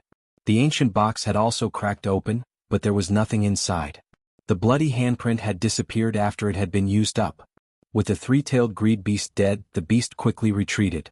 Curse Wind fearfully rushed out of Season's fort. The humans had hidden themselves too deeply, and who knew what other power vessels they had. That handprint had terrified Cursewind, as it had never felt such a powerful force before. Everyone relaxed and rejoiced that they had survived. They had all thought that they would definitely die. Lu Qiyu soared into the sky and looked at Topmist. Countless people looked at Topmist as he was the biggest contributor to their survival this time. Wang Wen walked out of the coffin and walked over to Topmist to praise him. Topmist felt bitter. That was Mafioso Planet's bloody handprint, which had been passed down since ancient times. It was already very thin and he had only used it once. He had never thought that it would disappear after it was used up. It had been his trump card. However, Topmist did not reveal any of this, and he solemnly put away the box. Aside from him, no one else knew that the bloody handprint was gone, and he could still use it to intimidate others. He had thought that killing the three-tailed greed beast would be enough to intimidate Season's fort for a few days, but who would have thought that the astral beasts would invade again the very next day? However, no powerhouse with a power level of over 300,000 appeared this time. Instead, there were two more in lighter realm astral beasts. Using the bloody handprint to kill a powerhouse with a power level of over 300,000 was worth it, but using it to deal with an in lighter realm astral beast was not worth it. The astral beast domain was not stupid. The astral beast's determination to invade the outer verse was too strong, and they seemed to be very impatient. Even if Topmist had a heaven-defying technique, he could not stop the astral beast's determination. Season's fort was on the verge of collapse.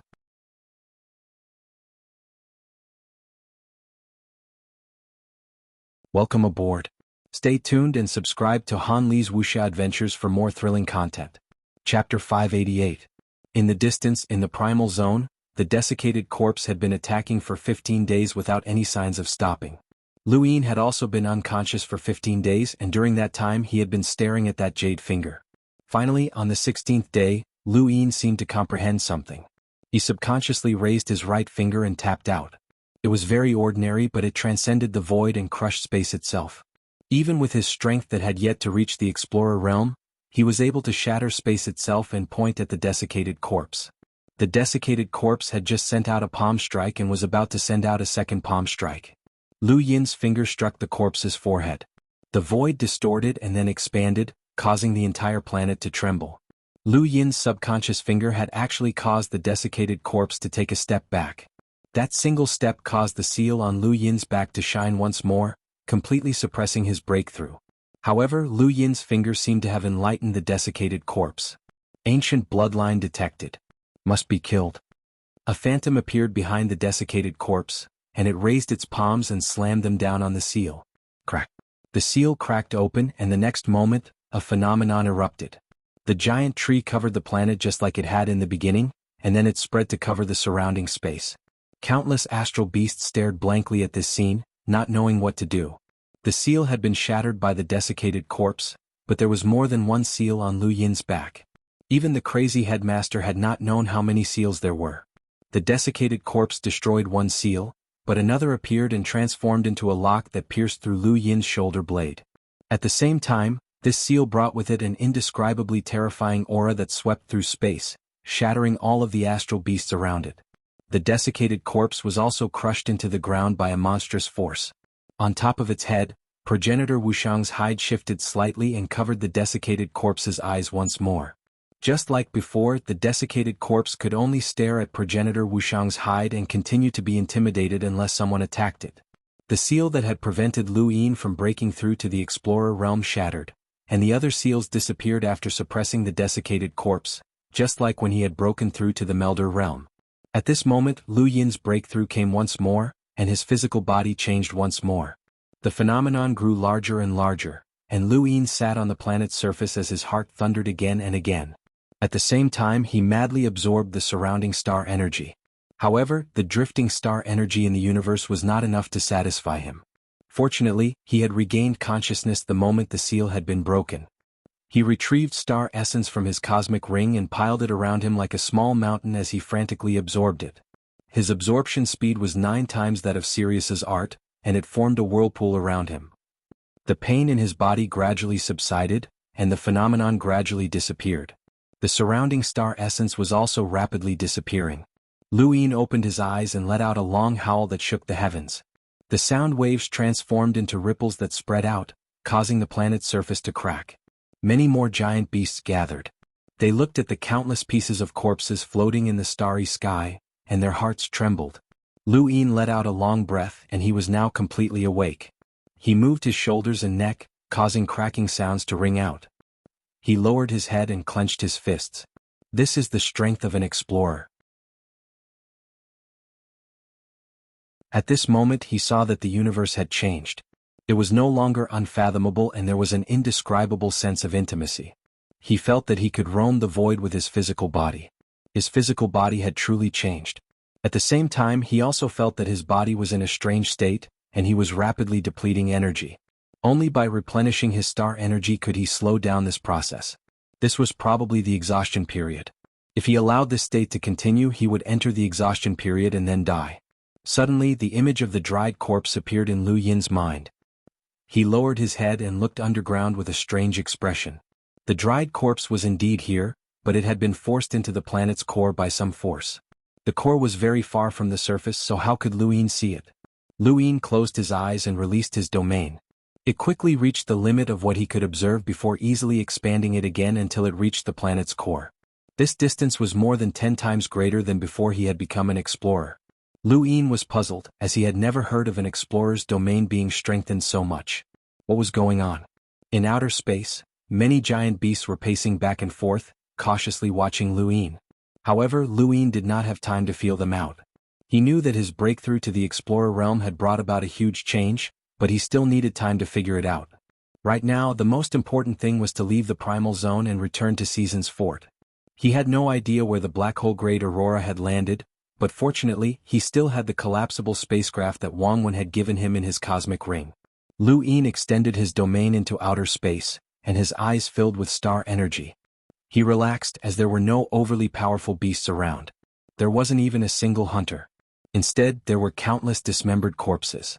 Without thinking too much, Lu Yin retrieved his collapsible spacecraft and entered it. He then rose into the air and flew towards the entrance of the primal zone at a radiant-grade speed. From start to finish, the surrounding beasts had no intention of stopping him, as they were simply too terrified. There were quite a few hunters among the beasts that had been monitoring Lu Yin, but they had all been wiped out in an instant. Although these beasts were not afraid of death, such a strange way of dying frightened them. Lu Yin smoothly sat in his spacecraft and rushed towards Season's fort. It took less than a day to travel from the primal zone to Season's fort with the speed of a radiant great aurora. Lu Yin sat in his spacecraft and closed his eyes. He could now slowly sense his surroundings. Season's fort was on the verge of collapse. More than half of the stronghold had been destroyed and countless experts had died. Topmist, who Wang Wen had placed high hopes on, could no longer use his bloody palm print. When Lu Yin appeared outside Season's fort, he coincidentally saw Lu Chuyu roar as he perished together with an Enlighter realm beast. At that moment, Season's fort completely collapsed. Lu Yin's pupils shrank and he stored his spacecraft away. He then traversed through outer space and rushed towards a crumbling piece of land. There, Wang Wen was hiding in a coffin, bitterly watching everything unfold. The blue lion, Curse Wind, appeared, and the high temperature that distorted the void roasted the coffin. Aiden appeared, and his thunder shield viciously smashed Curse Wind away. Immediately after, another beast appeared. It was also a hunter, and there was half a human's body in its mouth. It stared cruelly at Wang Wen and bit down. Wang Wen was helpless. You can't bite through it. With a whoosh, Sword Chi slashed at the beast's body and split it in two. Lu Zhan appeared and grabbed the coffin, intending to throw it away. Watch your back. Wang Wen shouted. Lu Zhan turned around, but he was too late. A claw pierced through his abdomen, and the Yin Guai appeared. Its terrifying strength sent Lu Zhan flying. Lu Zhan spat out a mouthful of blood, clutched his abdomen, and charged at the Yin Guai. The Yin Guai reached out with its claw once more and shattered Lu Zhan's sword. Lu Zhan's body was smashed into the ground. Wang Wen closed his eyes and sighed. Bang! A familiar gunshot rang out, and Wang Wen opened his eyes in astonishment. In front of him, the Yin Guai's head had been shattered, and a familiar figure landed nearby. Wang Wen cried out, "Chess piece, bro?" Lu Yin sadly looked at Lu Zhan, who had collapsed on the ground, and squatted down to help him up. Lu Zhan waved a hand. It's useless. I'm dead. Lu Yin's gaze dimmed. Sorry I'm late. Lu Zhan smiled bitterly. I'm just a hunter. Since when was it your turn to save me? Did you break through? Lu Yin nodded. Lu Zhan coughed and pointed at Wang Wen. Run immediately. Take Wang Wen away. Anyone can die but he can't. Lu Yin opened his mouth to say something, but Lu Zhan anxiously said, Run. Don't worry about me. I'm dead.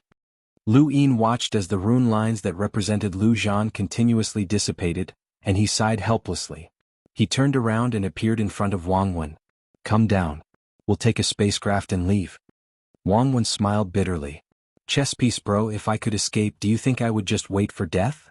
He then pointed at the sky. Lu Yin looked up and his expression changed. At this moment, the sky was filled with astral beasts, and more importantly, there were boundless rune lines in every direction, which represented in lighter realm astral beasts. These beasts would not allow anyone to escape.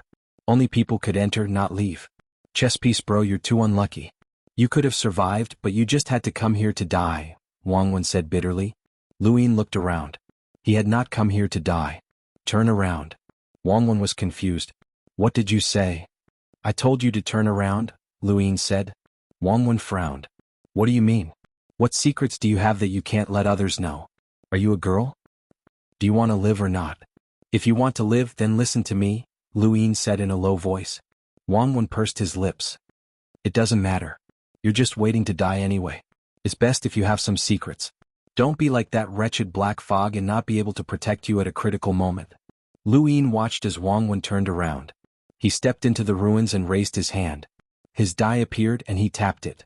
Every time he faced a life or death crisis, the die would always be his first choice, and today was no exception. The die slowly spun before finally stopping at 1.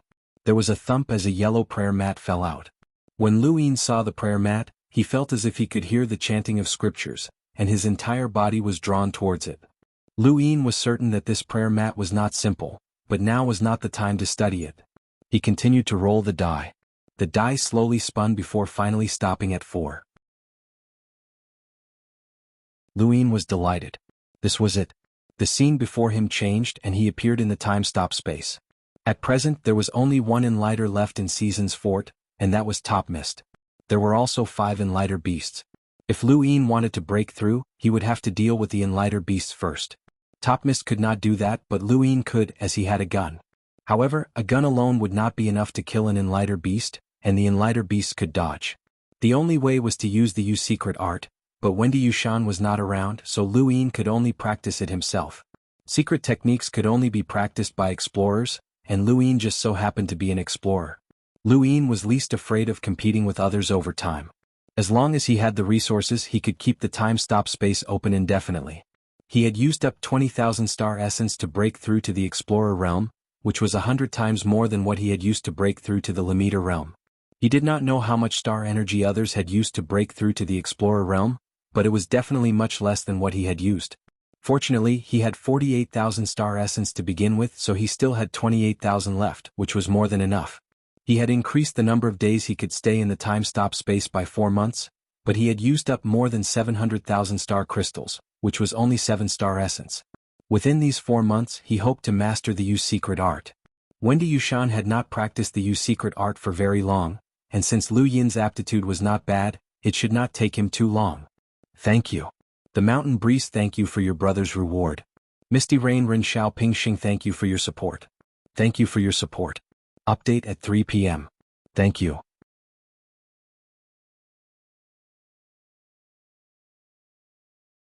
Welcome aboard. Stay tuned and subscribe to Han Li's Wuxia Adventures for more thrilling content. Chapter 589.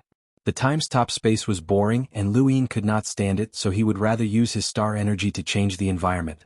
During the first month, he quietly tried to sense the circulation route of the Yu's secret art.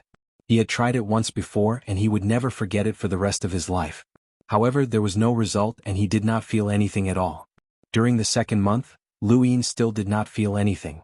He was starting to get frustrated. Coincidentally, the monkey woke up at this time. 7th bro, where are we? Don't ask. Now that I'm an explorer, how can I learn the Yu's secret art? Lu Yin asked. The monkey was speechless. 7th bro, how would I know? I've never learned a secret technique before. It's all about innate talent and luck. How long have you been practicing it? I just started. You really don't know? Lu Yin asked. The monkey replied, I really don't know. That's strange. Where is this place? I've seen it before but you never told me. Lu Yin decisively blocked the monkey as he did not want this guy to know his secret. But how could he learn the secret art? Just in case, Lu Yin added another 50 days. Every 10 days that the time-stop space would consume twice as much star energy as before.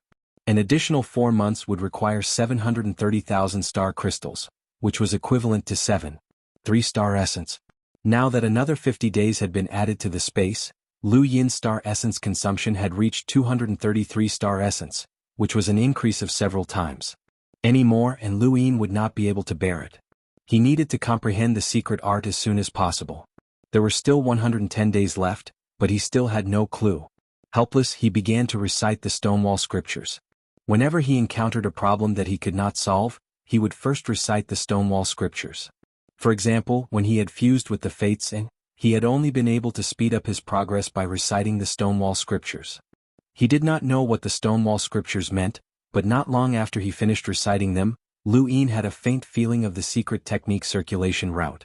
He opened his eyes in ecstasy as he had a feeling that it was actually useful. Without wasting any time, he continued to recite the Stonewall scriptures. However, it was impossible for him to memorize everything in one go. Even though he had become an explorer and his spiritual force had greatly increased, he could only recite a portion of the scriptures. He had to rest for a while or else he would faint. As he recited the Stonewall scriptures, his sense of the secret technique grew clearer and clearer. Another month passed and he opened his eyes. He raised a hand and casually waved his hand, causing a shockwave to shake the void. It then mysteriously disappeared, having been transferred to another direction. Lu Yin was overjoyed. He had tried several times over the past month, but this was the first time he had succeeded. At that moment he felt as if everything in front of him had changed and he tried again. This time, his eyes filled with star energy and sure enough, the moment he activated the secret technique, the scene in front of him changed. There was no space or time and as long as he attacked he could instantly attack from any direction. This was the secret technique that could turn something rotten into something mystical, allowing him to see through the essence of the universe. Was this the nature of the universe? He suddenly recalled the time when Mr. Mu had tossed him from Tempest Flow Zone to Xinjiang Flow Zone, which meant that he had crossed half of the universe. Had he also seen through the essence of the universe? Impossible. Only progenitor realm powerhouses could create secret techniques, and only progenitor realm powerhouses could see through the essence of the universe.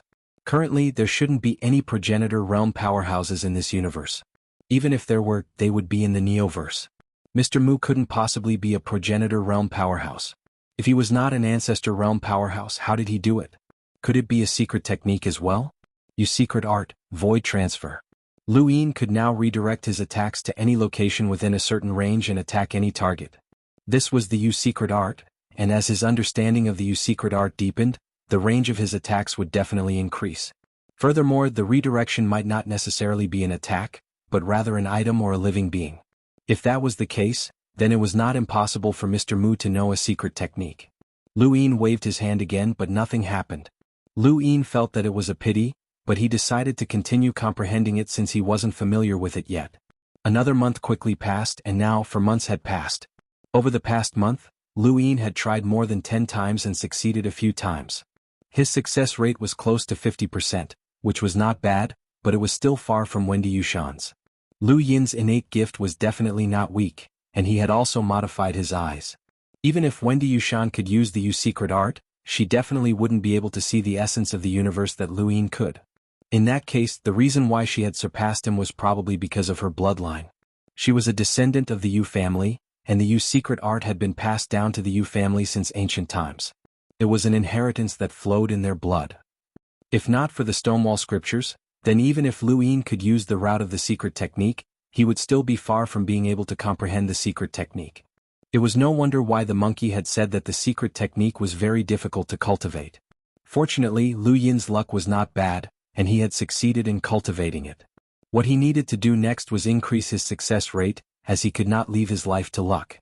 As he thought about it, Lu Yin forcefully endured the boredom of the dull space and continued to increase his speed for another 50 days, spending a total of 7,400 star essence. There were still 100 days left, and these 100 days would be his final struggle. Amidst the ruins of Season's fort, Lu Yin's vision blurred as a second passed. He had been in the time-stop space for a full 220 days, which was more than half a year. More than half a year had passed, and Season's fort actually felt a little unfamiliar to Luin. A shadow loomed over the sky as a giant astral beast crashed down. Luin looked up and tapped his foot lightly. There was a thump as a shockwave shook the void, and his figure disappeared before reappearing in midair. He kicked out, and the giant astral beast was sent flying into outer space like a pebble. Luin landed beside Wang Wen's coffin. "It's done." Wang Wen turned around and stared at Luin in a daze. "What's done?" "Nothing." He had almost forgotten that only a second had passed for Wang Wen, which meant that he had only just turned around. Wang Wen looked at Luin strangely. "Chess piece bro, have you gone crazy?" Luin looked up at the boundless rune lines that covered the entire area. There were still 8 attacks left on his spear. "I'll go hunt. Think about how much contribution points I'll get." He then leaped up and charged into outer space. The Enneatic wings appeared on his back, and with a flap, his speed increased once more. He quickly disappeared from Wang Wen's sight. Wang Wen blinked. He's really gone crazy. In outer space, Top Mist was fleeing for his life as he could not win. He had never been good at direct confrontations, let alone 2 Enlighter Realm astral beasts. "Humans, surrender. The Celestial Beast Empire welcomes powerful humans and beasts." One of the Enlighter Realm astral beasts roared from behind. Top Mist cursed under his breath. "You're the human beast." However, he was also tempted. If he really could not escape, then surrendering was not a big deal, as he was willing to live. "Wait a minute, what's coming?" Top Mist stared ahead and saw a figure streaking through space towards him. From the looks of it, the figure was coming straight for him. Could it be an Enlighter Realm astral beast in human form? That was too despicable. Top Mist did not even think about it as he raised his hand and sent out a palm strike. Luin was startled, and he was about to shout out for Top Mist to cooperate. However, Top Mist simply raised his hand and sent out a palm strike. Had this guy betrayed them? Luin was not sure, but based on his understanding of Top Mist's character, it was not impossible. Luin changed his mind and used the astral ruler to avoid Top Mist's attack. He then stopped in outer space and stared at Top Mist with vigilance as he pulled out his spear. Top Mist's palm strike missed, and he felt that the person in front of him was moving in a familiar manner. Was that Luin? Really was Luin. "Kid, you're not dead?" Top Mist was puzzled. Luin stared at Top Mist. "You betrayed humanity?" Top Mist was furious. "Kid, don't frame me. Vile Tree and When Kitchen are both dead, and leaving me alone in the primal zone will only increase our casualties. Do you want me to accompany you in death?" "I'm not talking about that. Why did you attack me just now?" Luin raised his spear and pointed it at Top Mist. Top Mist's heart skipped a beat as he had not forgotten the power of that spear. "Don't act recklessly. How would I know that someone would dare to approach this battlefield?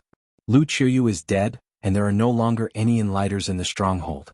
Luin reluctantly accepted Top Mist's explanation. Bang! A gunshot rang out, and Top Mist's pupils shrank as he subconsciously dodged. Luin raised a hand and casually waved it. "You secret art, void transfer." Top Mist watched in shock as the bullet disappeared. When it reappeared, it had already pierced through the head of an Enlighter Realm astral beast. Outer space fell silent, and the other Enlighter Realm astral beast that had been chasing after Top Mist stared in shock. The Enlighter Realm astral beast whose head had been pierced fell to the ground, completely lifeless. Top Mist was shocked. Secret technique. That's a secret technique. You know it too?"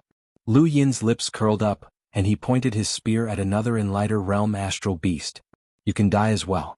The Enlighter Realm astral beast tore through space and escaped without a second thought. Luin lowered his spear and relaxed.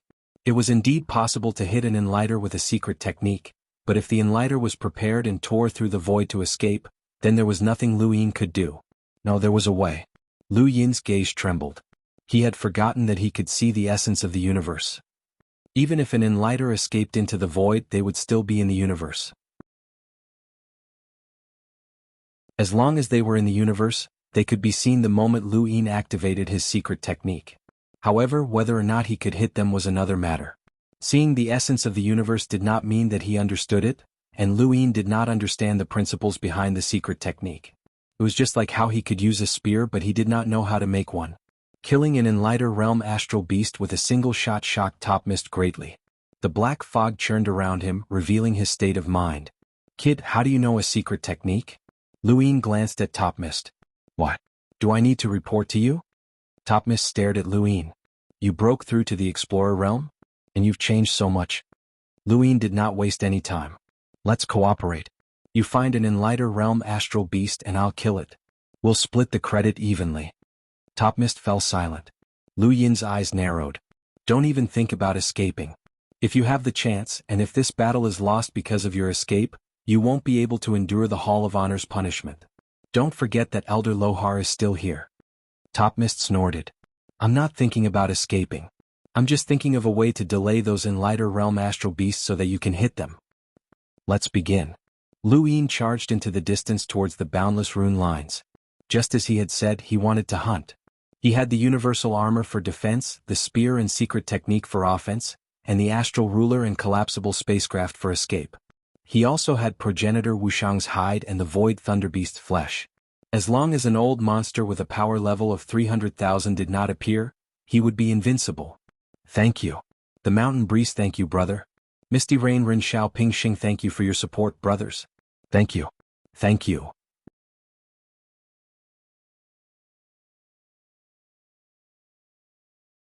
Welcome aboard. Stay tuned and subscribe to Han Li's Wuxia Adventures for more thrilling content. Chapter 590.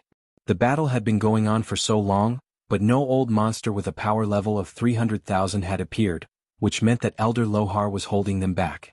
There was nothing for Lu Yin to fear. He did not know that the three-tailed greed beast had been destroyed by Topmist, or else he would have been even more fearless. Season's fort was on the verge of collapse, and more than half of the human cultivators and soldiers guarding it had died.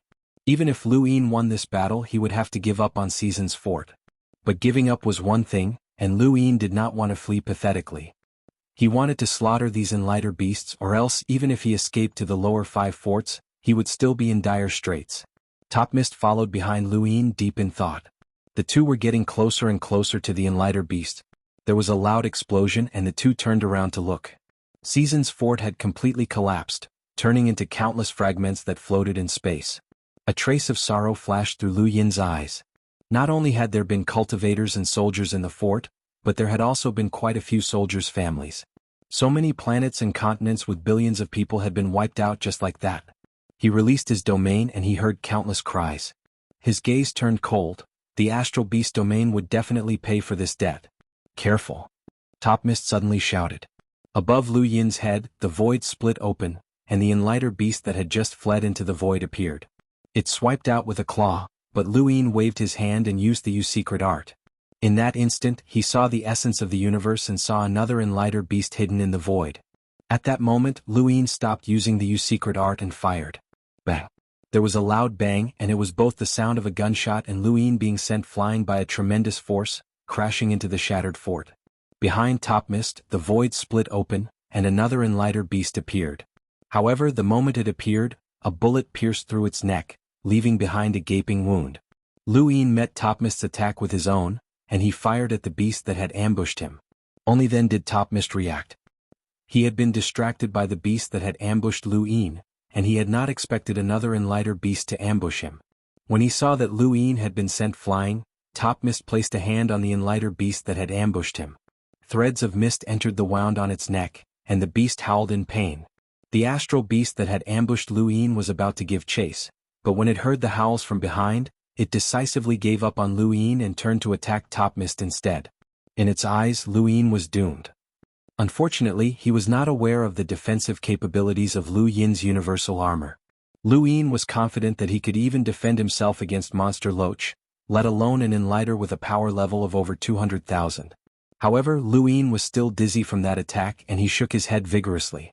He flapped his wings and soared into outer space, where he saw Topmist being surrounded by two Enlighter beasts. However, one of the beasts had been injured by Lu Yin's bullet while the other had been heavily injured by Topmist. It was obvious that Topmist was about to retreat from the battlefield. Lu Yin raised his gun and unleashed the secret art at the same time. Topmist's heart skipped a beat, and the sound of the gunshot caused his heart to tremble. Who knew who Lu Yin was aiming at? Topmist's thoughts were dark, and he always believed that someone would kill him. With this attack, Lu Yin shattered the injured Enlighter beast's head, and a large amount of blood splattered onto the other Enlighter's body. At the same time, the blood covered Topmist. The other Enlighter beast stared at Lu Yin in disbelief. This human had actually survived its full-powered attack, which was impossible. He was just an explorer. Topmist's black fog wrapped around the Enlighter beast and violently flung it towards Lu Yin. Lu Yin fired another shot, and the Enlighter beast roared. It shrunk its body in the nick of time, and only then did it avoid having its head blown off by the bullet. The bullet brushed past the beast's head and shot into outer space. The Enlighter beast felt a lingering fear, and it looked at Lu Yin with reluctance before tearing through the void and leaving. Topmist panted heavily as he looked at Lu Yin. He had also thought that Lu Yin was dead for sure. Lu Yin shook his head as he was still a little dizzy. Not long after, the battle ended, and only 2 Enlighter beasts remained. There had been a total of 5 beasts. One had perished together with Lu Qiyu, one had been killed by Lu Yin, and one had been killed by Lu Yin and Topmist. The remaining 2 Enlighter beasts panicked, especially when they saw Lu Yin's methods. They could not withstand his attacks and could only flee. They could tell that Lu Yin had used a secret technique, and even an explorer could not be underestimated. They had thought that this battle would be the end of Season's fort, but they had actually won. Those who had survived did not cheer, and they instead silently looked at the destroyed fort and the countless corpses of their friends and family. They sank into sorrow. Lu Yin looked at his gun and saw that there were still 4 shots left. After landing on the shattered land, Wang Wen walked out of his coffin and sized Lu Yin up again. "I saw it. You killed 2 Enlighter beasts." Lu Yin replied, "Let's retreat. The fort is finished, so we'll head to the next 5 forts." Wang Wen nodded, as it was not the right time to say anything. He was most worried that Elder Lohar would not be able to stop Monster Loach and the Enlighter Realm Amethyst Beast. If that happened, then it would truly be over. Although Lu Yin was mysterious, Wang Wen did not believe that Lu Yin could kill a monster with a power level of 300,000. Lu Yin found Aiden and Hua Qingshan. Fortunately, the 2 were still alive even though they were heavily injured. Lu Zhan was dead, and just as he had said, he would not survive. It wasn't just Lu Zhan, as most of the people from the Lu family had died as well. Only a girl named Lu Miao Miao had survived, and even Lu Sanjian had died. There were less than 10,000 survivors in the fort, and Wang Wen gathered everyone together. Lu Yin was surprised to find that Long Yun was there as well, and his injuries were not light.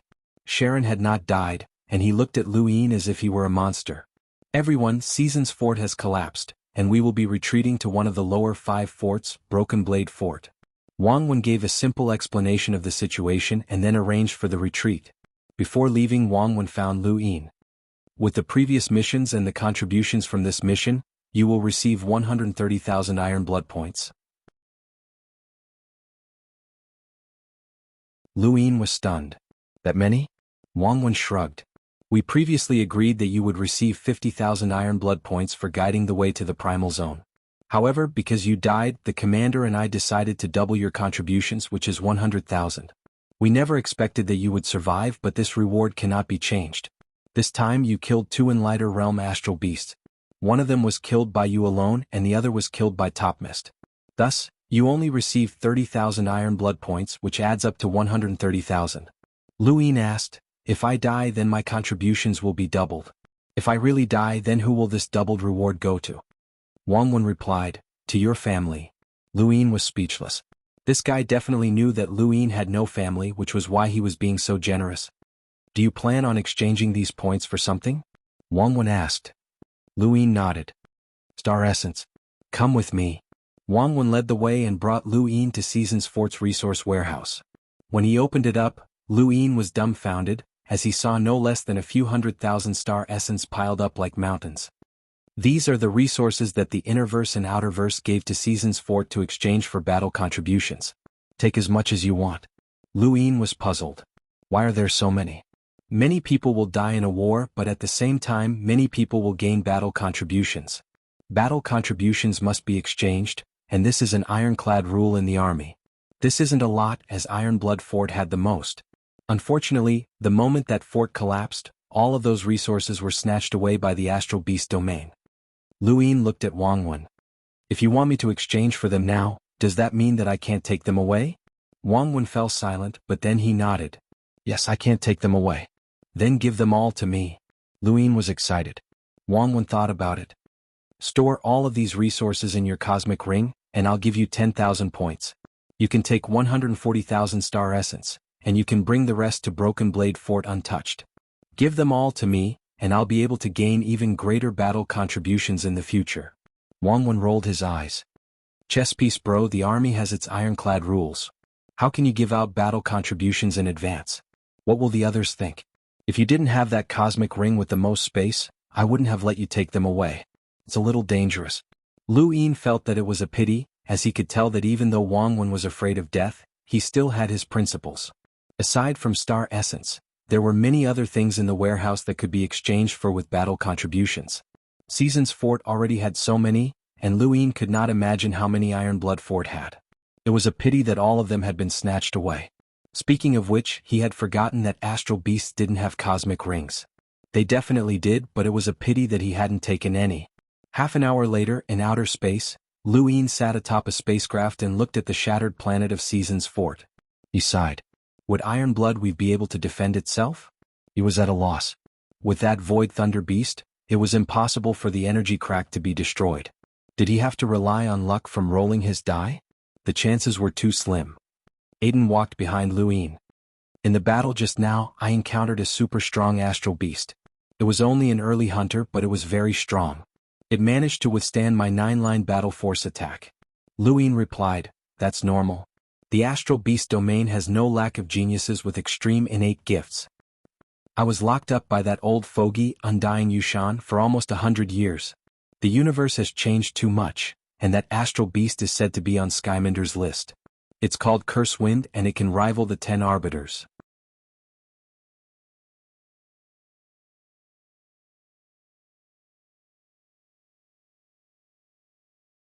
Welcome aboard. Stay tuned and subscribe to Han Li's Wuxia Adventures for more thrilling content. Chapter 591. Aiden left and Sharon arrived. He looked at Lu Yin with a complicated expression. Congratulations on becoming an explorer.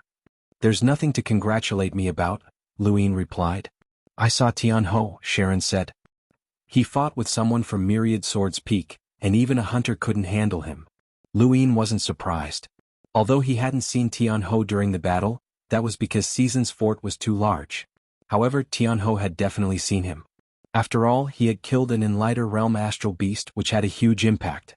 I really admire you for being able to defeat such a monster, Sharon praised. Lu Yin laughed. I killed 5 Enlighters. Sharon was speechless and he silently left. Compared to an Enlighter, Tian Ho was nothing. Ironblood Weave wasn't large, and the distance between Season's Fort and Broken Blade Fort wasn't very far. The closer they got, the more panicked they became, as this also meant that the Astral Beast's invasion was getting closer. This was Lu Yin's second time seeing Broken Blade Fort. Broken Blade Fort was his starting point in Ironblood Weave, and it might also become his final destination. Broken Blade Fort had already made preparations to welcome them. The scene of Wang Wen and the others arriving at Season's Fort when Ironblood Fort had collapsed was replayed. Everyone at Broken Blade Fort had silently watched their arrival.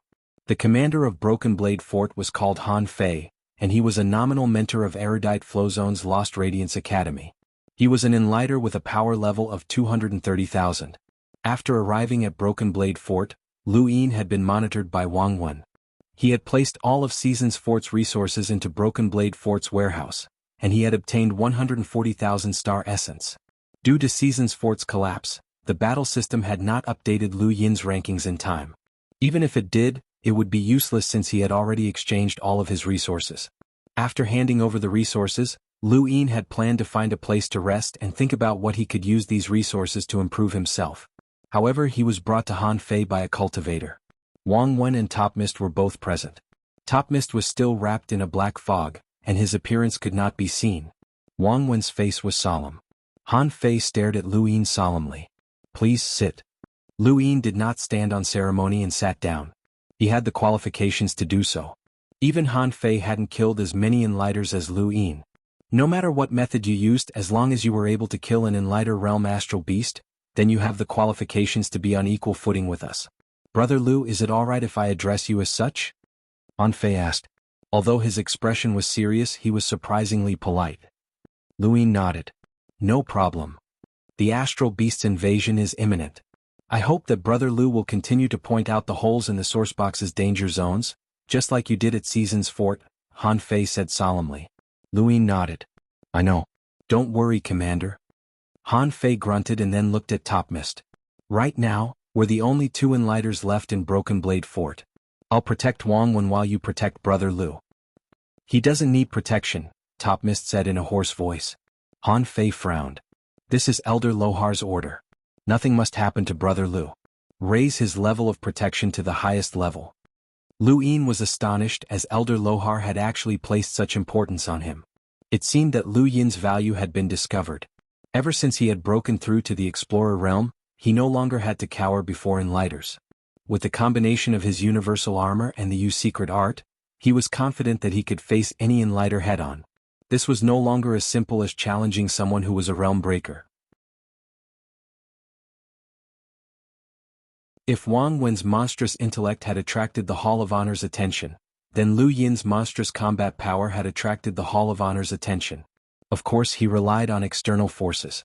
Top Mist did not dare to disobey the orders of an elder of the Hall of Honor. There was nothing else to discuss and there was only one thing to do: fight. Lu Yin's current authority was very high, and he could stay at Broken Blade Fort's command center or go anywhere he wanted. He sent Top Mist away and spoke with Wang Wen alone. I've always wanted to ask you. Is your surname Wang? Lu Yin asked. Wang Wen's eyes flashed. Your surname is Lu. You should know what I want to ask, Lu Yin said solemnly. Wang Wen nodded. I do, but unfortunately I have to disappoint you. I don't know anything. That's impossible.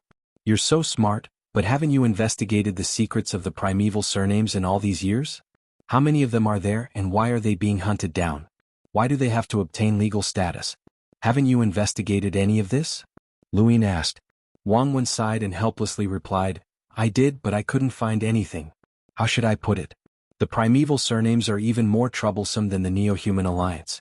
The Neo-Human Alliance can at least survive, but the primeval surnames are different. If an illegal primeval surname appears, they'll immediately be judged. There are many organizations in the universe that don't allow primeval surnames to join, even if they have legal status. I know all that, but I want to ask if you've heard of the Primeval Surname Alliance. Lu Yin stared into Wang Wen's eyes. Wang Wen was astonished. The Primeval Surname Alliance? There's such an organization? Lu Yin was disappointed, as the shock in Wang Wen's eyes was genuine. He really had never heard of such an organization. Do you know which surnames are primeval surnames? Wang Wen thought about it. Wang, Xia, Lu, and Bai. I only know those names, but I'm not too sure about the rest. Lu Yin nodded and left. Wang Wen watched Lu Yin's back and muttered to himself. He then whispered, Chess piece bro, don't discuss the primeval surnames with others anymore. Just forget about it. In any case, you're legal. Lu Yin waved a hand and did not reply. His gaze was icy. Was it legal? Back then, Lu Yin had also been put on trial. A single piece of paper with the surname Lu was worth 72 lives. His legal status had been obtained in exchange for 72 lives. Regardless of whether it was for the sake of his lost memories or for the sake of those 72 lives, Lu Yin had to investigate the secrets of the primeval surnames. Why had he been put on trial? Why had there been no fairness? There was also Earth and Jupiter. Unfortunately, there was no point in thinking about these things right now. If Ironblood Weave could not be defended, then all of the Outerverse humans would be wiped out, and no one would be able to escape. Outside the command center, Top Mist had transformed into a ball of black mist and was hiding in a corner. Lu Yin glanced at him. I heard that when you were guarding Season's fort, you used a power vessel to kill an old freak with a power level of over 300,000. That's right, Top Mist growled. Lu Yin looked at the mist. Since you had such a powerful power vessel, why didn't you use it in the primal zone? If you had, we would have already destroyed the energy gap. Top Mist fell silent. If I can think of it, then so can Wang Wen. Many people can think of it as well. Old man, you should have already come up with an excuse, right? Lu Yin mocked. Top Mist was furious. Kid, I'm still your senior. Be more polite when you speak to me. Even if you have a secret technique in that spear, I have nothing to fear as long as I'm prepared. Old man, you still owe me for what happened on Shuda Planet, Lu Yin said coldly. Top Mist was puzzled. What do you mean? You were the one who schemed to kill Elder Wu on Shuda Planet. I didn't harm you in the slightest. Don't tell me that you weren't the one who leaked information about the hunters from Darkstar Gorge who were chasing after me. You even revealed how I killed Elder Wu, Lu Yin snorted. I'm an assassin and I value promises and honor. I wasn't the one who revealed your methods and I didn't say a single word about it. It's up to you whether to believe me or not, Top Mist replied. Lu Yin's gaze turned cold and he looked at Top Mist. You weren't the one who revealed it? Why should I believe you? Hehe, when you were guarding Season's fort, you used that spear more than once. Many people know about your methods, so what's the point of me lying to you at this time? If I say that I wasn't the one who revealed it, then I wasn't, Top Mist said. Lu Yin's eyes narrowed as he did not believe Top Mist. Did assassins have honor? But then again, what if it really wasn't Top Mist? Then who had revealed it? Only a few people knew about his methods of killing in lighters, and aside from Top Mist, the rest were all from the Great Yu Empire. Hold on. Lu Yin suddenly thought of someone, Granny Chan. She had been present when he had killed Lei Long. Could it have been her? Or was Top Mist lying? Aren't you Lu Yin? Someone exclaimed. Not too far away, a girl with a fish on her head looked over in surprise. Lu Yin looked over. Shichi? Ha, a familiar two-legged beast, the fish on Shichi's head spoke up. Shichi was very happy to see Lu Yin and she hurriedly walked over. Lu Yin, it's really you? That's great, you're not dead. Lu Yin was surprised. You're here too? Two-legged beast, Lord Fish sees that you're not bad. Come, be Lord Fish's mount, the fish said cheekily. The monkey's voice rang out in Lu Yin's mind. Seventh bro, beat up this cheap fish. It actually dares to make you its mount? Isn't that an insult to me? Lu Yin did not bother with the fish or the monkey, and he continued to talk to Shichi. He wanted to know more about the Outerverse Lockbreaker Society situation. Ever since the Innerverse and Outerverse were separated, I haven't been able to see many people. Brother Casanova, President Jeffrey, Master Wuxing, and the others. I probably won't be able to see them again in this lifetime, Shichi said gloomily. Are there any boundless advanced lockbreakers in the Outerverse Lockbreaker Society? Lu Yin asked. Two-legged beast, Lord Fish is talking to you. Seventh bro, beat it up. Shichi shook her head. No. From what I know, all of the registered boundless advanced lockbreakers are either in the Innerverse or the Neoverse.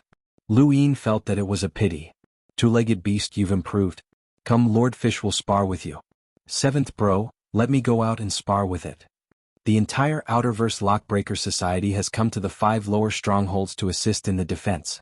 The commander hopes that we can patch up the holes in the sourcebox's danger zones, but that's something that only a boundless advanced lockbreaker can do. Two-legged beast, Lord Fish is unhappy. Seventh bro, I'm unhappy as well. Not long after, Lu Yin and Shichi separated as Wang Wen urged him to update the location of the holes in the sourcebox's danger zones. Shichi was envious as she watched Lu Yin leave. He's really strong. Can you feel it? After breaking through to the Explorer realm, Lu Yin's power has increased so much that I can't even see his bottom line. Above her head, the fish's tone was solemn. His physical strength and domain have both undergone a qualitative change, and there's also an indescribable strength. Girl, follow him. Follow that two-legged beast. Why? Shichi was puzzled. Stupid, you can only survive if you follow him. Lord Fish doesn't want to change mounts so frequently. Let's go follow him. The fish patted its tail as it urged her. Shichi was put in a difficult position and she embarrassedly said, That's not very good. What's there to be afraid of? Just say that Lord Fish has recruited him as a mount, and he'll be overjoyed. Shichi was speechless.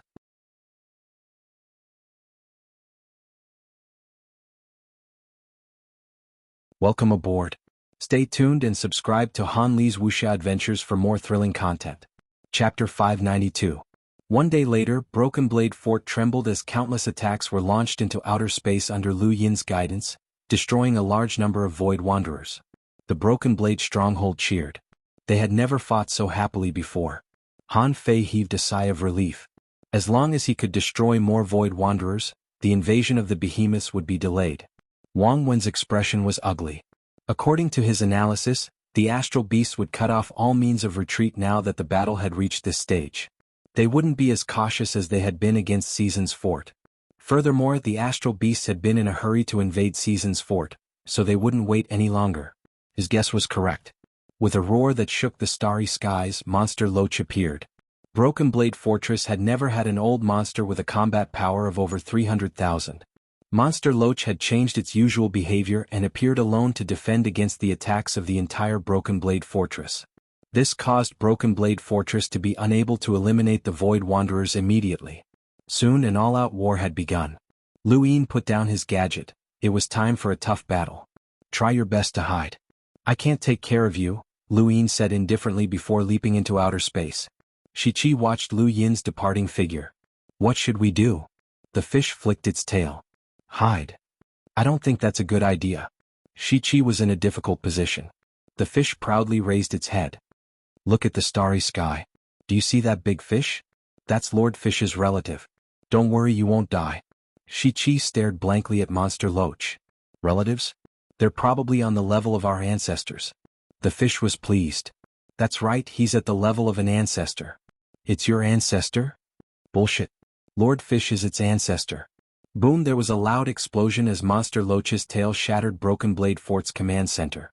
Han Fei and Top Mist attacked at the same time, but they were all blocked by the Enlighter beast. Wang Wen hid in the coffin again and smashed into other places. Lu Yin charged into outer space and scanned his surroundings. There were 4 Enlighter realm astral beasts and Monster Loach. This was going to be troublesome. His gun still had 4 attacks left, and it had only been 2 days since he had rolled his die, so he definitely would not be able to roll enhance. What about Elder Lohar? Why hadn't he been able to stop Monster Loach? Monster Loach destroyed Broken Blade Fortress in a frenzy. Even though Broken Blade Fortress was made up of thousands of planets and hundreds of continents, it was still quickly destroyed by the terrifying monster with a combat power of 300,000. Lu Yin no longer had any attacks that could threaten Monster Loach, but he could still scare it. With that in mind, he raised his gun and aimed at Monster Loach. Monster Loach suddenly stopped moving, and its body rapidly shrank before disappearing into the void. It was gone. Lu Yin was stunned. This old man couldn't have been guarding against him all this time, could he? They were too smart.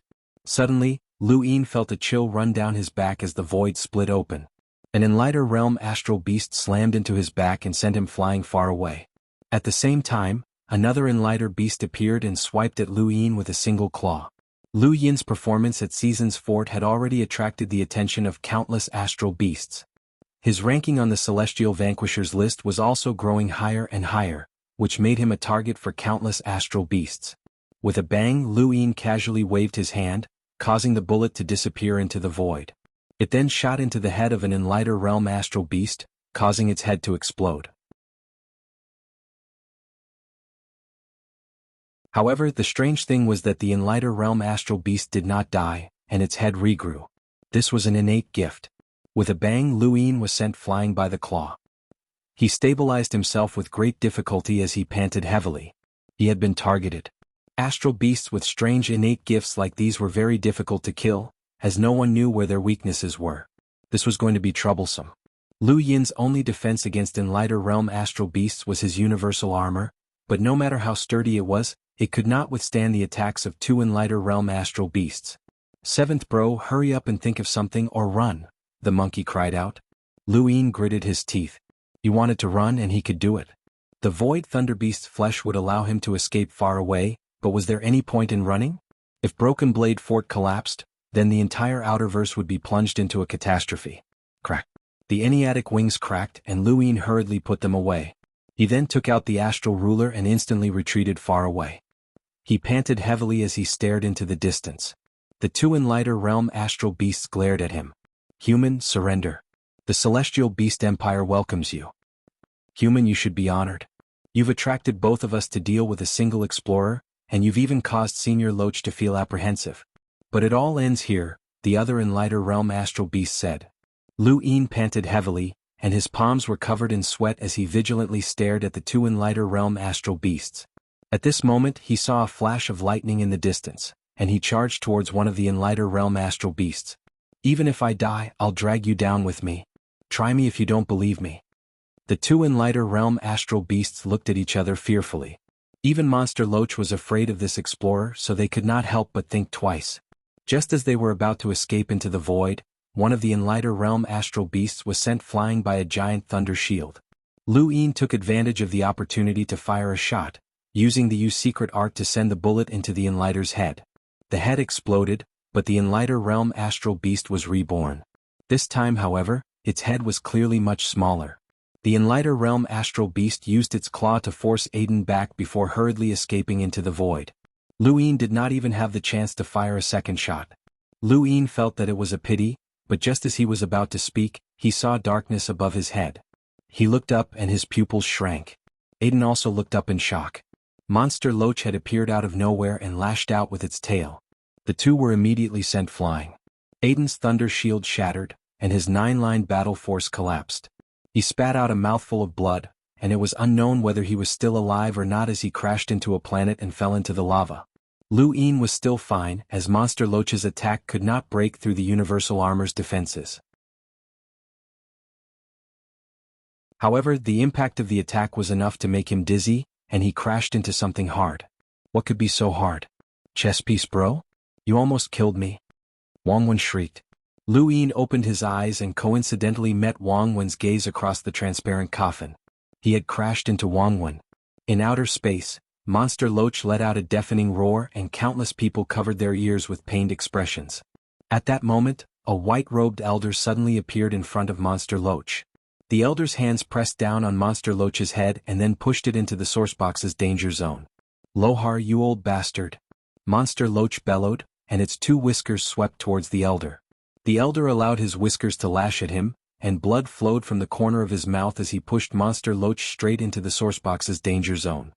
Every fort had their own sourcebox's danger zone, but after countless years there had been a loophole.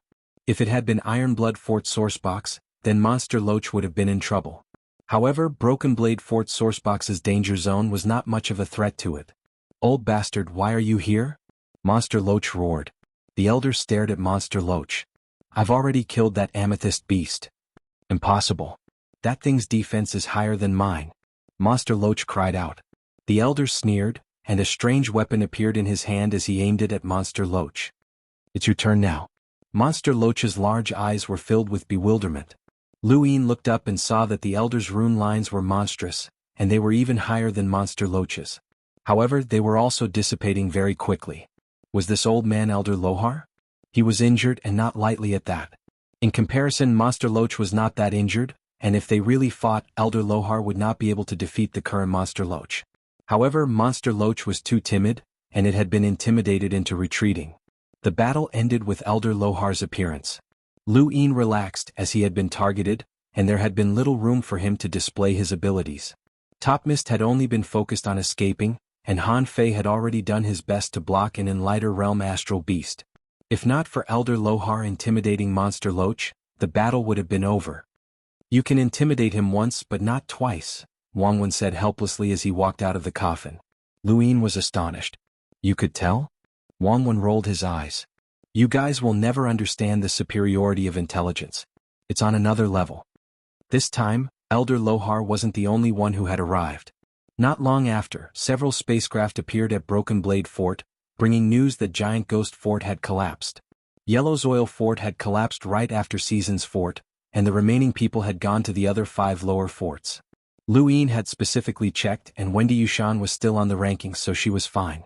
Now he had received news that Giant Ghost Fort had also collapsed. The 3 middle forts had all fallen, and the humans' last line of defense in the Outerverse were the 5 lower forts. Nearly half of Broken Blade Fort had been destroyed in the previous battle, and the survivors from Giant Ghost Fort were considered reinforcements. However, at the same time, the astral beast that had invaded Giant Ghost Fort would also join the battle against Broken Blade Fort. Giant Ghost Fort had originally had 4 Enlighters: Commander Long Ku, Elder Qing Han, Huahui, and Meng Ninga. Now, only Huahui was still alive, and the rest had all died in battle. Elder Lohar had lied to Monster Loach, as the Enlighter Realm Amethyst Beast was still alive. Because of this lie, although Monster Loach had been forced to retreat, the next battle would definitely come very soon. It might be tomorrow or the day after.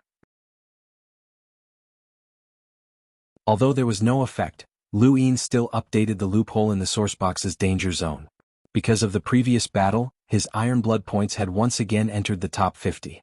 During the battle at Broken Blade Fort, Lu Ying had held back an Enlighter Realm Astral Beast and caused Monster Loach to be even more apprehensive. This contribution was not small, but because he had not killed an Enlighter Realm Astral Beast, he had only received a few thousand points. Even so, it was enough for him to enter the top 50. Entering the rankings meant that Lu Ying was still alive, but he had not exchanged his points. He hoped that this information would be passed on to Wendy Yushan through the rankings and to everyone who cared about him. Aiden had been severely injured this time, but fortunately Hua Qingshan had held him back at the last moment. Otherwise Aiden might have been finished. At Broken Blade Fort's command center, Commander Han Fei, Wang Wen, Top Mist, and Hua Haoi were all present. "Invite Brother Lu over," Han Fei ordered. Hua Haoi frowned as he knew who this Brother Lu was. Lu Yin was a genius who had broken through to the Explorer realm, but had still been attacked by two Enlighter realm astral beasts. Even though Hua Haoi was an Enlighter, he could not help but admire this person as he was a freak. Even the 10 Arbiters could not have reached this level when they had been explorers. There's no need to call him over. He has to keep an eye on the loophole at all times. The Astral Beast Domain's invasion is very urgent, or else Monster Loach would not have dared to stand at the front. Something must have happened to the Astral Beast Domain, so let Lu Yin keep an eye on them, Wang Wen said. Han Fei nodded. They could also sense the urgency of the Astral Beast Domain's invasion, and they began to discuss the upcoming battle. Han Fei wanted to know which astral beasts had destroyed Giant Ghost Fort and what abilities and innate gifts they possessed so that he could be prepared for the next battle.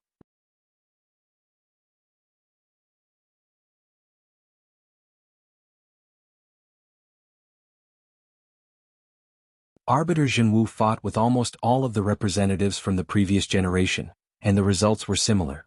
The 10 Arbiters really do have the power to decide everything. Kong Shi's tone became gloomy as if he were recalling something. "Why are you telling me this?" Kong Shi looked at Lu Yin. "The 10 Arbiters brought us despair, and I hope to see them despair as well." Lu Yin's brows rose. "You think I can do that?" "I don't know, but if you rely on external items you should be able to. Even the current 10 Arbiters would find it difficult to kill an Enlighter, but you've done it. However, the 10 Arbiters might not give you the chance to rely on external items, so I want to see your true strength." Kong Shi's expression was solemn as she looked at Lu Yin. Lu Yin laughed. "Your generation was defeated, and now you're counting on my generation to help you get revenge? Through fighting with me, you'll be able to directly see the difference between you and the top 10 of the top 100 rankings. Sister Lung is 10th on the list. Don't you want to know the difference?" Kong Shi asked. Lu Yin's eyes flashed as these words had tempted him. Indeed, he wanted to know his current strength and how far he could go. The scene of him and Wendy Yushan teaming up against Night King Gu was still vivid in his mind, but that had happened more than half a year ago. Now that he had transformed, he also wanted to know the difference between them. Unfortunately, war was imminent and there was no point in doing so. He turned to leave. "Make your move. No matter the result, my Iron Blood points are yours," Kong Shi said loudly. Lu Yin turned around. "All right." Kong Shi's gaze was resolute. She did not care about the war or the future. She only wanted to see Arbiter Jinwu defeated or even crushed. She wanted to personally see him pay back the pain that he had caused them. In Lu Yin's eyes, this woman was crazy. Placing her hopes on someone else was a sign of weakness, but it did not matter. What he wanted was Iron Blood points. As the Enlighters died one by one, Kong Shi's ranking on the list had risen to the top 10. She now had tens of thousands of points, and Lu Yin did not want to let go of such a huge sum. The withered cracks on the ground began to expand. Kong Shi's full power as a hunter erupted, but she was still able to control it within an extremely small area. It formed a vortex of power that was visible to the naked eye, and it directly pressed down on Lu Yin. Perhaps in her eyes, Lu Yin was just like Arbiter Jinwu when he had been an explorer. With a whoosh, Kong Shi's enormous star energy transformed into a blade that slashed towards Lu Yin's head. Lu Yin's eyes trembled, and he casually waved his hand to activate the Yu's secret art. The star energy blade disappeared, and it continued to slash towards Kong Shi. Kong Shi was shocked, and she tore through the void to disappear, leaving behind a huge gully where she had been standing.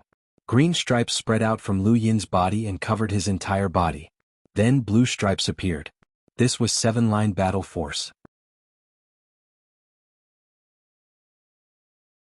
Back on planet Pyrolite, he had just broken through to 6-line battle force, and it had only been half a year since then. Now that he had become an explorer, his physical body had undergone a qualitative change, and his battle force had advanced to 7-line battle force, which was the same as Long Yun's. Kong Shi appeared behind Lu Yin and tapped out with a finger. She wanted to be like Arbiter Jinwu and use absolute strength to crush Lu Yin. She wanted to defeat him with a single finger. For a peak hunter, even a cruiser could be defeated with a single finger, let alone an explorer. However, Lu Yin did not move at all. He also raised a finger that was wrapped in fates and clashed with Kong Shi's finger. The two fingers collided in midair, and what followed was a tear in the void that transformed into a storm that swept out in all directions. Countless spatial cracks exploded like raindrops as they shattered the land. In the distance, quite a few people looked over with shocked expressions. They felt a powerful force sweep past them, and they found it difficult to breathe. There was a thump and Kong Shi retreated several steps. She had been forced back by Lu Yin, and she had a look of disbelief on her face. She was a peak hunter. Lu Yin pressed his feet into the ground and retracted his finger. His lips curled up. His 7-line battle force, his explosive physical strength, and his fates and had pushed back a peak hunter like Kong Shi. Kong Shi was no ordinary hunter. The two had only clashed for an instant, but even Han Fei and the others in the command center had been drawn to the fight. In particular, the collision of their fingers had shocked them. They had originally thought that Lu Yin could only rely on external power to kill an enlighter. At most, he would have to use the secret art to do so. But now, it seemed that even if he did not use any external power, his own strength was enough to match a hunter's. This was a battle that spanned 2 realms. Kong Shi looked at Lu Yin in shock. 7-lined battle force, powerful physical strength, and that's Fate Sin? Lu Yin was astonished. You actually know about Fate Sin? A sword appeared in Kong Shi's hand. I'm going to get serious. Lu Yin's eyes narrowed as the sand beneath his feet spiraled up into the sky. A formless wave of air spread out from his body, growing wider and wider until it gradually enveloped Kong Shi. It then transformed into an indescribable pressure. This was a domain. At the same time, Kong Shi's eyes grew cold, and she released her own domain in an attempt to disintegrate Lu Yin's. However, she was quickly shocked once again. Lu Yin's domain was very solid, and it was as deep as the ocean. After breaking through to the explorer realm, Lu Yin did not know why his domain had become so terrifying. Before this, no matter how he cultivated, his domain had only been a supplementary technique. Now, however, it had formed a power that even he could not understand. It was as if he had unlocked his shackles, and this was the first time he had truly used it. Most importantly, he felt that he could transform his domain into a force field that could crush everything. This feeling was similar to when he had broken through to the Melder realm. At that time, his physical body had become strangely powerful, but this time, it was his domain. What exactly had happened to his body? As a former member of the Youth Council and a current peak hunter, Kong Shi's domain could transform into a force field that took the form of a sword that could cut through everything. However, this sword was suppressed by Lu Yin's domain, and its edge was restrained. How can your domain be so strong and solid? Kong Shi was shocked. Lu Yin did not know how to answer as he truly did not know. I trained it. Kong Shi's gaze turned bitter. This was the most monstrous youth in the current era, an unrivaled powerhouse of his generation who was ridiculously strong. Although he might not be able to defeat her in terms of true strength, it would not be long before he could reach the level of Arbiter Jinwu and easily crush her. When she sensed the strength of Lu Yin's domain, Kong Shi suddenly stopped, as she no longer had any desire to continue fighting. Lu Yin was puzzled. You're not fighting anymore? Kong Shi looked desolate as her generation was destined to be abandoned. As the top powerhouse of her generation, she could not even defeat the top 10 of the top 100 rankings, let alone the 10 arbiters. Now, she had been suppressed by the person in front of her, and she had lost all confidence in fighting. The only consolation was that this youth did indeed have the potential to defeat Arbiter Jinwu in the future. He was too monstrous, and she felt that he was even stronger than Arbiter Jinwu when he had been an explorer. Back then, Arbiter Jinwu had faced her when she was a peak cruiser, but this youth was facing her when she was a peak hunter. I hope that after this battle, you can survive and return to the inner verse alive, Kong Shi said to Lu Yin before transferring all of her iron blood points to him and leaving. Wait, how does my power compare to Sister Lung's? Lu Yin asked curiously.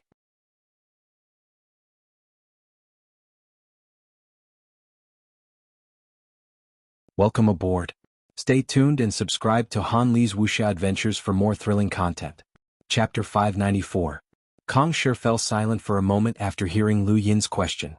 I don't know. Based on the strength you've displayed, you won't lose to her, but she won't lose to you either. She then left. Lu Yin exhaled as he was not confident that he could defeat Kong Shi. After all, she was a peak hunter, and she had not used any battle techniques or innate gifts. She had only relied on her strength as a hunter to fight against him. Lu Yin, on the other hand, had unleashed his physical strength, fates and his domain. He was not arrogant enough to believe that he could defeat a peak hunter like Kong Shi, who had an exceptional innate gift. He might be able to defeat a normal hunter, but against Kong Shi, his chances of victory were slim. Still, he would not lose either. He did not rely on his universal armor, but rather the secret art. With the Yu's secret art, Kong Shi's attacks were easily neutralized, and Lu Yin also knew the secret sidestep. As for Leng Jie, she was ranked 10th on the top 100 rankings. According to Kong Shi, this woman's strength might be comparable to her own. Was she a realm breaker? Furthermore, it was not a simple realm breaker. It seemed that there was a huge gap between the top 10 and those below. If Lu Yin met Night King Gu again, defeating him would not be difficult. Even so, Kong Shi still believed that Lu Yin was not strong enough to defeat Leng Jie, as the gap between them was too great. Lu Yin had originally guessed that once he became an explorer, he might be able to rival the top 50. Wendy Yushan's evaluation had been that he might be able to rival the top 30, but they had all guessed wrong. The current Lu Yin was comparable to the top 10. He had not fully unleashed his domain and he still had one more technique. He did not know if he could use it, but if he did, its power would be terrifying.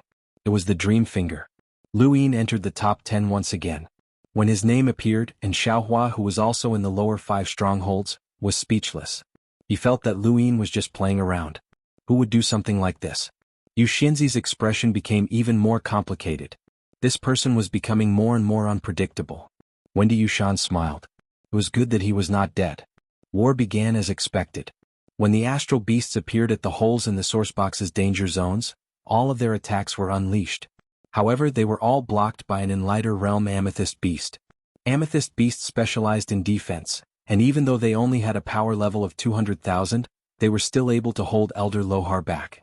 Countless attacks drowned the Amethyst Beast, but they were all useless. A large group of Void Wanderers. At the command center, Wang Wen ordered, "Smash it." The next moment, tens of grams of pyrolite smashed towards the direction of the giant beast invasion. This was pyrolite from the fire domain. Hundreds of thousands of combat power erupted, shaking the starry sky. Space was torn apart like a curtain, turning into countless black holes. There was a furious roar as the Enlighter Realm Amethyst Beast charged towards Broken Blade Fort. At the same time, Monster Loach appeared as well, and its power level of over 300,000 exploded as it charged towards Broken Blade Fort. Elder Lohar soared into the sky and pushed the Amethyst Beast out before attacking Monster Loach. Countless Void Wanderers had been destroyed, but there were still many more that had appeared, bringing with them hordes of mutant beasts. There were also quite a few astral beasts that could explore space. Top Mist, Huahui, Poison Flame, Anfield, Kong Shi, Lu Miaomiao, Huaqingshan, and the other experts all rushed towards the starry sky. Lu Yin donned his universal armor and leaped into the air as 7-line battle force erupted from his body.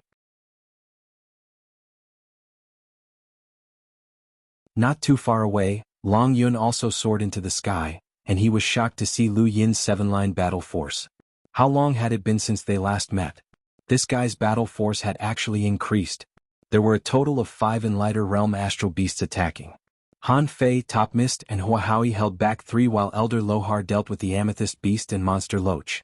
Kong Shi teamed up with Poison Flame, the 2 Peak Hunters, to hold back 1 Astral Beast. Wang Wen had already sent a message to Lu Yin to deal with the last Astral Beast. Wang Wen had a plan to deal with the Astral Beast's invasion, but the Astral Beasts had their own plans as well. This was especially true for an unconventional human like Lu Yin, who had strange attacking methods.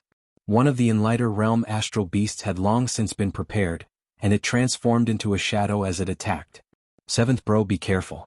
It's a shadow beast." The monkey cried out in panic. Lu Yin subconsciously dodged, but his head was still smashed by a huge force, and his entire body was sent flying. "What's that?" Lu Yin asked. "It's a shadow beast, an astral beast that can hide in a shadow and attack. It doesn't have a physical body, so it's very troublesome." Lu Yin frowned. "A shadow beast? How do we deal with it?" "Let me think about it," the monkey replied. There was a thump and Lu Yin was hit again. The shadow beast was unlike other Enlighter Realm Astral Beasts, which needed to escape into the void to attack. It only needed to hide in Lu Yin's shadow, and it was a troublesome existence for any Enlighter, not just Lu Yin. It could be said that the shadow beast's strength was second only to Monster Loach's, and it even surpassed the Amethyst Beasts. The Astral Beasts had made ample preparations to use the shadow beast against Lu Yin. If not for the fact that his universal armor was so tough, Lu Yin would have been finished long ago, as he would not have been able to withstand even a single attack. "Got it, 7th bro. Find a place where there's no light at all. As long as there's no shadow, it won't be able to get close to you," the monkey shouted. "Nonsense." Lu Yin cursed. He had thought of this long ago, but the heavens were so vast that there were light sources everywhere. Where could he find one? Black hole, the monkey shouted. Luin looked up. Pyrolyte's explosion had left behind plenty of black holes, and there was definitely no light within them. It was also impossible to create a shadow. However, entering a black hole was still a little frightening. Don't worry, seventh bro. This isn't a real black hole. It's just a fake space. The monkey suddenly paused and then quickly said, a power level in the hundreds of thousands isn't enough to create a real black hole that can devour everything. Even the black holes created by the explosions of planets are considered the surface layer. Have you forgotten that even a black hole-grade aurora can pass through a black hole? Luin charged towards the black hole, but based on the number of rune lines, the black hole did not pose a threat to him. A black shadow appeared in front of him, and Luin casually waved his hand to activate the use secret art. The black shadow's attack missed and shattered layers of the void. The shadow beast wanted to stop Luin from entering the black hole. However, Luin used the use secret art and secret sidestep to shake off the shadow beast and charge into the black hole. At that moment, the suction force almost caused him to lose control of his body. He thought of Tianho, which was a black hole that had gained sentience. The shadow beast's rune lines grew closer and closer, and then it charged into the black hole. It had no intention of letting Luin go. The black hole did not have a single ray of light, and it was constantly sucking Luin into the unknown space. Lu Yin's eyes filled with star energy as he looked around, but the rune lines were all distorted. He could not see the shadow beast's position at all. Seventh bro, think of a way to attack the shadow beast. Otherwise you'll be played to death. The monkey was anxious. Luin was also anxious, and he could only try his best to avoid the rune lines that represented the shadow beast. However, the black hole was only so big and he would eventually be caught.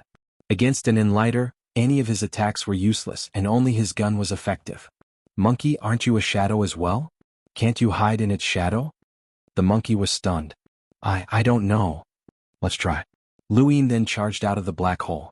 There was no point in hiding in there as he could not hide for long. After Luin left, the shadow beast followed suit. The boundless rune lines immediately disappeared, and it reappeared right next to Luin, hiding in Lu Yi's shadow.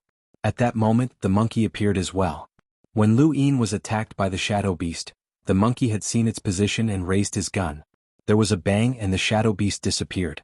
The shadow beast had been prepared for this, but the monkey had turned into a shadow and stuck close to it. When the shadow beast reappeared, Luin casually waved his hand and activated the use secret art. The bullet vanished, and when it reappeared, it had already struck the shadow beast. Although it did not have a physical body, that did not mean that it could not be hit. As long as the attack hit its shadow, it would still be effective. The shadow beast had not expected that there would be a tamed beast within Lu Yin's body and that the tamed beast could follow it, which had exposed its position. This shot did not kill it, but it was enough to intimidate it, and it immediately distanced itself from Lu Yin. The monkey merged back into Lu Yin's body. Seventh bro, I never thought that there would be a day when I would be able to kill an enlighter beast. Lu Yin took the gun and sighed. There was still one attack left. The shadow beast won't give up. Be prepared to attack it again at any time. The monkey was excited. All right. Luin glanced at the monkey and his eyes flashed. This monkey really thought that Luin had not heard what it had just said. The monkey definitely knew something about the false heavens, but it had not said anything. There were battles happening all over Broken Blade Fort, and Luin could not wait for the shadow beast to cause trouble for him. He still had one attack left in his gun, and he had originally wanted to use the use secret art to help the enlighters deal with the astral beasts. However, he saw that Wang Wen had been surrounded by another group of astral beasts, and two of them were hunters at that. Luin quickly rushed over. Save me, save me. Wang Wen screamed. The two giant hunters furiously smashed at the coffin, but when they saw that they could not do anything, one of them opened its mouth and tried to swallow the coffin whole. Wang Wen's face went pale. Two attacks descended from the sky. One was sword chi and the other was flames. The sword chi came from Lin Lu, the senior disciple of Myriad Sword's Peak, while the flames came from Lily Rose. The two of them were dealing with the Hunter Realm astral beasts, which allowed Wang Wen to breathe a sigh of relief. But before long, Lin Lu could not hold on any longer and was sent flying by the beast's tail. His sword chi could not harm the beast in the slightest. Blazing Lily, Karmic Flame Sword. With a loud shout, the Crimson Lily was enveloped in flames as it bloomed and submerged the two Hunter Realm astral beasts. Then a beam of sword chi swept past and pierced through the two Hunter Realm astral beasts, tearing through the void. Lin Lu lay on the ground and spat out a mouthful of blood as he watched unexpectantly. Lily Rose panted heavily, and her eyes widened as she stared ahead. As the flaming lily dissipated, the two Hunter Realm astral beasts appeared and roared at the sky. Lilirose's gaze dimmed. It was useless and she was still lacking by a bit. Her karmic flame was too little. Lin Lu was bitter. Was he going to die? Wang Wen shouted, "Run! Run! You won't be able to stop them." Lilirose's body swayed. That attack had drained her of all her strength. Run! She could not escape. Unfortunately, she had not tasted enough men yet. With a loud roar, the Hunter Realm astral beast opened its mouth and bit at Lily Rose, Lin Lu, and Wang Wen, intending to swallow them all. A huge shadow loomed over them and Lily Rose looked up at the beast's mouth. It stinks and she never thought that she would die in such a manner. Suddenly, a figure appeared in front of her. The figure raised a fist and punched out. Boom. An intense shockwave swept out and Lily Rose and the other two were forced back. The coffin continued to tumble before finally crashing into a distant wall.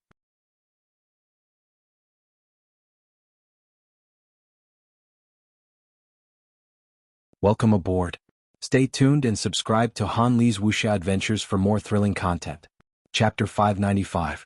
When the dust settled, Lily Rose and the others looked up and saw that the giant Hunter Realm astral beast had retreated 1,000 meters.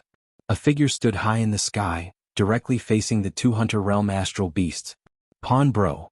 Wang Wen's eyes were brimming with tears. Lin Lu was shocked. Luin? Wendy's fiancé?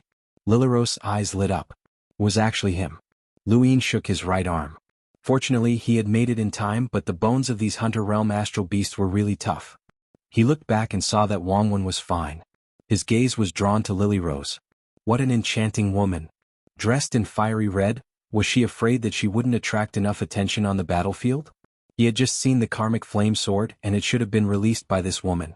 She was from the Blaze Realm. Brr.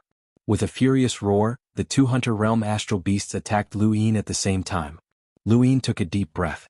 He did not need to use his own strength to deal with Enlighter Realm astral beasts, as he only needed to use the secret art, his gun, and his universal armor. However, he needed to use his own strength to deal with these Hunter Realm astral beasts. As he thought about it, his blue 7-line battle force flickered, and the 3 grains of fates and shifted positions as his physical strength completely exploded. With a bang, Luin quickly appeared in front of the Hunter Realm astral beast and pressed down with his palm. 30 stacks, 100-fold shockwave palm. He had increased the power of his shockwave palm to 100-fold, and with his 7-line battle force and terrifying strength, this was the strongest attack that he could currently use. The astral beast raised its claw and swatted out. There was a boom and the ground trembled as the void split open.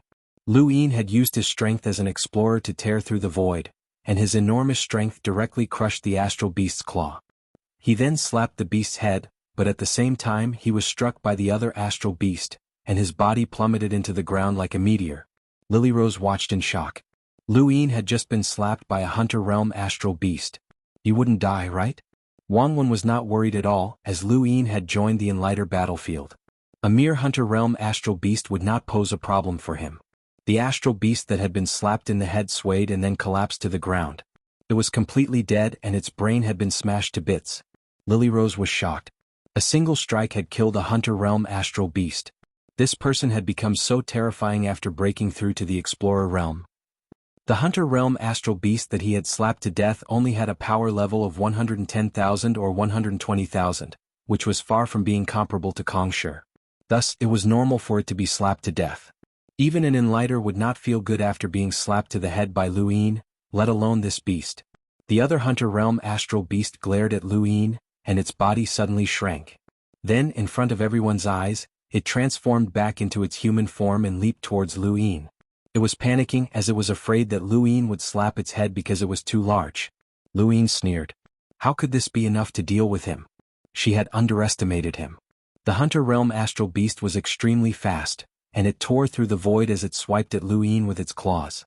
Luin easily dodged the attack, and the Hunter Realm astral beast was unable to hit him no matter how hard it tried. Suddenly Luin stopped in his tracks. The Hunter Realm astral beast's eyes lit up, and it swiped a claw at Lu Yin's head. Luin reached out and grabbed the beast's arm. It's over. He then raised his leg and slammed his knee into the beast's abdomen. The astral beast spat out a mouthful of blood and stared at Lu Yin in shock. "Human, how can your strength be so terrifying?" Lu Yin was about to strike again, but the astral beast tore off its arm and retreated, allowing its blood to spill onto the ground. It stared at Lu Yin with lingering fear, as it had never encountered a human with such terrifying strength. In the distance, Lily Rose and Lin Lu were stunned. Lu Yin had single-handedly killed a Hunter Realm astral beast and even suppressed another. It was a little shocking. "Chess piece bro, be careful," Wang Wen shouted. Lu Yin's eyes flashed and he dodged to the side with the secret sidestep. A black shadow appeared where he had been standing and the attack had missed. Lu Yin had seen the shadow long ago, or more accurately he had seen the rune lines. "Tianhou, it's been a while since we last met. You've learned how to launch sneak attacks." The one who had launched the sneak attack was Tianhou. "Lu Yin, it's been a while since we last met. You've become so terrifying," Tianhou said as he raised a palm to attack Lu Yin. This was a phantom spirit palm which was similar to the shockwave palm. The more palm images there were, the more powerful they were. However, Lu Yin had no intention of retreating. His palm landed on Tianhou's body, and his attack swept past Tianhou before crashing into the ground and creating a huge crater. "It's still useless." Lu Yin was astonished as his previous attack had been very powerful. Tianhou's phantom spirit palm had been useless against Lu Yin. At that moment, the Hunter Realm astral beast attacked at the same time. Lu Yin was about to retaliate when a violent hurricane descended from the sky and engulfed everything.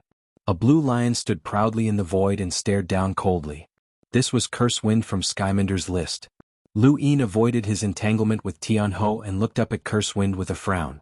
The number of rune lines that Curse Wind had far surpassed the two Hunter Realm astral beasts and even surpassed Kong Shirshers and the blue lions. What Lu Yin feared the most were not enlighters or some old freak with a power level of 300,000 or 400,000. Those powerhouses had the power to crush everything, so it made no difference whether he feared them or not. On this battlefield, the one he feared the most was Curse Wind, as he was an existence that was on par with the 10 Arbiters. Even the current Lu Yin could not clearly gauge the 10 Arbiters' strength. Lung Jia was ranked 10th on the top 100 rankings, and her strength was comparable to Kong Shirshir's. Kong Shirsher was a peak hunter, but there was still an unreachable gap between Lung Jia and the 10 Arbiters. This was the despairing gap that the 10 Arbiters had displayed. Even though Curse Wind had not joined the Enlighters' battle, Lu Yin was certain that this lion was hiding a terrifying strength. Curse Wind looked down from above and stared coldly at Lu Yin. "Everyone retreat." Tianhou and the other Hunter Realm astral beast did not hesitate and slowly retreated. Lu Yin's eyes narrowed. In the astral beast domain, the powerhouses on Skyminder's list had the same status as the 10 Arbiters in the human domain. They had the authority to make decisions, and this authority was not bestowed upon them by others. Aiden had fought with Curse Wind before, and he had told Lu Yin that he felt that Curse Wind had not used his full strength against him. Aiden had even praised Aiden, and Lu Yin had never forgotten this matter. Another point was that when Sansi of the 10 Arbiters had used his power to affect Shenwu Continent through the 5 sealing planets. However, when Lu Yin had visited Shenwu Continent space station, he had seen for himself how enormous the rune lines represented by the 5 sealing planets were. Even Night Queen Shuyu could not penetrate the 5 sealing planets to deal with Shenwu Continent, but when Sansi had. This was a direct comparison of power. If Curse Wind truly had the power to rival the 10 Arbiters, then if he went all out, he might be even more threatening than the Shadow Beast. "You're the human who defeated Tianhou?" Curse Wind used his star energy to vibrate the air as he spoke. Lu Yin's gaze turned solemn and he turned his back to Curse Wind. He gestured to Wang Wen and the others to retreat. Wang Wen was depressed. Retreat? Oh. There were astral beasts everywhere. Lily Rose and Lin Lu were injured, and it would be difficult for them to even protect themselves, let alone escape with Wang Wen. "You're on Skyminder's list? Like Yao Gu?" Lu Yin asked. "So you know about Yao Gu? That guy always stayed in the depths of the astral domain and only came out once during the border war. It looks like you were there at that time as well." Cursewind's eyes were filled with contempt. "You must have some ability to participate in an Enlighter's battle. I can see that your armor's defenses are quite high, and even the Shadow Beast can't do anything to it. Let me try my hand at it." As he spoke, the void suddenly froze and a fierce hurricane pressed down. Unlike before, the amount of rune lines contained within this hurricane made Lu Yin's scalp go numb. It was no less than the rune lines from Kongsher and Aiden, and this was the power of a peak hunter. Lu Yin knew that this was not good and he wanted to retreat, but the space around him had been frozen. It was just like when he had faced a powerhouse of a higher realm, and he could not move at all. With a whoosh, the violent hurricane crushed down and completely crushed the ground. Lu Yin's entire body endured the hurricane's ravaging. His armor had clearly blocked the attack, but he still felt a bone-chilling pain. This hurricane contained a terrifying penetrative power that could even pierce through the universal armor's defenses. Monster Loach had relied on its enormous strength to almost knock Lu Yin unconscious through the universal armor, and this hurricane's principle was the same. A wave of energy had penetrated the armor and invaded his body. Lu Yin gritted his teeth and casually waved his hand, activating the Yu's secret art. The hurricane swept towards Cursewind. Cursewind was shocked. This is a secret technique. His body's extreme heat blasted towards the hurricane, causing a violent explosion that tore through the void and created a white shockwave that covered the entire area. You have no other way to counterattack aside from a secret technique. Interesting, you actually have a secret technique. Lu Yin leaped out of the crater that had been crushed by the hurricane and looked up warily at Cursewind. This guy was indeed different from ordinary astral beasts, and he was even more of a threat than the Shadow Beast. The Shadow Beast could at most hide in the shadows and attack, but Cursewind could attack without restraint and was not afraid of Lu Yin's spear. Cursewind definitely had something to rely on. There was still one last attack left in the spear, so Lu Yin could not use it casually. Use your techniques. I want to see how you can kill an enlighter. Another hurricane roared out of Cursewind's left eye. This time his target was not just Lu Yin, but also Wang Wen, Lily Rose, Lin Lu, and many other people on the mainland, including the astral beasts. Suddenly, a thunder shield descended and fiercely attacked Cursewind. Cursewind's eyes narrowed. Is that person again? Flames appeared in his right eye and accompanied the hurricane to attack the thunder shield. The violent impact caused the ground to crumble, and lightning flashed as Aiden dragged his heavily injured body out and pushed the hurricane and flames away. Do you really think that you can stop me? Cursewind's voice came from behind the thunder shield.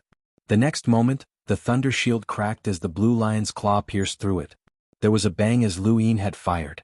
He activated the Yu's secret art, and the bullet struck Cursewind's head. At this moment, the entire area fell silent as everyone looked at Cursewind. Lu Yin's eyes flickered. Even an enlighter would not be able to dodge this attack. He had taken advantage of the moment the thunder shield cracked to attack. However, Cursewind's rune lines did not decrease at all. Lu Yin's heart sank. How could this be? In the distance, Wang Wen and the others were also shocked. Lu Yin's power vessel's attack could kill even an enlighter. With a bang, the thunder shield completely shattered. Aiden spat out a mouthful of blood and looked over in shock. A faint light appeared in the blue lion's eye sockets. Human, your power vessel's attack is very powerful, but you're not the only one with a power vessel. Lu Yin's face turned ugly. When he had first used his spear to kill an enlighter, he had already predicted that once his attack method was exposed, his enemies would definitely have other methods to deal with him. They would either use a strange innate gift like the Shadow Beast or a power vessel. It was impossible for him to forever rely on an upgraded weapon to kill enemies who were a higher realm than him, and this path was not long. However, it was obvious that he had been targeted in this battle.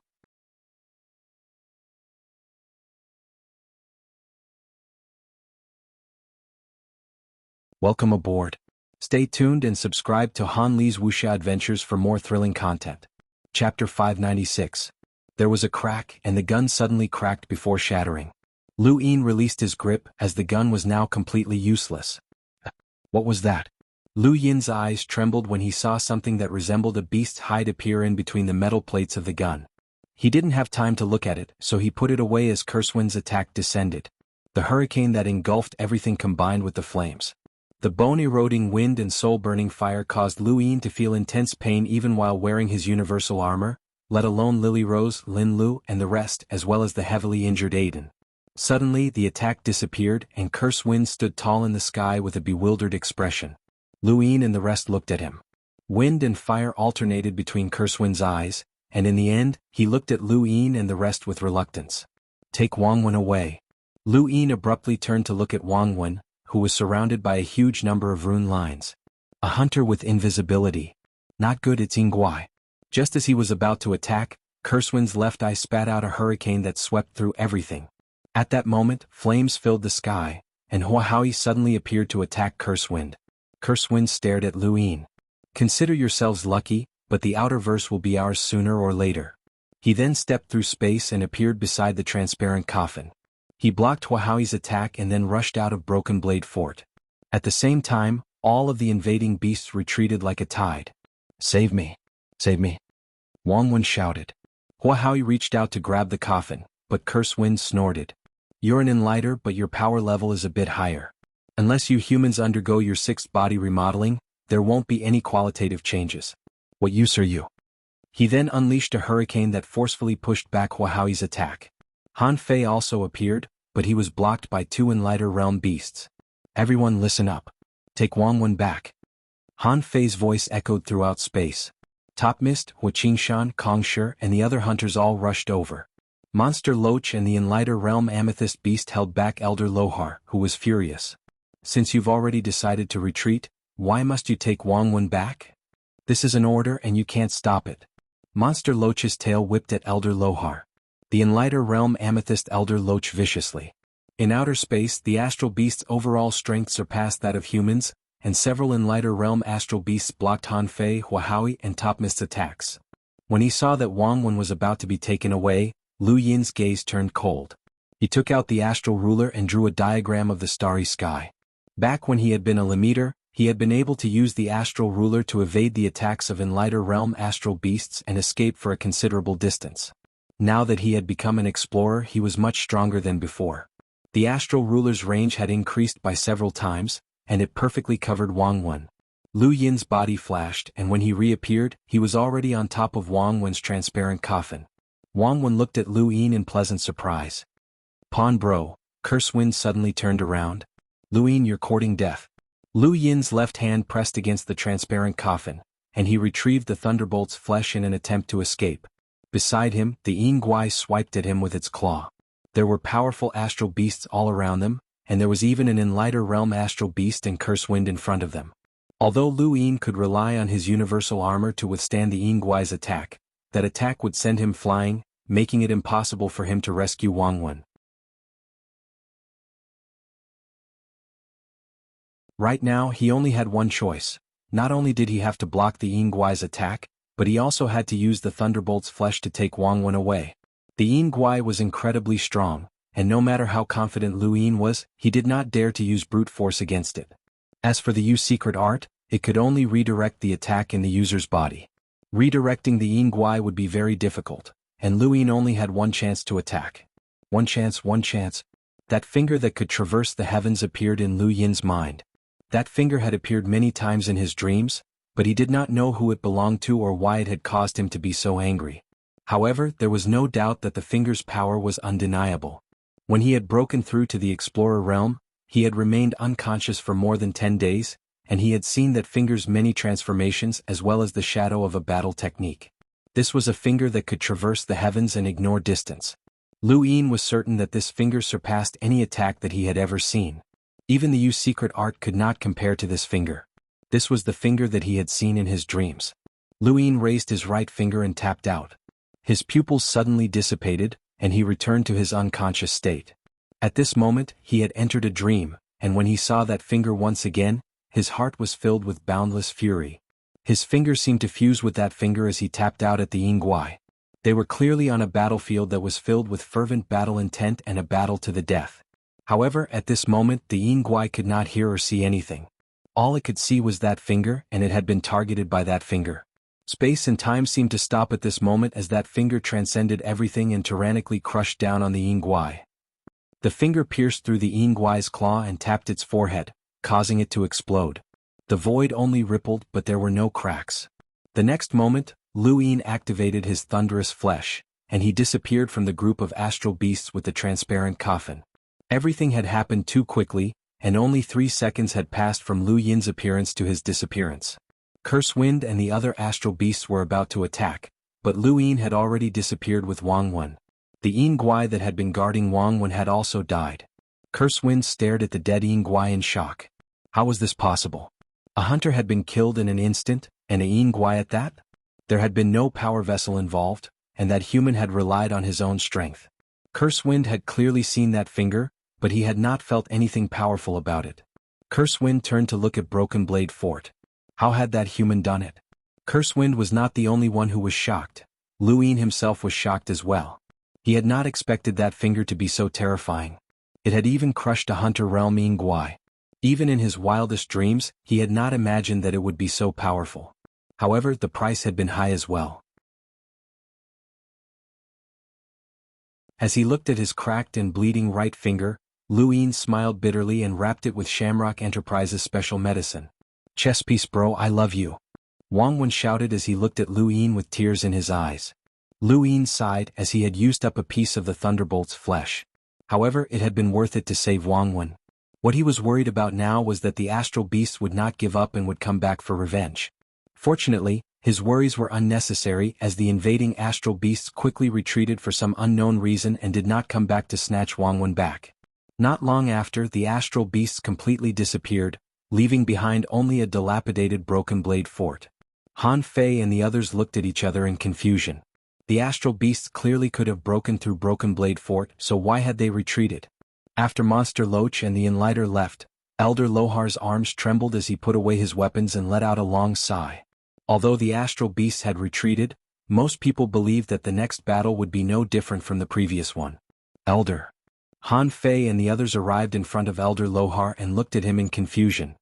Luin had brought Wang Wen along as well.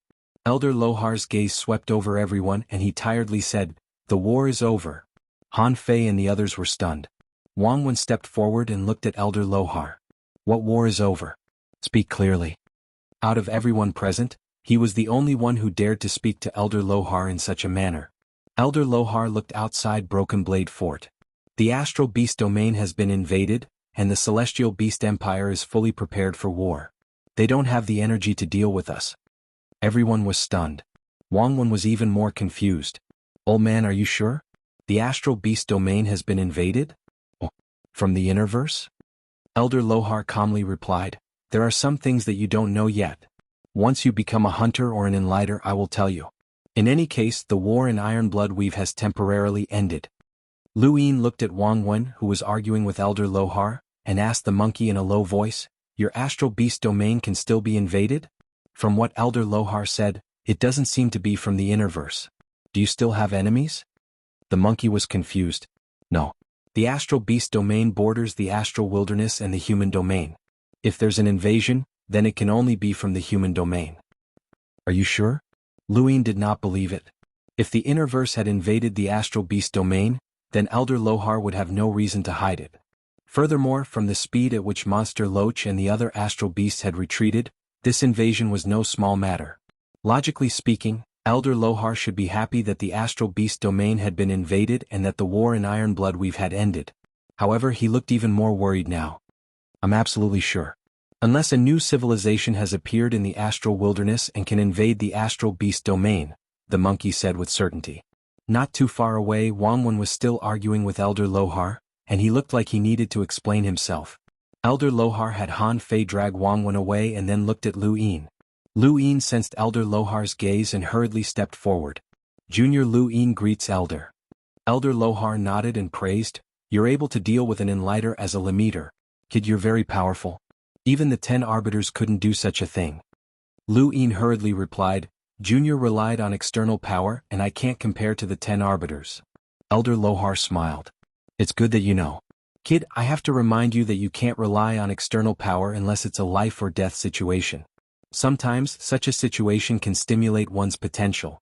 The universe does not lack powerful power vessels, and the 10 Arbiters can all obtain them. However, they rarely use them because of this reason. You may have obtained status and glory that surpasses your own strength, but you must understand what you've lost."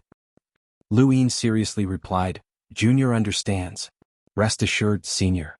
Unless it's absolutely necessary, I will not rely on external power again." Elder Lohar sighed. Back then, the Hall of Honor had a genius. Not only was his cultivation talent excellent, but his innate gifts could also be used on a power vessel, granting it mysterious abilities. He relied on this to kill opponents who were a higher realm than him and was invincible within the same realm. Unfortunately, after he became famous, he was targeted every time he fought, and in the end he died because of a scheme. If you can't bear too much glory, then you'll only bring about death. Furthermore, you'll be seeking your own destruction." After saying these words, Elder Lohar left. Luin stood in place, deep in thought. Too much glory? Many people now placed him at the level of an enlighter, especially in the past few battles. His opponents had all been enlighter realm astral beasts, and they had even caused an old freak with a power level of 300,000 to feel apprehensive. This was too much glory, and if such battles occurred a few more times, he might actually be targeted and killed. "Seventh bro, don't mind what that old man said. You were forced to do this," the monkey consoled. Luin looked up. He had indeed been forced to do this. If he hadn't done so, the Great Yu Empire would have been destroyed a long time ago. But no matter what, he had to impose restrictions on himself and not use external power against anyone. Once he got used to external power, it would be very difficult for him to improve.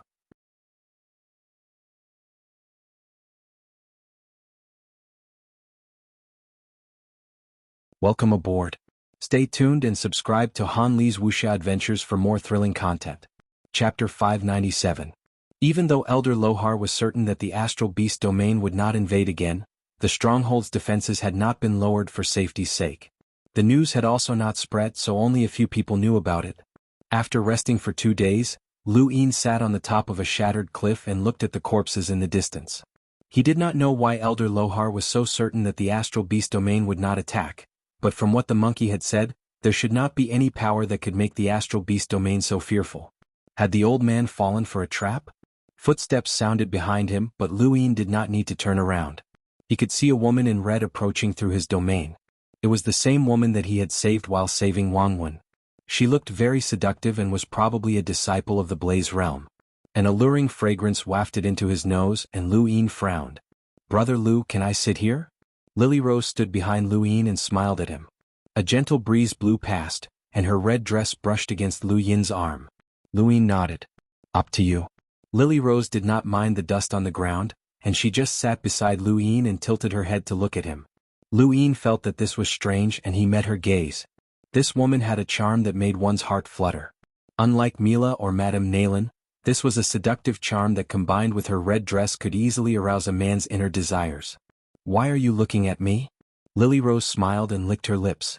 "Brother Lu, thank you for saving my life." Luin looked back. "You're welcome. I would have saved anyone else."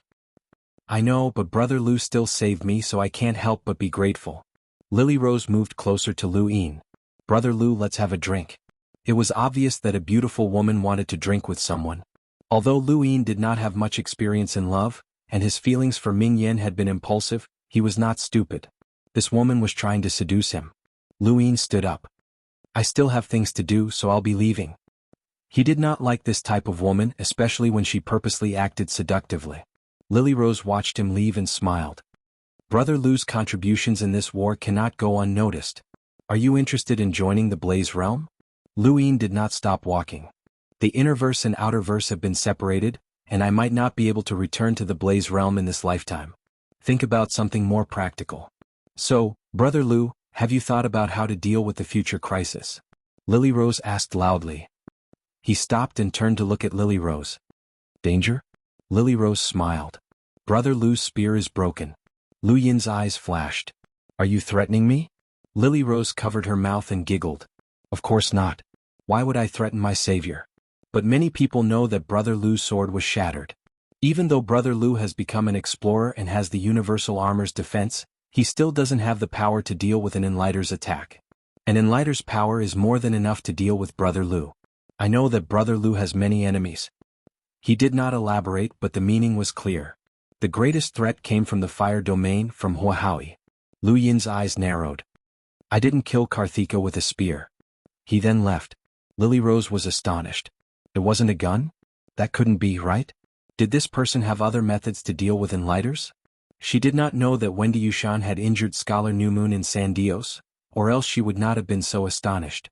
Lily Rose reminded Luin that he could not use external forces, but he had to have them.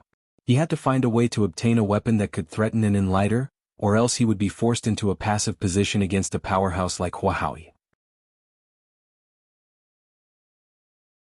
He was not so naive as to think that he was invincible with his universal armor. For a month, Luin continuously updated his sourcebox's danger zone, and he did not encounter any astral beast domain invasions. On this day, Elder Lohar went out and only returned the next day. When he came back, he brought with him a piece of exciting news. He had destroyed the energy crack in the primal zone. This news shocked all of Iron Blood Weave, and as the astral beast retreated, the Weave's signal gradually recovered. Elder Lohar's news quickly spread, and the entire Weave cheered. The destruction of the energy crack meant that the primal zone could no longer receive any reinforcements from the Celestial Beast Empire.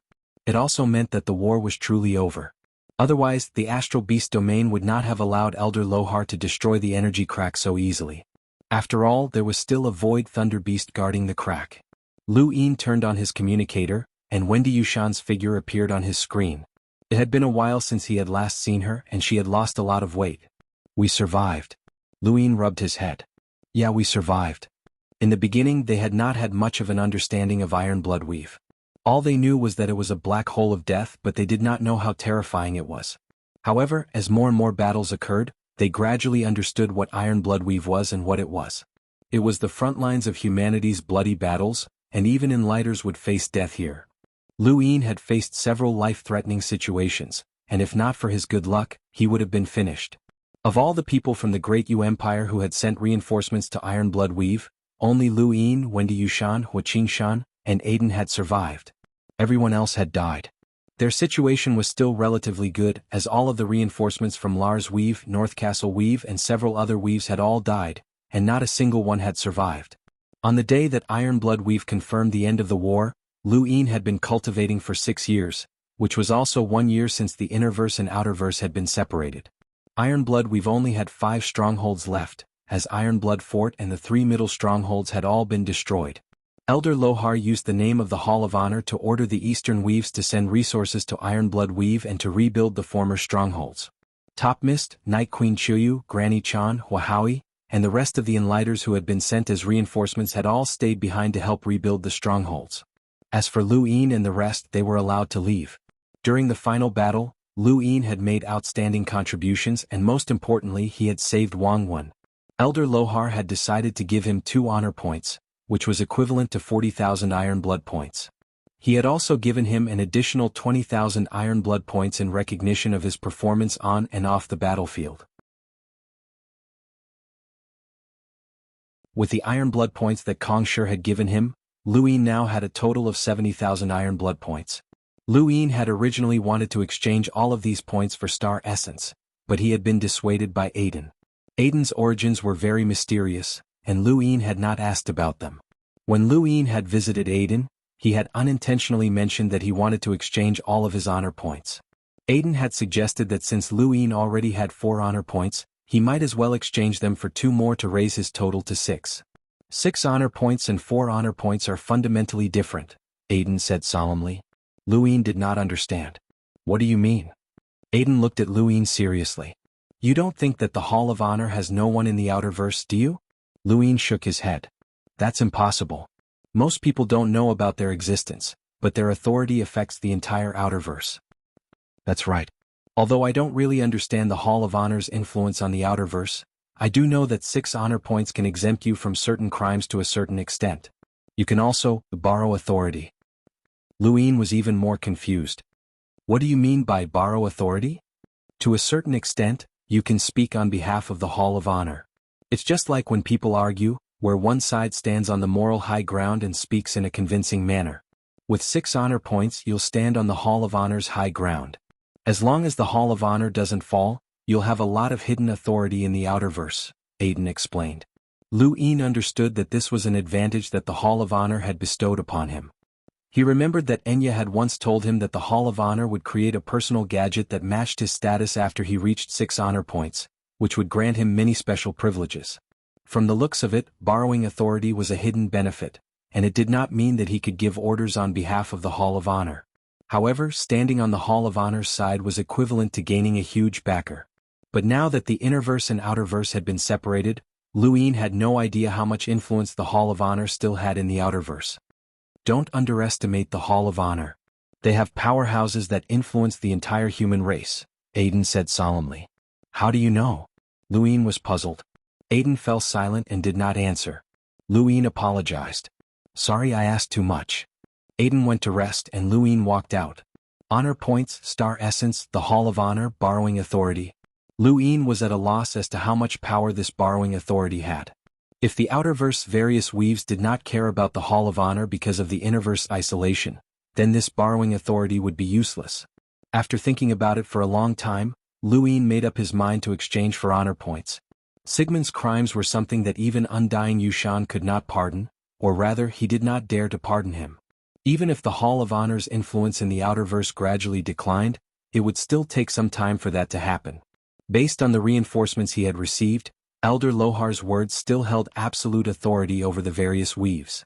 As long as Luin made good use of this borrowing authority during this period, he would not lose out. And even if he did lose out, so what? He had gained it for free in the first place, and he already had 160,000 star essence, which was quite a lot. To exchange for honor points he had to go through Elder Lohar. This was Lu Yin's second meeting with Elder Lohar, but this time, it was a private meeting. 2 honor points and 40,000 iron blood points. Not bad, kid. Elder Lohar admired Lu Yin and gave him 2 honor points. Someone will go to the Great Yu Empire to find you and give you a new gadget. I hope that you can make good use of this new status. Lu Yin respectfully replied, "Yes, senior. Rest assured that this junior will not bring shame to the Hall of Honor." Although having honor points did not equate to joining the Hall of Honor, it was still equivalent to half a member. The more Elder Lohar looked at Lu Yin, the more he liked him. With the Innerverse and Outerverse isolation, no one wanted to exchange for honor points anymore, as they all felt that it was useless. Only this kid still valued the Hall of Honor. It's a pity that the Innerverse and Outerverse are separated. Otherwise, with your innate gift, you would definitely be able to obtain a position. Lu Yin was puzzled. Position? What position? Elder Lohar waved a hand. Forget it, it's a foregone conclusion. Unless the Innerverse and Outerverse is restored before you turn 40, you won't be able to obtain that position. What a pity.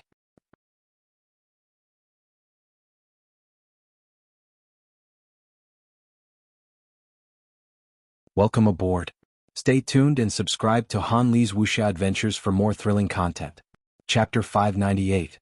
Elder, can you tell me what that position is? Lu Yin asked as he was very curious.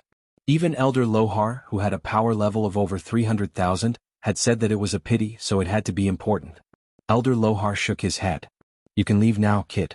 Remember, unless you're truly at death's door, don't rely on external help. This is the cycle of reincarnation.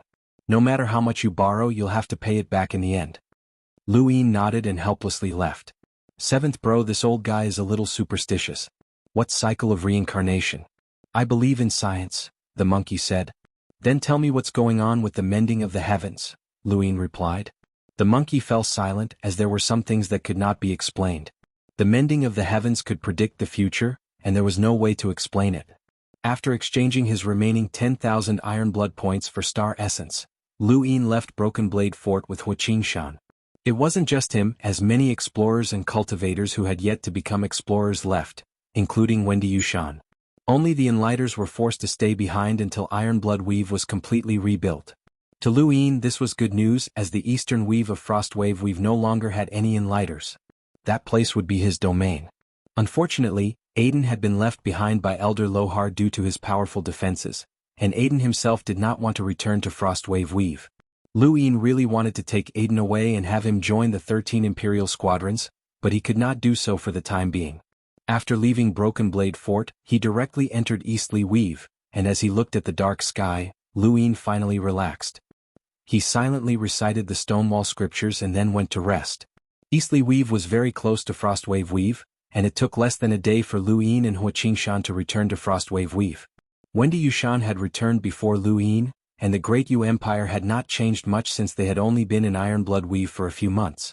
On the day that Wendy Yushan returned, there were people who came to visit her. They expressed their desire for her to take over, but they did not dare to say it out loud. Thus, Wendy Yushan pretended not to hear them. Lu Yin's control of the Great Yu Empire had infringed upon many people's interests, as he was too tyrannical. The establishment of the 4 ministries had redistributed the power of the Great Yu Empire, and it was foreseeable that the Great Yu Empire's true authorities would be the 4 ministries in the future. This was especially true for the Lu Ministry of the Army and the Lu Ministry of Staff, which could only be joined with Lu Yin's approval. This was equivalent to him single-handedly controlling the entire Great Yu Empire, which was something that even undying Yushan had not been able to do in the past. Unfortunately, Lu Yin was too strong. Some people hoped that Wendy Yushan would step forward and use her reputation to reclaim the Great Yu Empire's authority back into the hands of the Yushan family. However, Wendy Yushan had no interest in such things as she was not suited for power. The first thing Lu Yin did when he returned to the Great Yu Empire was to hold a court meeting. News of the battle in Iron Blood Weave had spread, and it had greatly affected the surrounding weaves. Everyone was in a state of panic and Lu Yin needed to reassure them. The court session lasted for a long time. When it was over, he went to look for Hai Chi-Chi and learned that the girl had gone to the Astral River boundary. Lu Yin sighed. The first time they left home would be forever, and many people would not be able to accept it. He did not look for Hai Chi-Chi, but he decided to let this brat do it herself. At least there was still hope.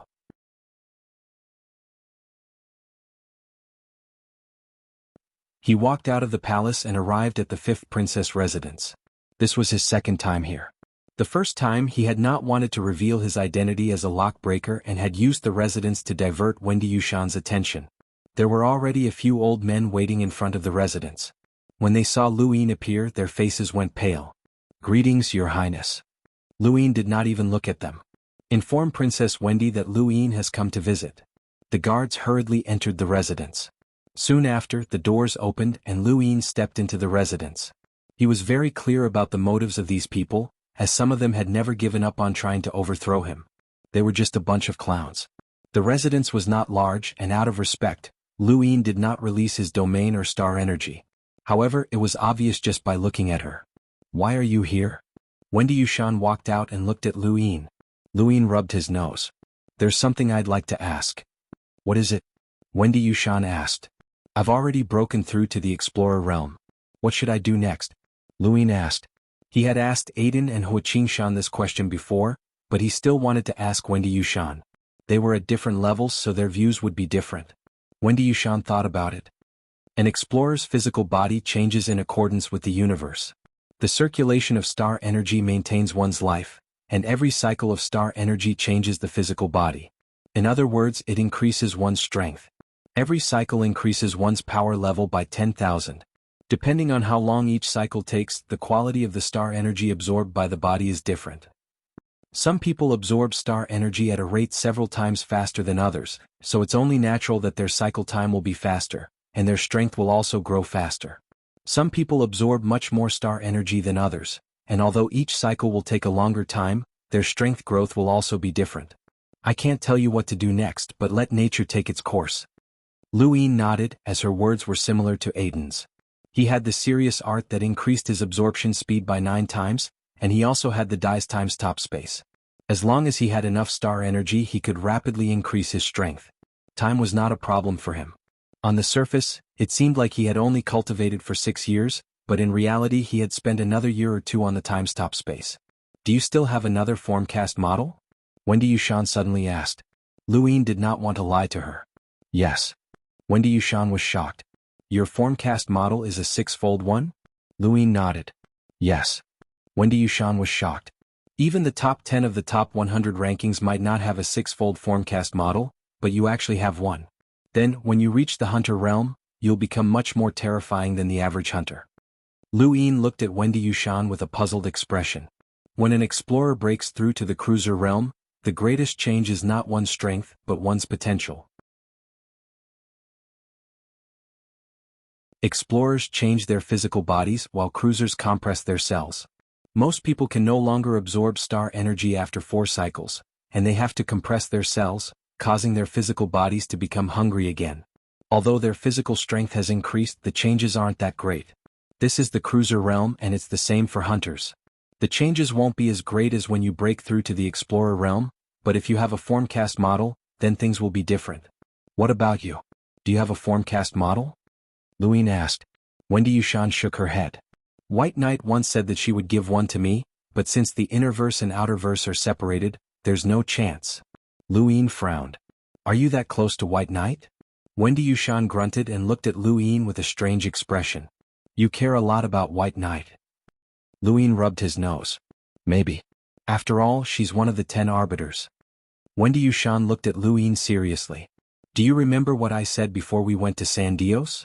Luyin had forgotten and he shook his head. I said that if we survive this crisis I'll marry you, Wendy Yushan said. Luyin's heart skipped a beat. He looked at Wendy Yushan's tall figure and beautiful face, as well as her temperament that made one want to conquer her. But you already have someone you like. I like pure feelings. Wendy Yushan then turned and left. Luyin stood there in a daze for a long time, wondering if he had just been tricked. Seventh bro, you've fallen out of love. The monkey laughed strangely. Luyin pursed his lips. I've never fallen in love, so how can I lose anything? Stop bragging. Any man would want a woman like that. She doesn't want you. The monkey was delighted. Luyin then blocked him off. How annoying. When he returned to King Zishan's palace, Luyin suddenly recalled something. When the gun had shattered, it seemed to have dropped something similar to a beast's skin. He checked his cosmic ring and found it. It wasn't a beast's skin but rather a paper-like material. There were a few words on it but Luyin didn't recognize them. He unblocked the monkey. See if you recognize these words. The monkey was surprised. These should be words from 100,000 years ago. They belonged to a time when writing evolved. The words of that time were especially complex, and most people wouldn't be able to understand them. Do you recognize them? Luyin asked. I can study them. Right, I recognize a few of the words. When you put them together they form a name. After thinking for a while, the monkey pointed at a few of the words. When Zhaoqing Tsangi. What does that mean? How would I know, but it should be a name. Luyin put away the paper. When Zhaoqing should be someone from the Wen family. He didn't know where Tsang-yi and Tsang-yi were from, but why were their names in this gun? Luyin didn't think too much about it, as there were many things in the universe that were difficult to explain. This gun had come from the astral wilderness and perhaps these people had fought there. He didn't care about that as it was time to roll his die.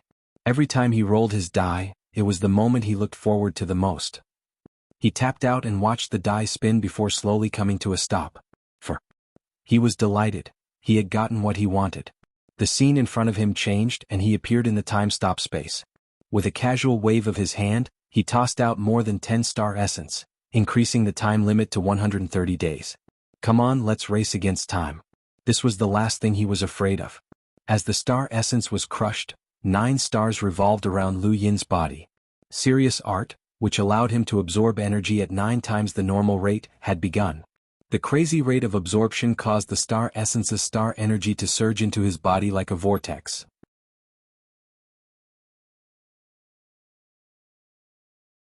The amount of star energy he had consumed to break through to the explorer realm was many times that of a normal person's, so the amount of star energy he needed to complete a cycle was also many times that of a normal person's.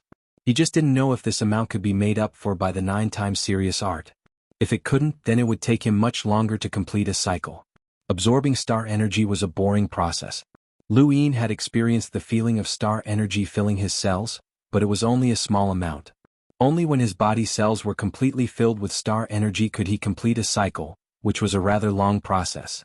A normal person would take around 10 years to complete a cycle, and the faster ones would take a few years. The longer one progressed, the longer it would take. This was especially true when one reached the cruiser realm, where the time required would increase exponentially. If there was a technique like the serious art that increased one's absorption rate by several times, then some geniuses with innate gifts would be able to complete a cycle within a year. If the amount of star energy Luyin needed to complete a cycle was about the same as a normal person's, then with the 9 times absorption rate in addition to his original absorption rate, it would take him at most half a year to complete a cycle. However, after 10 days his expression changed. Based on the amount of star energy he had absorbed so far, he might have consumed dozens or even hundreds of times more star energy than a normal person.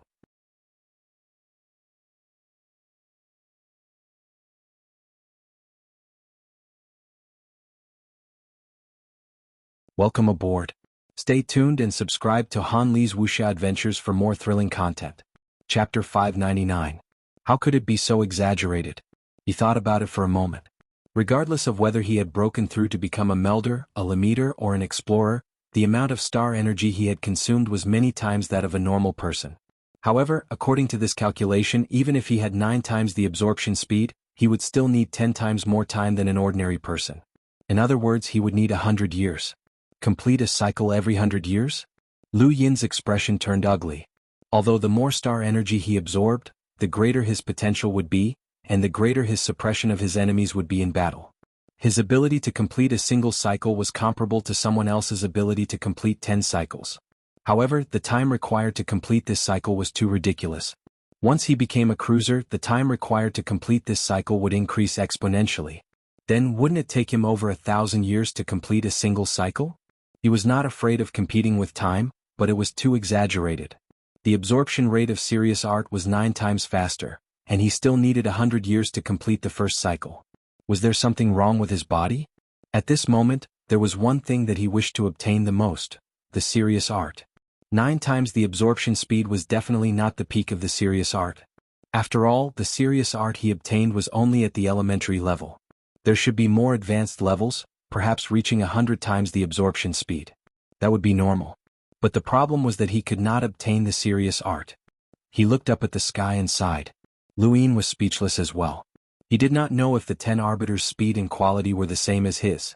Even if they were, they definitely had better techniques while Luin had nothing. Furthermore, the further he progressed, the more star energy he would need. This was especially true after he became a cruiser and a hunter. It would take him an indefinite amount of time to complete a cycle. Luin suddenly thought of Mr. Mu. The inner verse and outer verse had been separated, so Lu Yin's future master would definitely not be able to come here. No, I can't just let it go like this. I have to think of a way to increase my absorption speed. Otherwise I'll be finished. Lu Yin took a deep breath and forcefully suppressed his despair. He then rolled his die as he needed to deal with an enlighter's attack just in case. The die stopped spinning. It was 1 pip. Useless. It continued to absorb star energy. 10 days later he rolled his die again. 2 pips. Useless, so he continued to absorb star energy. 10 days later Lu Yin returned. This time the die stopped at enhance. Lu Yin was delighted and he took out his final money bomb and tossed it onto the upper screen. He then tossed in nearly 20,000 star essence, and the value of the money bomb continued to increase until it finally reached the level where it could instantly kill an enlighter. Putting away the money bomb, Lu Yin had already decided on the second item he wanted to upgrade: the spear. The pike that he had obtained from the ancient centipede's body contained a spiritual force attack that could instantly kill an explorer, but that was all he could do. Lu Yin wanted to upgrade it to the point where it could instantly kill an enlighter. Not all weapons could be upgraded, and it also depended on the materials used. For example, the spear from before could be upgraded to the level of an enlighter. It was very difficult for a normal spear to be upgraded to the level of an explorer, but the spear came from ancient times, and it had been used by Lu Zhan to kill Yin Guai. Thus, the materials used should be able to be upgraded to the level of an enlighter.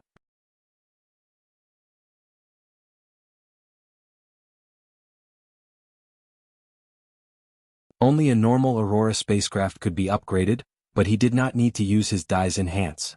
When it came to materials, he had a lot of polarium essence. Lu Yin wanted to upgrade the Astral ruler, but it was useless. The ruler could only be used 3 times, which meant that it was already useless. As for the Eniatic wings, he thought about it and decided that he should upgrade them. His speed was not very fast in the universe, and if his collapsible spacecraft was destroyed, then he could even catch up to a hunter. Lu Yin took out the Eniatic wings and used more than 20,000 star essence to upgrade them to the point where their rune lines were comparable to Khadgar's. In other words, the Eniatic wings now had a speed that surpassed a hunter's, and it could produce a barrier that could block a hunter's attack. At this point, it should be able to produce a barrier that could barely block an enlighter's attack. This should be enough for the time being. There were no enlighters in the eastern weaves of the outer verse, so they were not a threat to Lu Yin for the time being. He would save the remaining star essence to absorb. Not too long ago, Lu Yin had been satisfied after robbing the Blackbeard pirates of 1,000 star essence. He had never seen so much money before. Now, just upgrading an item would cost him tens of thousands of star essence, which was something that even an enlighter would find difficult to obtain. Khadgar only had a few tens of thousands of star essence, and Elder Wu did not even have that much. Lu Yin was already ahead of many others. The richer he was, the stronger he was, and the stronger he was, the richer he would be. To him, this was a virtuous cycle, and he just did not know how many more star essence there were in the outer verse for him to plunder. Right, he had almost forgotten that he still owed Madame Naylan 30,000 star essence. Although she did not need him to pay her back, Lu Yin did not want to take advantage of her. Borrowing was borrowing. Just as he thought of Madame Naylan, she appeared outside King Zishan's palace. Lu Yin's domain now covered a huge area, and he was able to use it with ease. Let alone King Zishan's palace, He could even cover the imperial palace without any problems. Currently, Kaze was the guard of King Zishan's palace, and he was the only person from the dire barbarian clan who had not been killed. Lu Yin valued Kaze's innate gift, but he was also worried about him. Thus, he had transferred Kaze over to guard King Zishan's palace. "Mr. Kaze, please report that the Nalan family head requests an audience with the royal regent," Madame Nalan said to Kaze. Kaze extended a hand. "His Highness requests your presence." Madame Nalan nodded and slowly stepped into King Zishan's palace. News of the battle in Iron Blood Weave had gradually spread, and there was no way to hide it anymore. Lu Yin's performance in Iron Blood Weave had also been spread, and it was rumored that Lu Yin had killed several Enlighters, barged into the Primal Zone, rescued an Elder from the Hall of Honor, and so on. No one knew whether the rumors were true or false, but there was one thing that was clear. Lu Yin had been very active. Madame Nalan was fully aware of Lu Yin's status and advantages in a situation where Enlighters were restricted to Iron Blood Weave. It could be said that he was the indisputable #1 person in the Eastern Weave. She had always admired Lu Yin, and even after hearing that Lu Yin had been tried by the 10 Arbiters Council and had a deep grudge with one of the 10 Arbiters, she had still been inclined to support Lu Yin. Now she was even more determined to do so. The universe was always a place where the strong were respected. No matter how rich the Nalan family was, they were still powerless in the face of a powerhouse. She would do her best to maintain a good relationship with Lu Yin. Lu Yin walked out of the guest hall of King Zishan's palace and waited for Madame Nalan. He had spent a total of 220 days in the time-stop space, and after upgrading the Eniatic wings, he had continued to absorb star essence. Even after 200 days he was still far from completing the first cycle. Madame Nalan soon arrived and flashed an enchanting smile. "Congratulations on your triumphant return, Your Highness." Lu Yin gestured for her to take a seat and looked at Madame Nalan with a trace of amazement in his eyes. This woman always gave him a new feeling and strongly attracted his attention. He could not remain as comfortable around her as he had with Lily Rose. "Madam, you flatter me. Actually, even if you hadn't come today, I would have gone to find you." Madame Nalan giggled and her eyes curved. "Did you miss me, Your Highness?" Lu Yin rubbed his nose and took out a cosmic ring to pass to her. "There are 30,000 star essence inside. I borrowed it from you before I left for Iron Blood Weave and I'm returning it all." Madame Nalan held onto the cosmic ring and her eyes dimmed. She stood up and coldly said, "Since Your Highness does not welcome the Nalan family, then we will not force you to stay. Thank you for your previous assistance, Your Highness. If fate wills it, we will meet again in space." She then turned around and walked out. Lu Yin was stunned and he hurriedly stood up. "Madam, did you misunderstand something?" Madame Nalan stared into Lu Yin's eyes. "I treat Your Highness as a friend, but has Your Highness ever cared about me? Or does Your Highness look down on merchants?" "Of course not," Lu Yin immediately replied. Madame Nalan shook her head. "When Your Highness went to Iron Blood Weave, it was a black hole of death. My Nalan family was unable to help you, and we could only offer you some resources as an apology. My Nalan family is grateful to Your Highness, but we also feel guilty. But now, Your Highness is unwilling to accept even that bit of resources. What else could it be other than looking down on my Nalan family?" Lu Yin stared blankly at Madame Nalan and smiled awkwardly. He extended a hand. "Thank you for your help, madam." You're tuning in to the Sword Dance in the Vast Sky YouTube channel. Don't forget to subscribe and join us on this journey to catch the most captivating stories.